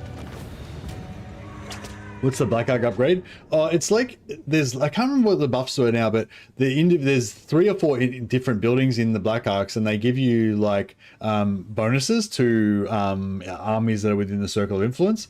I can't remember what they are, but it might be like, you know, if the Black Arc's going down a river, then all armies within the circle of influence get 10% physical resistance or something like that. Or, you know, if the Black Arc's in Lustria, then you get plus 10% extra post-battle loot or something like that. Like little, like yeah, little updates like that. But I think some of them were pretty strong.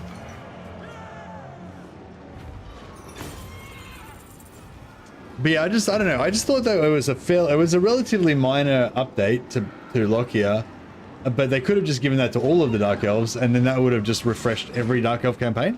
You know what I mean? Like, whereas by only giving it to Lockyer, you basically just wasted it, like, because it doesn't really make any difference to Lockyer that much.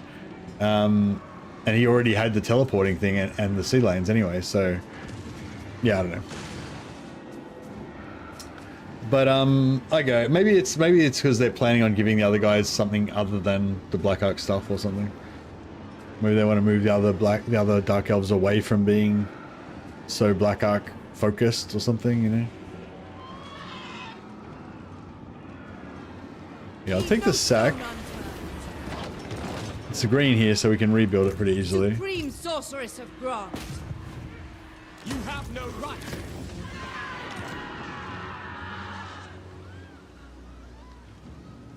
You can see how making the map more navigable would make it feel smaller, and maybe the conquering of the regions that feel less meaningful. Yeah, maybe that's why they don't want to give people more sea lanes for that reason. But I don't think that that's like. I think that with the like unlimited kind of almost unlimited teleport mechanics with some factions, that makes the world feel really like irrelevant, and the map feel kind of irrelevant, and conquering regions less meaningful for sure. Whereas I think with sea lanes it's fine, because you have to waste 1 or 2 turns getting to the sea lane, and then you have to waste 1 or 2 turns going through the sea lane, and then you have to waste another 1 or 2 turns getting from the sea lane back to shore. Like, so it's a big investment, you know, because even though it might take you like 15-20 turns to get there over land, that's 15-20 turns where you're killing, conquering, making money, taking territory every single turn, getting experience, leveling up, you know. Whereas, you know, 5 turns is much faster than 15 turns, but it's 5 turns of no income, you know, no XP, no progress. So the sea lanes are really good, I think, because they offer a really good you know, option for you to just decide whether the return on the investment's worth it. Whereas a lot of times, I think a lot of factions get, you know, they get like basically free teleports that are just like, yeah, I'll just use this teleport every turn to go and fuck up a new faction, get heaps of money. They can't fight back, you know, like it kind of like, you know, it's just, it kind of like, yeah, it doesn't give you like hard, you want like difficult choices. Like choices that are really hard to make because both sides have got a lot of value. Ulthuan mages are weak. They've been getting most of the recent factions dual alternative starts, and NPCs don't use sea lanes, so it's not like that would change much. Yeah, maybe it's not that big of a deal really, and that's the real reason. Like, they just didn't do it because they didn't care, because it wasn't that big of a deal. But the reason why the sea lane thing is so important to me is because, like, for me, like, I might want to do I might want to do a naval focused campaign where I focus on coastal stuff, especially if I'm playing as Dark Elves. And, you know, I don't want to only play Lockyer. Like, Lockyer isn't the only Dark Elf that can attack shit in the sea, you know what I mean? Like, all Dark Elves is a naval faction, and all Dark Elves sail around and ravage the coast. Like, that's like just a Dark Elf thing, you know?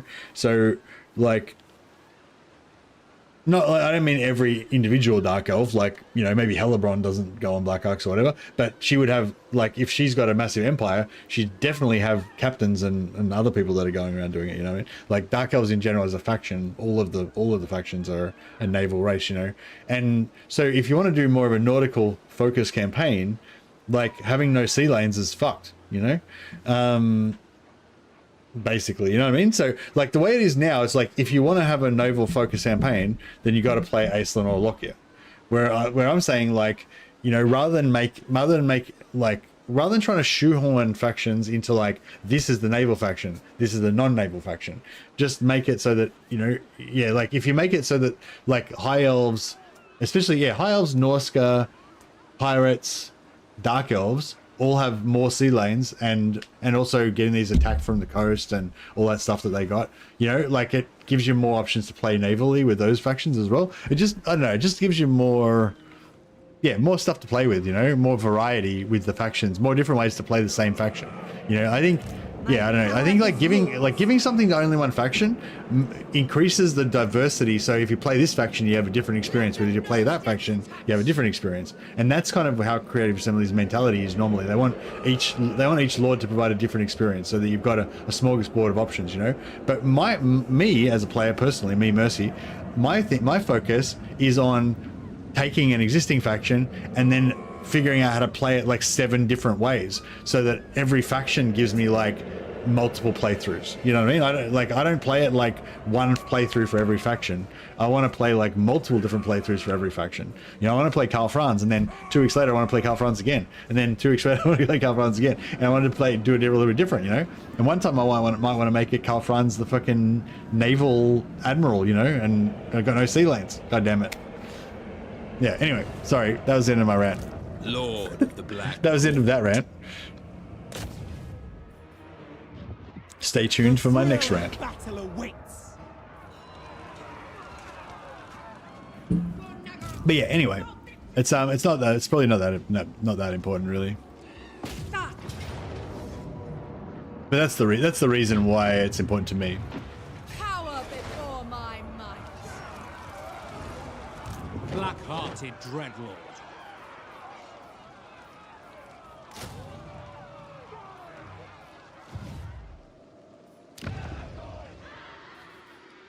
Tyrant of Nagaroth. Hate incarnate. Do you love a Mercy rant? Who doesn't? Who doesn't love a Mercy rant?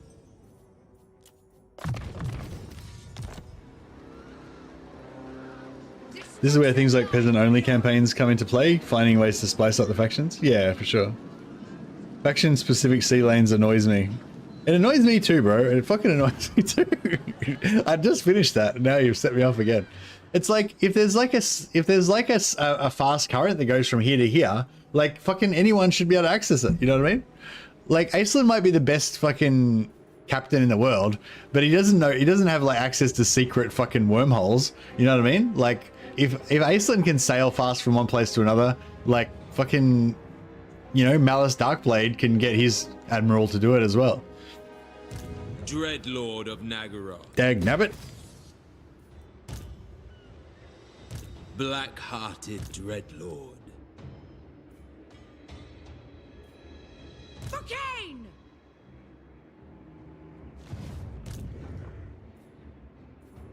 I will continue later.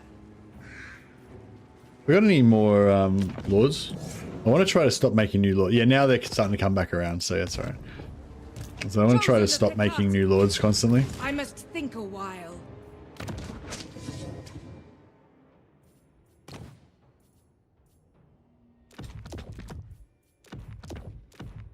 Oh yeah, I should have done that because then she lost her loyalty. There we go, she's back.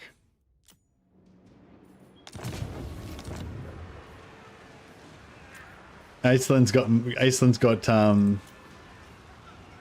wormhole technology. Yeah. Destructive, enough, then. this one. Useful.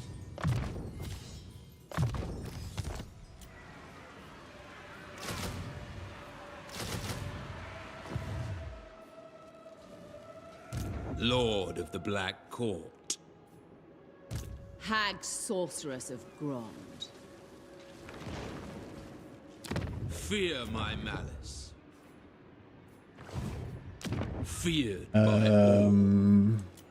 Yeah, rush that one. We'll get another. Your command? Vicious dreadlord.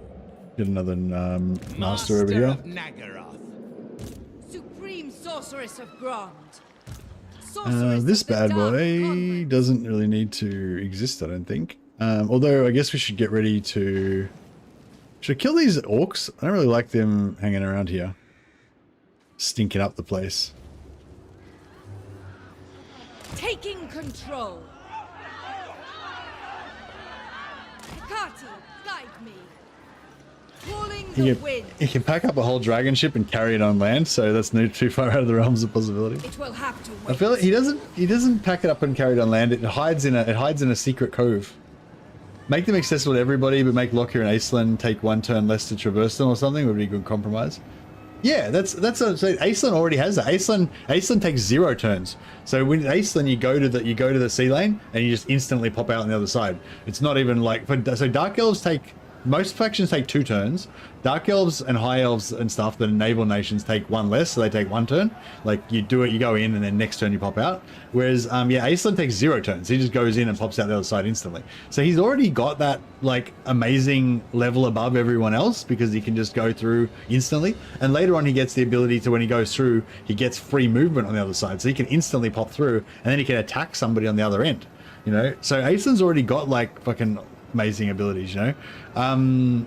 Yeah, I think they should just make his sea lanes available to everybody, and also make his sea lanes available to everybody, and add 2 more sea lanes in as well. One going from the north of Ulthuan up into the North Seas, and one going from the south of Ulthuan down towards Lustria or something like that. Let it go, Mercy. Life's too short. Yeah, sorry, I'm getting too wrapped up in this. Peerless, supreme sorceress of Grond, fell sorcery. Thanks, Big Al.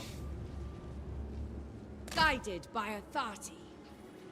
Be ready. Setting forth.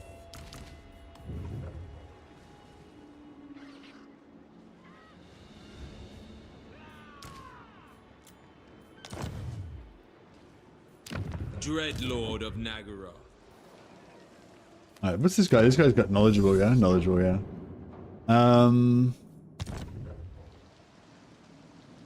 May their death be slow. He's already got 11 turns. Done. You get some free XP. Servant of Hecate.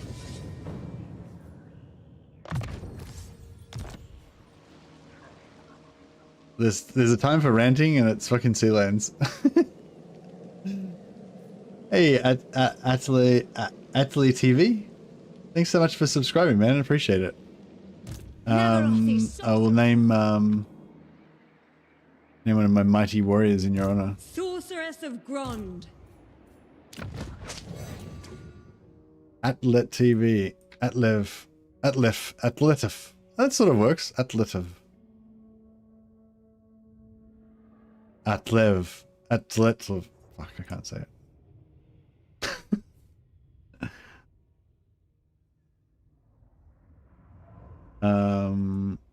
What's his trait? Perceptive. Oh, yeah.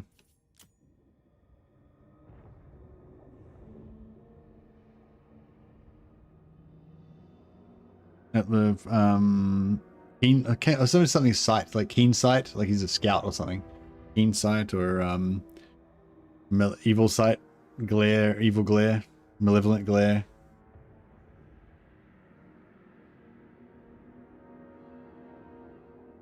Murderous sight.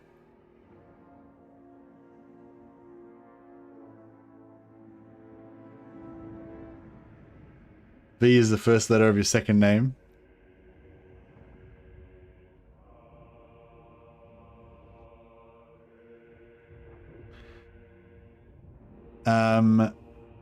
We call him Atlet the Visionary. No, the Visionary doesn't work right. The Vicious. There we go. His last name starts with a V as well. Thanks for the subscribe, man. Appreciate it. Yeah, Deadeye or something like that. Oh, the Deadeye means more like a marksman. Meaning more like a malevolent glare. Like when he looks at you, you feel scared. You water your trousers.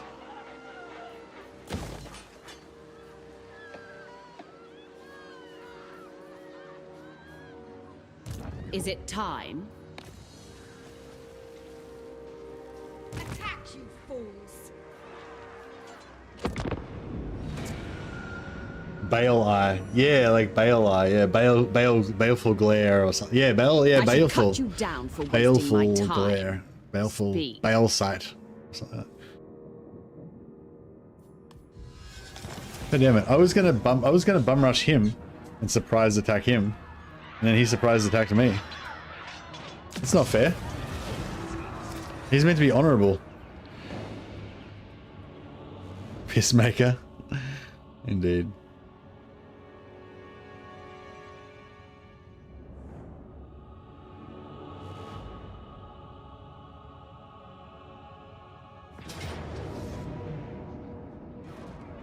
Pulling.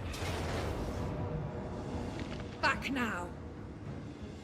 All right. Well, it looks like we're gonna have to go and Morathi's gonna have to go and teach Altharian a thing or two.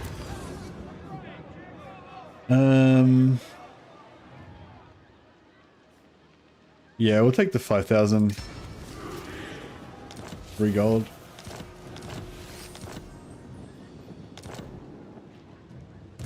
Supreme sorceress of... I will destroy them. Lord of the Black Court. Alright, I'll do one. I'll recruit one more time. And then we should be able to take these guys out. I mean, we could probably take them out now, but... Actually, they've got... At least cavalry are a bit of a problem. Shaiish on you. What now?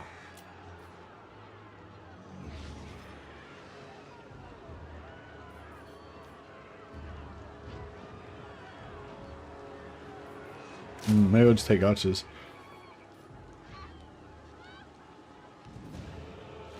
I want them dead.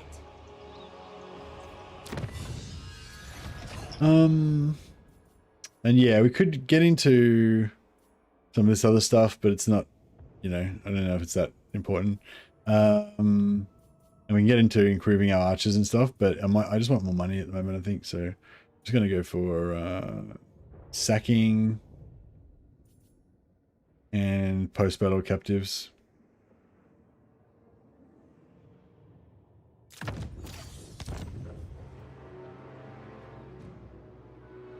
To the poll, I played all of the 3 new factions yesterday and I voted for the bad DLC.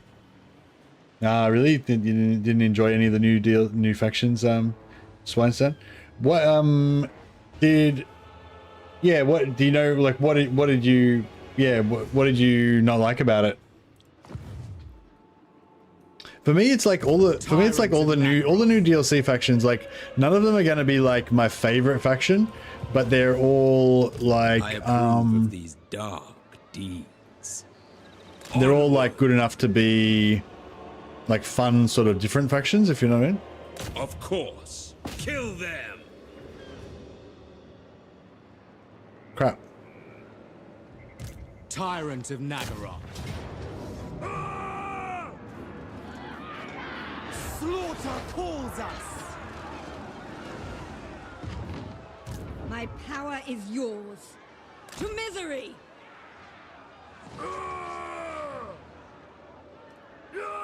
Setting out! I will not. How pathetic. The waves call.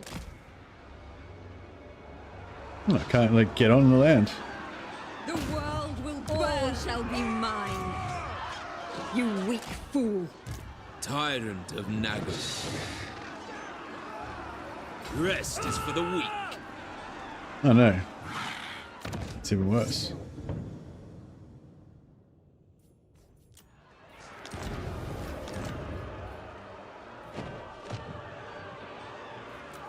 I am ascendant, enacting my dark desires.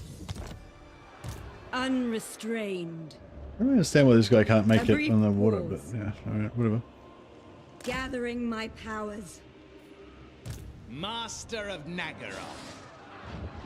I'm going! With the tides! Noble of Nagaroth. What command? My time, my talents. Fuck. Can't get in there. Crossing water. That sucks.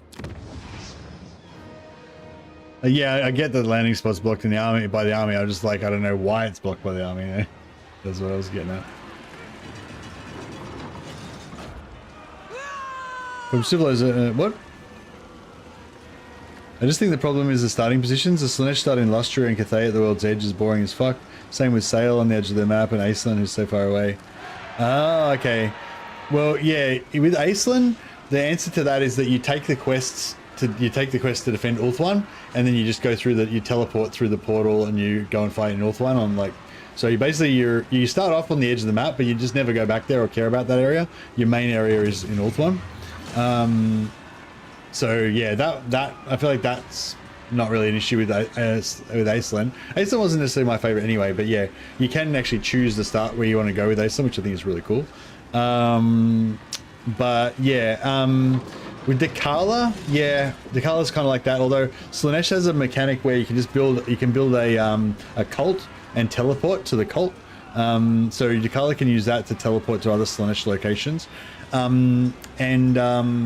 The mask, actually, the Mask of Slaanesh, the Free Lord, they actually the one that starts in Lustria, they actually start off with the 2 cults or 3 cults spread around. One of them's in the Empire, so you can. So if you want, on turn 1, or maybe not on turn 1, but as soon as you get enough devotees, like maybe on turn 3 or 4, you can build a cult in Altdorf, not in Altdorf, in the Empire, and just teleport to the Empire and Slaaneshify the shit out of the Empire. So yeah, I think next time I kind of felt the same way. So I think next time I play the Mask, I'm just going to teleport straight to the Empire and make an Empire of the Mask with vassals.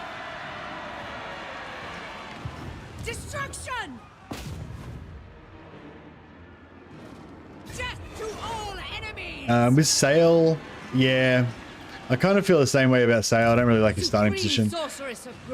But I was saying not just the DLC lords, but also the free LC lords. So if you like Norscar, for example, Wulfric's got a really cool start position now. I think he's really good.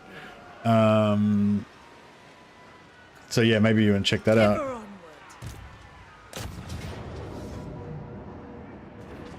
Is this tier 3 or tier 2? Tier 3, alright. We'll take it at tier 2. Let them know death's touch.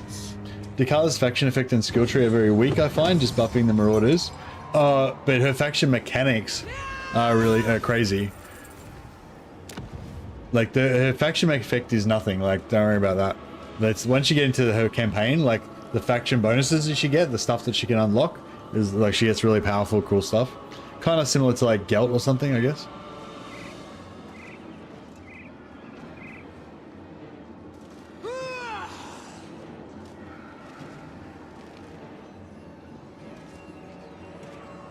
Yeah, I don't know. For me, the thing with the DLCs is, for me at this point, like, I'm not really looking for a core experience from the DLC. So this DLC was really good for me because, like, I feel like Dakala, the Mask, Sail, and the other one, and Aislinn, they're all kind of like a little bit weird campaigns with something a little bit different going on, and they're in a different area, and they're, you know what I mean? But they're not like my core bread and butter. They're like the fancy special thing that I do when I want something refreshing and different, you know? Whereas, and it's always going to be like that, because all of the core experiences, like playing Thorgrim for the Dwarfs, Karl Franz the Empire, Tyrion for the High Elves, you know, those core experiences are already in the game. You know, so when a new DLC comes out, I'm looking for these new. I guess I'm looking for these new campaigns to give you something fresh, but I'm also looking for some new units and new mechanics and maybe an update to add to that core experience. So I think that's what you're looking for, Schweinsaxon. Like, you're really looking for the Tyrion experience or the Wulfric experience. And the good news is Tyrion and Wulfric both got a massive update and like heaps of new stuff to explore. So that's what I'm saying. Like I don't know. Like, I think in terms of quality, the DLC stuff is good. In terms of content, of like whether they're going to be my favorite faction, no, probably not. You are little more than thieves. But they add. I think they added a lot of good content, and yeah, they're just like something new to explore. Tortured. But yeah, that's a good. Thanks for that perspective, Schweinhaxen. That's exactly the kind of feedback that I was hoping to get from people. And like, just because I see it differently doesn't invalidate your opinion at all, of course. Cower before my might. Cruel dreadlord, with noble purpose.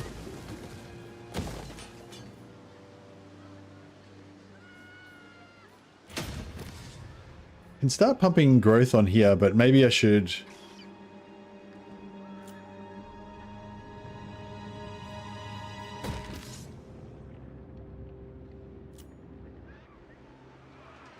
I need to keep some areas that don't have. This is already tier 3, so yeah, maybe I'll pump growth on that.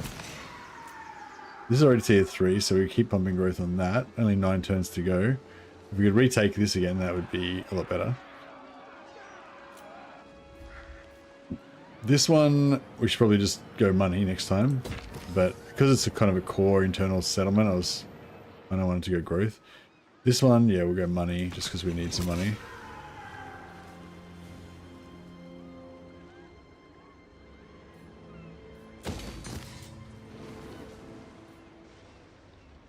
Lothan. Yeah, Lothan should go growth.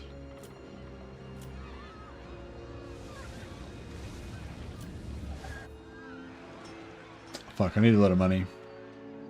Been playing Techless now, and the choice to go back home is really nice. Yeah, I actually want to try out with Techless what happens if you just forget about Kairos and just get the fuck out of there and just forget about Kairos. Like, I think, you know, I think most people agree that you don't want to do that. You want to, like, wipe out Kairos and make sure that you've sorted that out before you leave. But yeah, I don't know. It does take a lot of... Getting rid of Kairos takes a lot of doing. Restless malice. Not now, but soon. Stand aside.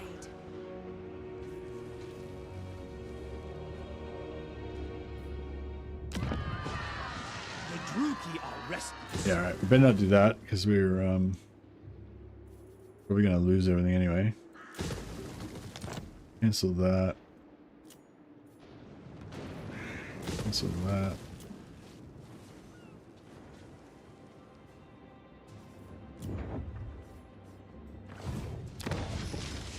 The people grow restless.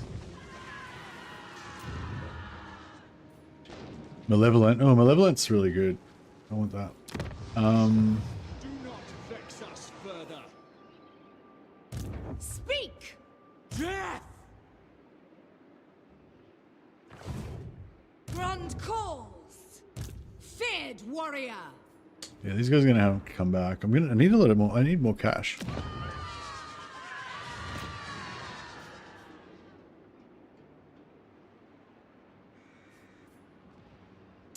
Hey, MRPX, how you going, buddy?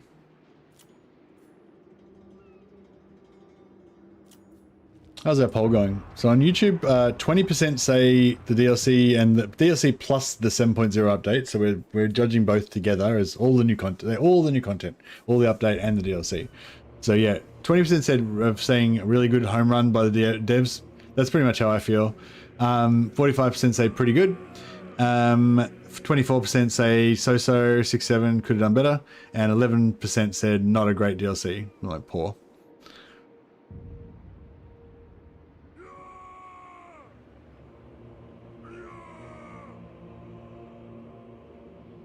Dark Elves are so OP, yeah, they're pretty OP. The people are They're pretty strong. Alright, I'm just gonna hit this again for free XP. Enchantress, the way is open. At once. My dark heart is yours.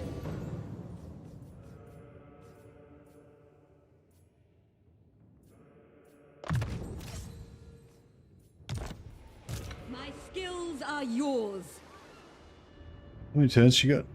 10 turns.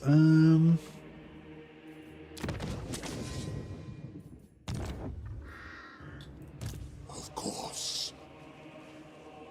Druki sorceress.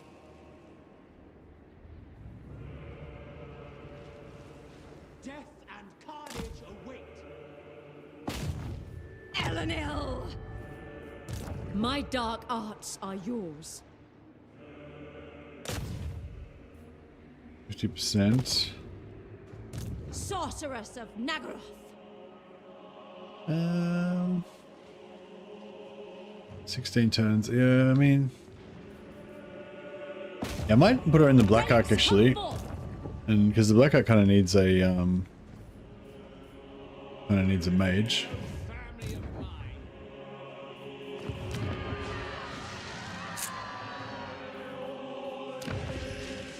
Cease your provocations.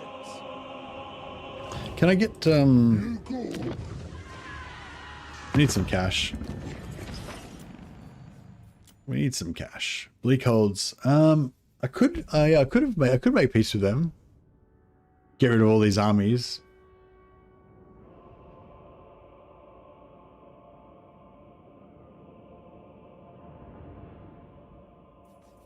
My time and temper are short.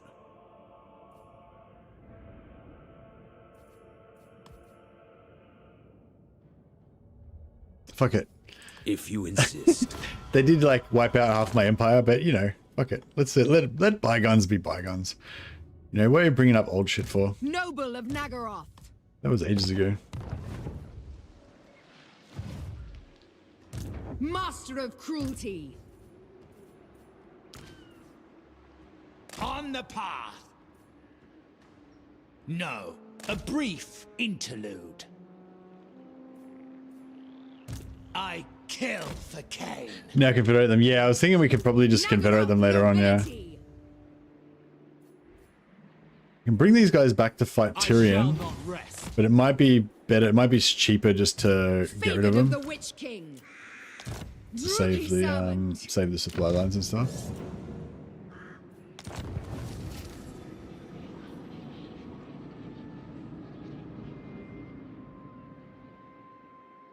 Problem is the Kairos won't forget about you and he'll keep messing with you via changing the ways. Yeah, but you don't start off at war with Kairos, so...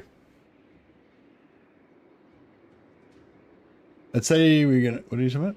Let's say we're gonna wait 6 months for even a patch fixing issues that we've known that haven't been fixed and known since 6.3.2.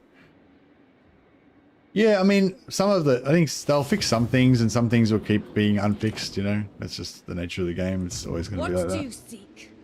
Dreadlord. Dark sorcery. She can mess with you even more if you're not at war with them. Oh, really?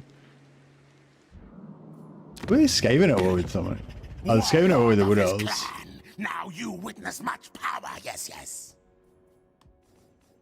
I don't know if I should... Maybe I should get ready to backstab the Skaven. Skilled sorceress. Dreadlord of Nagaroth. Feel my power. Searching. Vicious Dreadlord. Rest is for the weak. My plans must wait. Limitless power.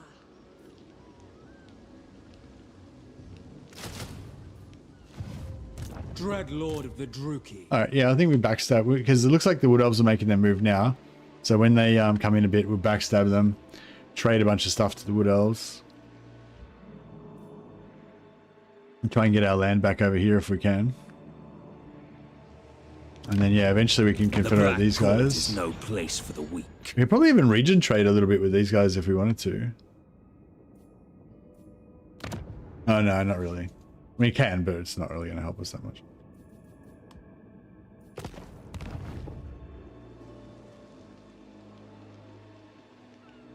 Master of Nagaroth.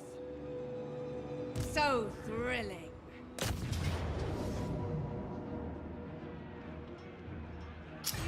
Do they recruit lords from...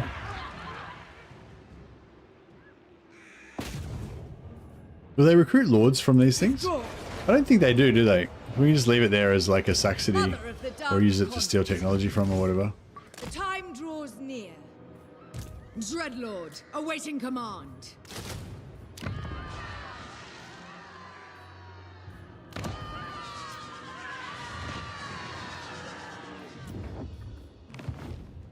Yeah, he's going to take Lothar next turn, isn't he? The people grow restless. Twisted mirror of all. Oh, he hates my guts big time. He can use it on you, but give your settlement to some other faction, just not himself. Yeah, which they do, which he does do, right? Yeah, no, that is pretty bad. You're not gonna, you don't want that nonsense to be happening.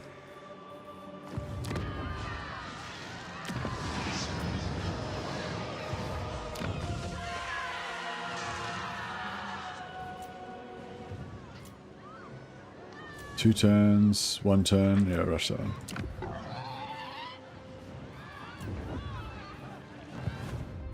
And then, yeah, we'll get another Malevolent over here, maybe. Do not vex us further.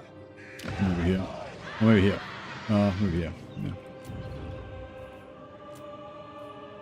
Master Druki.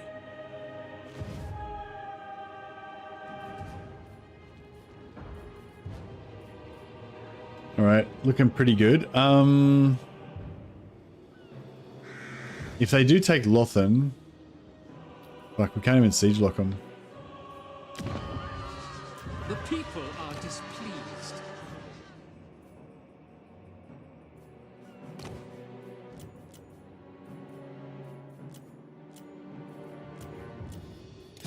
Supreme Sorceress of Grant. Anointed a very strong Doomstack material.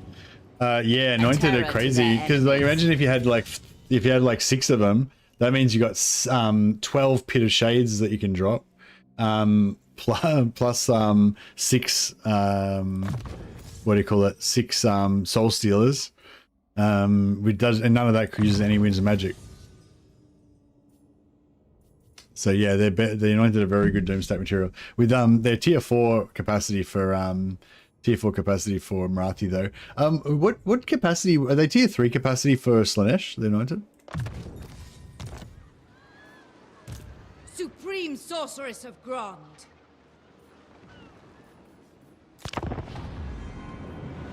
Mask gets in at tier 3. Yeah, I assume Dakali gets in at tier 3 as well.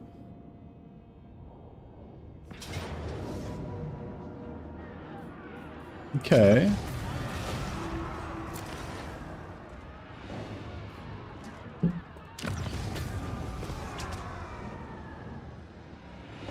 All right. That's cool. That's kind of good. It's not like, I mean, it's not good, but it's kind of good because maybe we can save Lothan.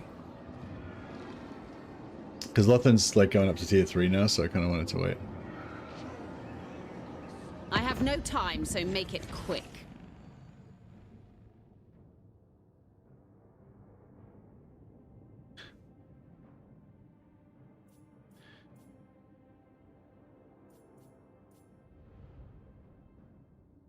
Oh yeah, actually, what stream do you want? What do you want me to? Yeah, what do you want me to stream next? So I'm gonna jump off probably soon. So this was just like a weird little extra stream because I passed out earlier and had to have a nap.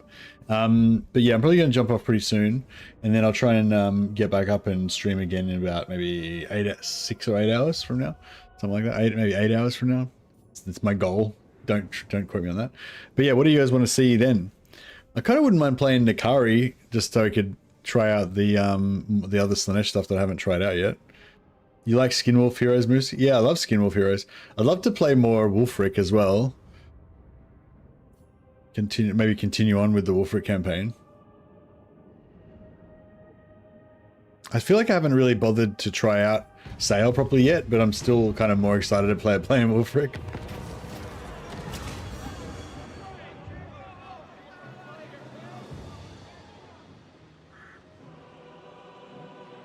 Dakari would be great. Yeah. Has anyone got any other ideas? So there's Lockyer obviously, but I feel like I'm playing Dark Elves right now, so I feel like yeah, I want to try Sail some more, but I kind of want to play Wolfric even more because I don't know, he's cool, you know. Skull Hero, yeah, Skull. Skull Helmet's okay. Yeah. Like I said before, I basically smelt all my armors so that I can try and get the blue armors. So it is kind of good getting free armies, even if they're not very good. 2000 bonus XP for him. Yeah, I mean he's already level 7, so that's pretty good.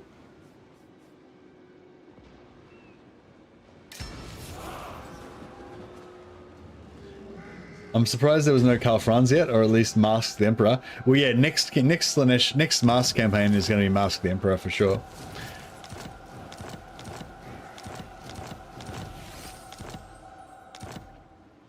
Oh yeah, finally I'll be able to do my Slaaneshi campaign. My Slaaneshi Emperor campaign. Oh, where's my lord? Oh no, I was gonna recruit a lord here, but then I didn't. Fuck. Master Druki, Dreadlord Ascendant. Hydra Blood, yeah. Alright, Reglamanic is now, Master Druki. now as a Hydra Blood.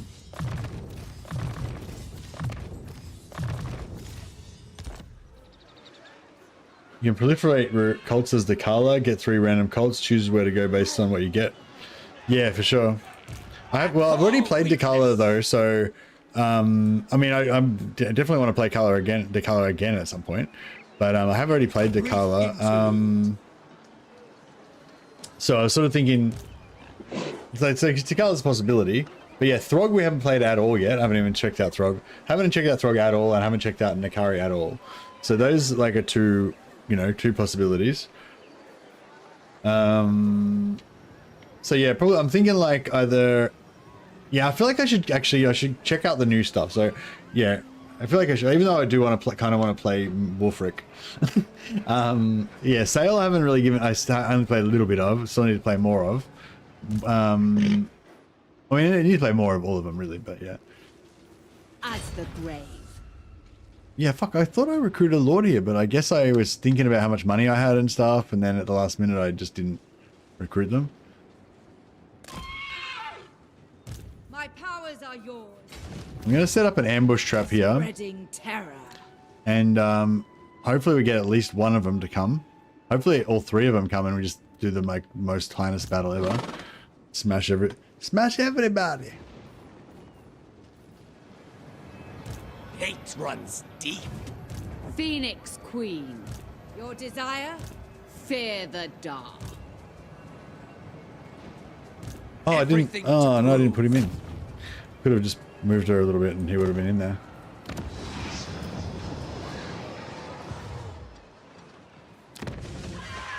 Cease your Tough. provocations. Yeah, tough's good.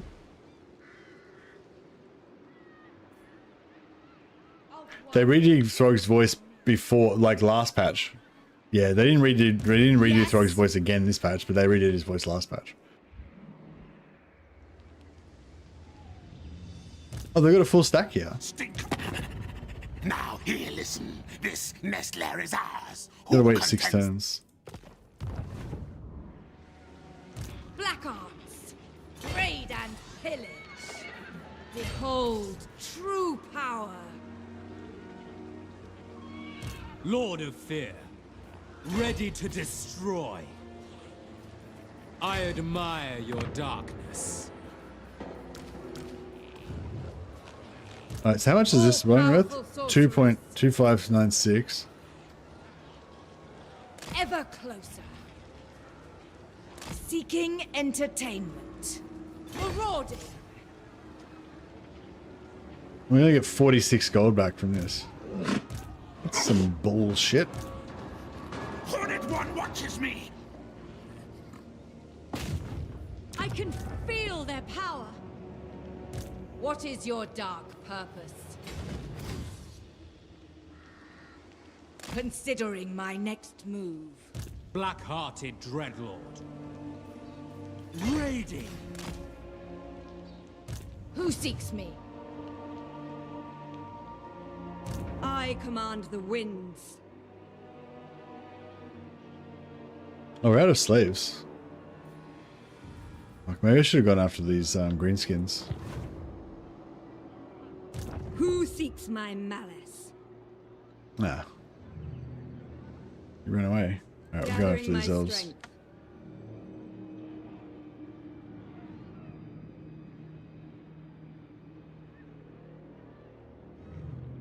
Keen to see Throg smack some Empire goons around.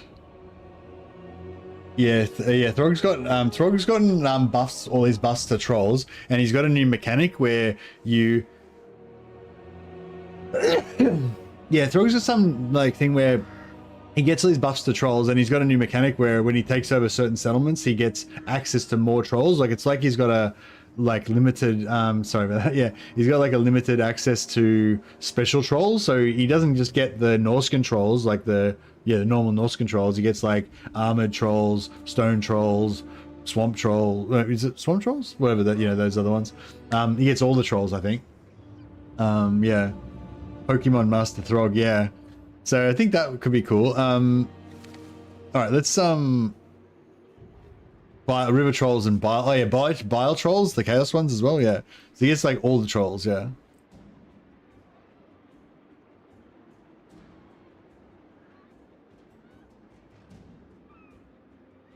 So next thing to check out would be Throg's Brawl campaign. Also, if we do Throg, I want to get into the monster hunts more, like really early, and do lots of monster hunts. So yeah, Throg, Nikari. Maybe Nikari, Emperor Nikari could be cool. They just get the fuck out of Ulthuan and go to the Empire. Gotta pop. Does Nikari start off with a does Nikari start off with a teleporter in the Empire?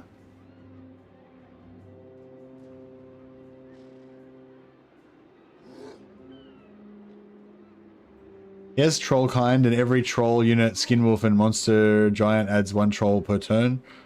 Plus some troll building costs 0 money to build, yeah. Yeah, lots of trollness. Lots of trollness. Yeah, so does Nikari start off with a he starts off with a cult underneath Safri, doesn't he? Yeah, Kairos starts off on one in Northern Bretonia. I love how the default choice for what we do is always move to the Empire and beat them up. It's move to the Empire and beat them up, or go to Ulthuan and beat up the High Elves, yeah. Yeah, I think we need to pop like random cults and then go somewhere, yeah.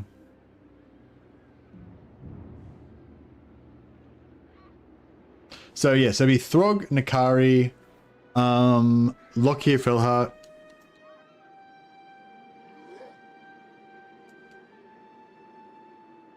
Although the Lockyer Felhart's going to be very similar feeling to this, so I'm not really that keen on that one, but I guess I'll chuck it up just in case, you know. So what is there a 4th option? So Throg, Nikari, Lockyer Felhart. Is there anything else that I haven't really tried out properly? Karl Franz. If I put in Karl Franz though, everyone will vote for Karl Franz. I want to try out the new stuff. I'm keen to get back to another Karl Franz campaign at some point, but I wouldn't mind playing Warriors of Chaos kind of as well. Like maybe playing like, oh yeah, I wish I could get the Anointed if I played as like Azazel or yeah, I wish you could get the Anointed if you played as Azazel or Sigvald, but yeah, they don't get them.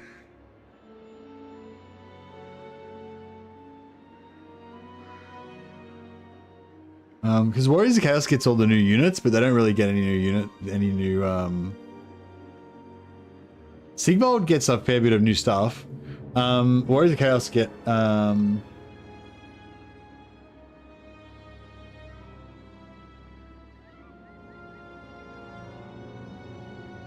where am I?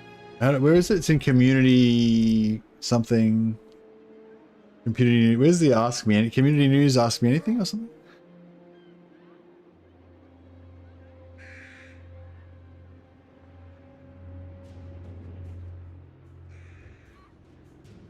Fuck. Where was the Ask Me Anything thing?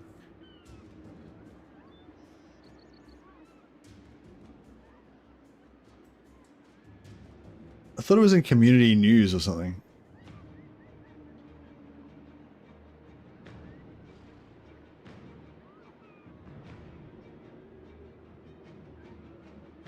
Oh, here we go. Is that it?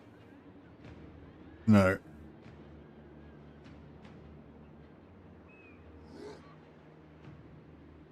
What? Oh, here it is. Yeah, Q&A answers. Yeah, sorry. How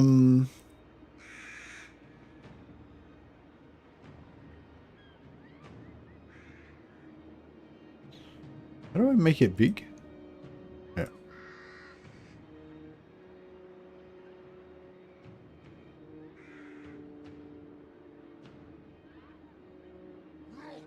So Chaos Sorcerers, yeah, Chaos Sorcerer of Slaanesh, Warriors of Chaos, Undivided, and Azazel. So that means Undivided means Sigvald gets it. So Chaos Sorcerer of Slaanesh, Striker Swordsfinner, Sigvald gets him. Oh yeah, Striker is pretty cool.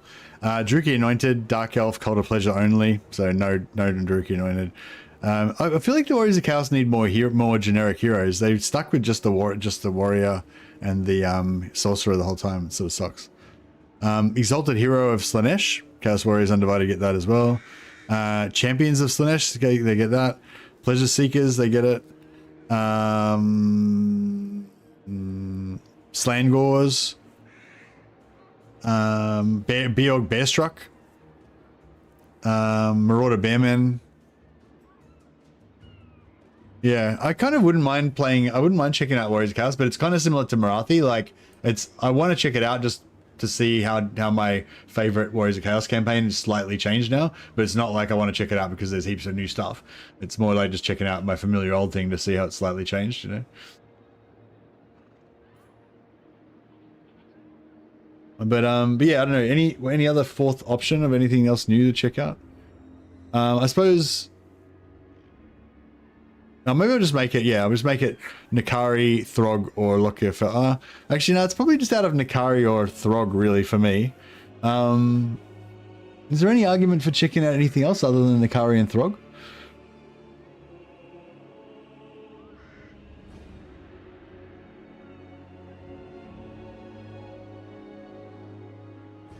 Alright, yeah, I'll check out, maybe I'll do the poll, maybe I'll do the poll when I wake up.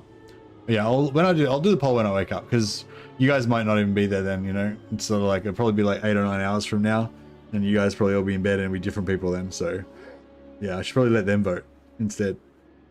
All right. But yeah, I should probably wrap it up there. Yeah, Morathi didn't really have too much new stuff, just the new Anointed. It's kind of like what I was talking about with the Chaos Warriors. Like, if you already like Dark Elves and Morathi's one of your favorite things, then it's cool that she gets the new Anointed hero now, which is really cool. But it's not like, you know, it's not like it's a whole new campaign all of a sudden or something like that. It's still just Morathi, same Morathi as it always was, but just she's got a couple of new cool things now. Basically, that would be my summary of it. In terms of this campaign, I played this campaign very loosey-goosey, very sloppy, and I wouldn't recommend that you follow exactly what I did here. But however, if you're looking for advice on how to play Morathi, I wouldn't recommend you do exactly what I did here, but I would recommend that you do basically what I did here, as in like rush your starting enemy here, and then go take the port last. So take this, then this, then this, then go through the water. Take this. That means you can get the very next turn. So it's like you know, turn 1, turn 2, turn 3, turn 4, turn 5, turn 6. Or siege lock there and go turn 6, 7, yeah, and then you've got her knocked out before turn 10. Then you go over here to choose a weak target, get a foothold in here, and then just rampage all over the donut. Morathi is going to be unstoppable pretty much with her hero stack if you do it like I did. But there's other unstoppable stacks you can do with her, I'm sure, as well. The only thing is I kind of tried to do too many things at once, and I didn't really finish things and stuff like that, you know. But if you did basically the same thing, you'll be able to do better. You probably, if you do it really carefully, you could probably have the donut probably almost completely conquered by now, I reckon. Whereas yeah, I wasted a fair few turns. But yeah, but this campaign is definitely not like it might look a bit fucked up, but it's definitely not like a disaster thing or anything. Morathi's unstoppable. She's just going to come through here and beat the shit out of these 3 armies, no problem. They might cause some problems. They might take Lothan or something, but at the end of the day, they're going to be dead, and she's going to be going up here into Telia Breast, no matter what ideas they've got. Morathi's going to be coming through here. So that's done, basically. And then we're going to ally with Nakari. Then all of Ulthuan will basically be completely safe then, and we'll start just building all that up. And yeah, did you do the White Lions campaign with the new elves already? I did not, and I would like to. But the only thing with the White Lion campaign is which Throg appeals a lot more than the other one. Yeah, it's like 90% Throg, 10% Nakari. All right. So yeah, so that's the thing. If I do a vote between White Lion campaign and Throg, no one will vote for the White Lions. I guess I could do the vote again later. I'll do the vote again later on when I start the new stream, and it'll be like Throg, Nakari, or White Lion campaign, and like everyone will vote for Throg. I'll just already have the thumbnail made because I know that everyone's going to vote for Throg. That's what you want to play, White Lions? Well, I still haven't figured out what my perfect White Lion campaign would be. So actually, I quickly just want to check. Somebody said that there's some new skills on one of the Greenskin Lords. Sorry, I didn't check it out yesterday. I was planning on checking it out maybe at the end of the stream or something, but I totally forgot about it. People are now voting for Nakari out of spite. Lol. But yeah, so what's my perfect White Lion campaign? I think it's Alithana, but go for early Confederation. So yeah, I don't know if there's a way to get, but I think with Alithana it's going to be hard to get early Confederation, but I would like to try that out actually, maybe as my next Alithana campaign, my next High Elf campaign, play Alithana and see if we can get early Confederation. So Tyrion, we already played quite a lot of Tyrion and like confederated everything. Greenskins didn't get everything. Oh, okay. Somebody was saying that the Greenskins got a new skill on some of their heroes or something. It was in the patch notes. I don't know. Maybe they were talking about the previous patch and they got confused. But yeah, no, I just played Tyrion the other day, so yeah. But I think Tyrion gets the White Line straight away, and he gets a lot of the buffs straight away. So there's an argument for Tyrion because you get the White Line straight away. Like if you want to do like, somebody said the Goblin boss got a new skill, but I don't know if it's true. Yeah, I don't know if it's true either. So this guy, the Goblin hero boss, Gap Sticker, Sundering attacks, Opportunistic Murderer, Devastating Flanker, enables Disrupted, silences enemies, and reduces physical resistance. Is that new? I mean, I don't really remember that, but they could be just the same stuff that they got previously. I'm not sure. And then he's also got this Opportunistic Murderer for. It's all the same. Opportunistic Murderer for Goblin Wolf Cavalry units. That's pretty cool. Oh, wait, no. Which one's Opportunistic Murderer?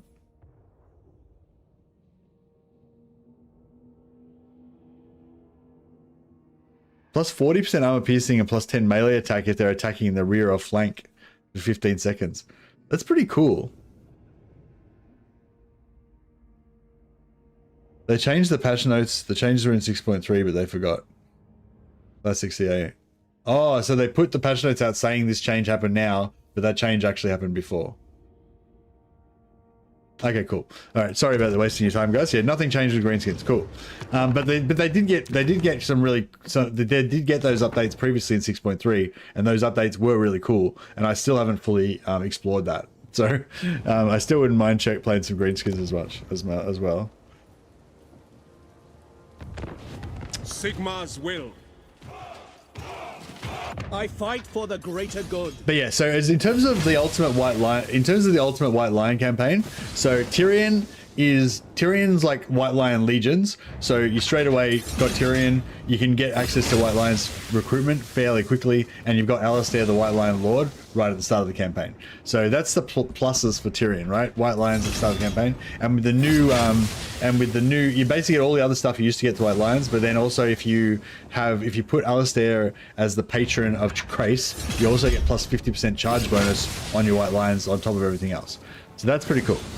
Then you've got Lord Aisling. He can kind of do the same thing. You got to confederate Tyrion to get Alistair, and then he can put Alistair as the patron of Crace to get the 50% charge bonus.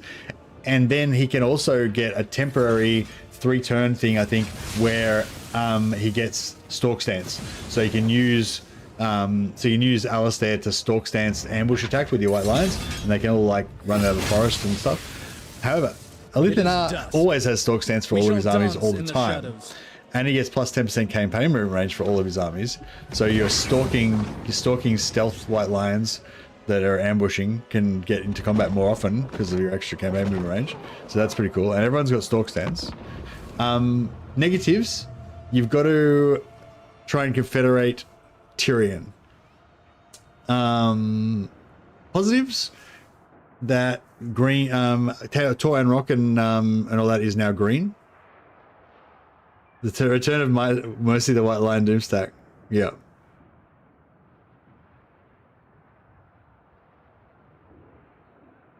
I think with the White Lion stack, what we should do is like not make it. I won't make it like that the whole faction is like White Lion. If I was going to go Tyrion, then I'd probably go like White Lion Legions. It's like Tyrion doesn't know how to defend Ulthuan. He talks to his most trusted advisor, Alistair. Alistair's like, I think we should recruit many legions of White Lions. And Tyrion's like, fuck Alistair. Every time I ask you a question, it's always multiple legions of White Lions. Shut the fuck up about the White Lions. It's like, Alistair's like, White Lions, it's our only chance. But But yeah, so Tyrion it's like White Lion Legions. But for Alithanar, I feel like it's like Alithanar goes Shadow Warriors, but then you get Alistair and give Alistair the Shadow White Lion, Black White Lions. Because Alithanar, that's the other pro for Alithanar is that his faction colors are this like dark brown, black grey kind of color. So then you get Black White Lions. Doesn't get much better than that. The grey white lions, yeah.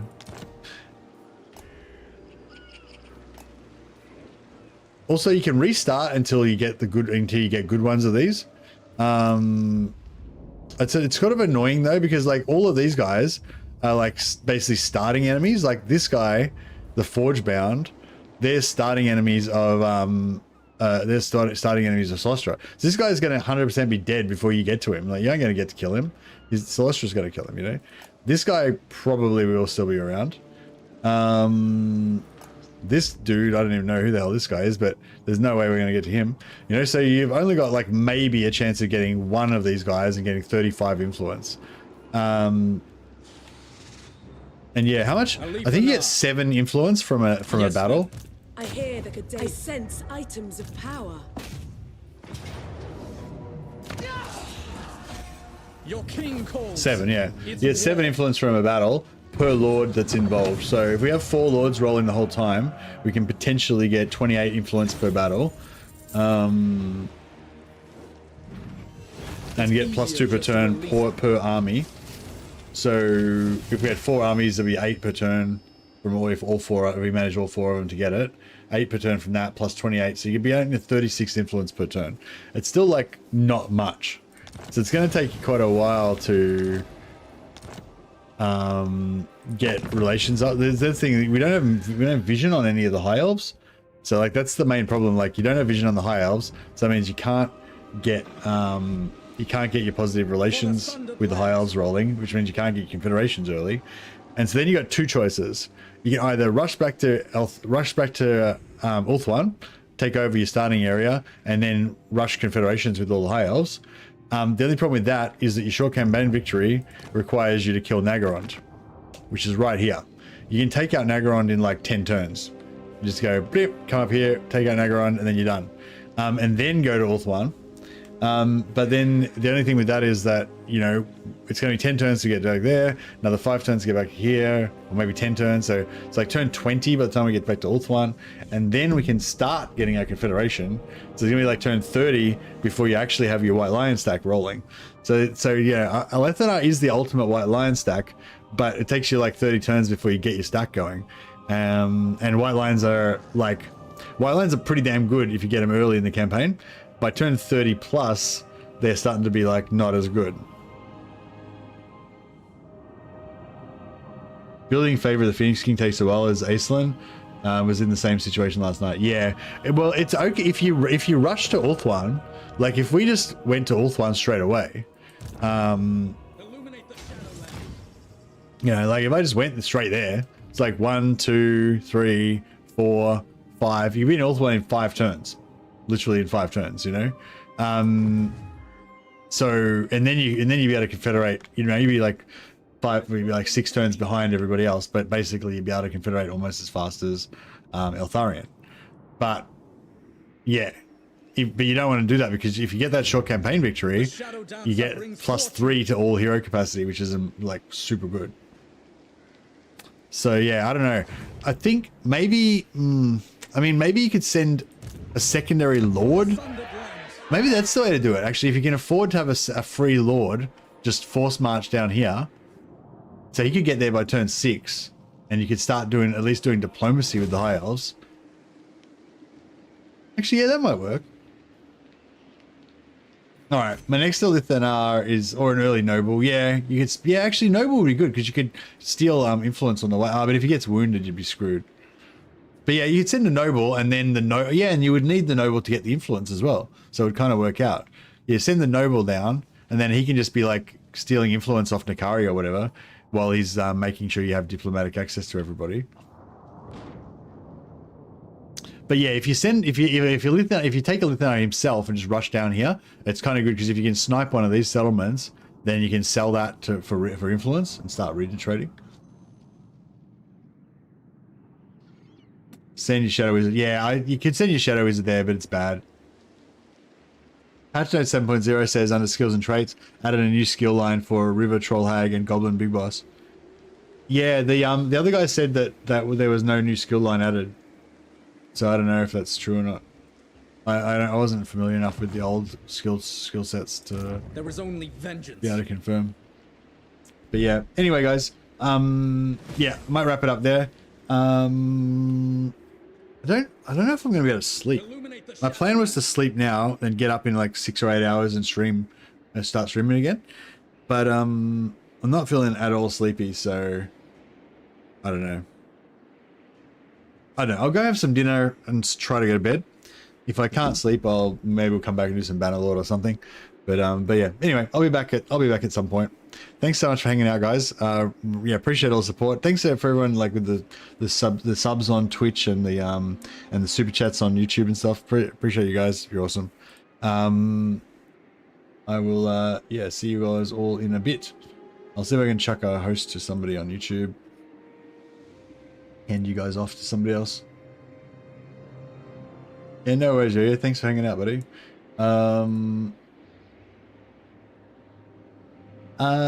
Slightly obnoxious Kiwi is playing some Sea Lord Aisling. He said it's his first look, so he won't know much. You know, he's exploring it for the first time. So maybe you can give him, those of you who are experts on Aisling already, maybe you can give him some tips.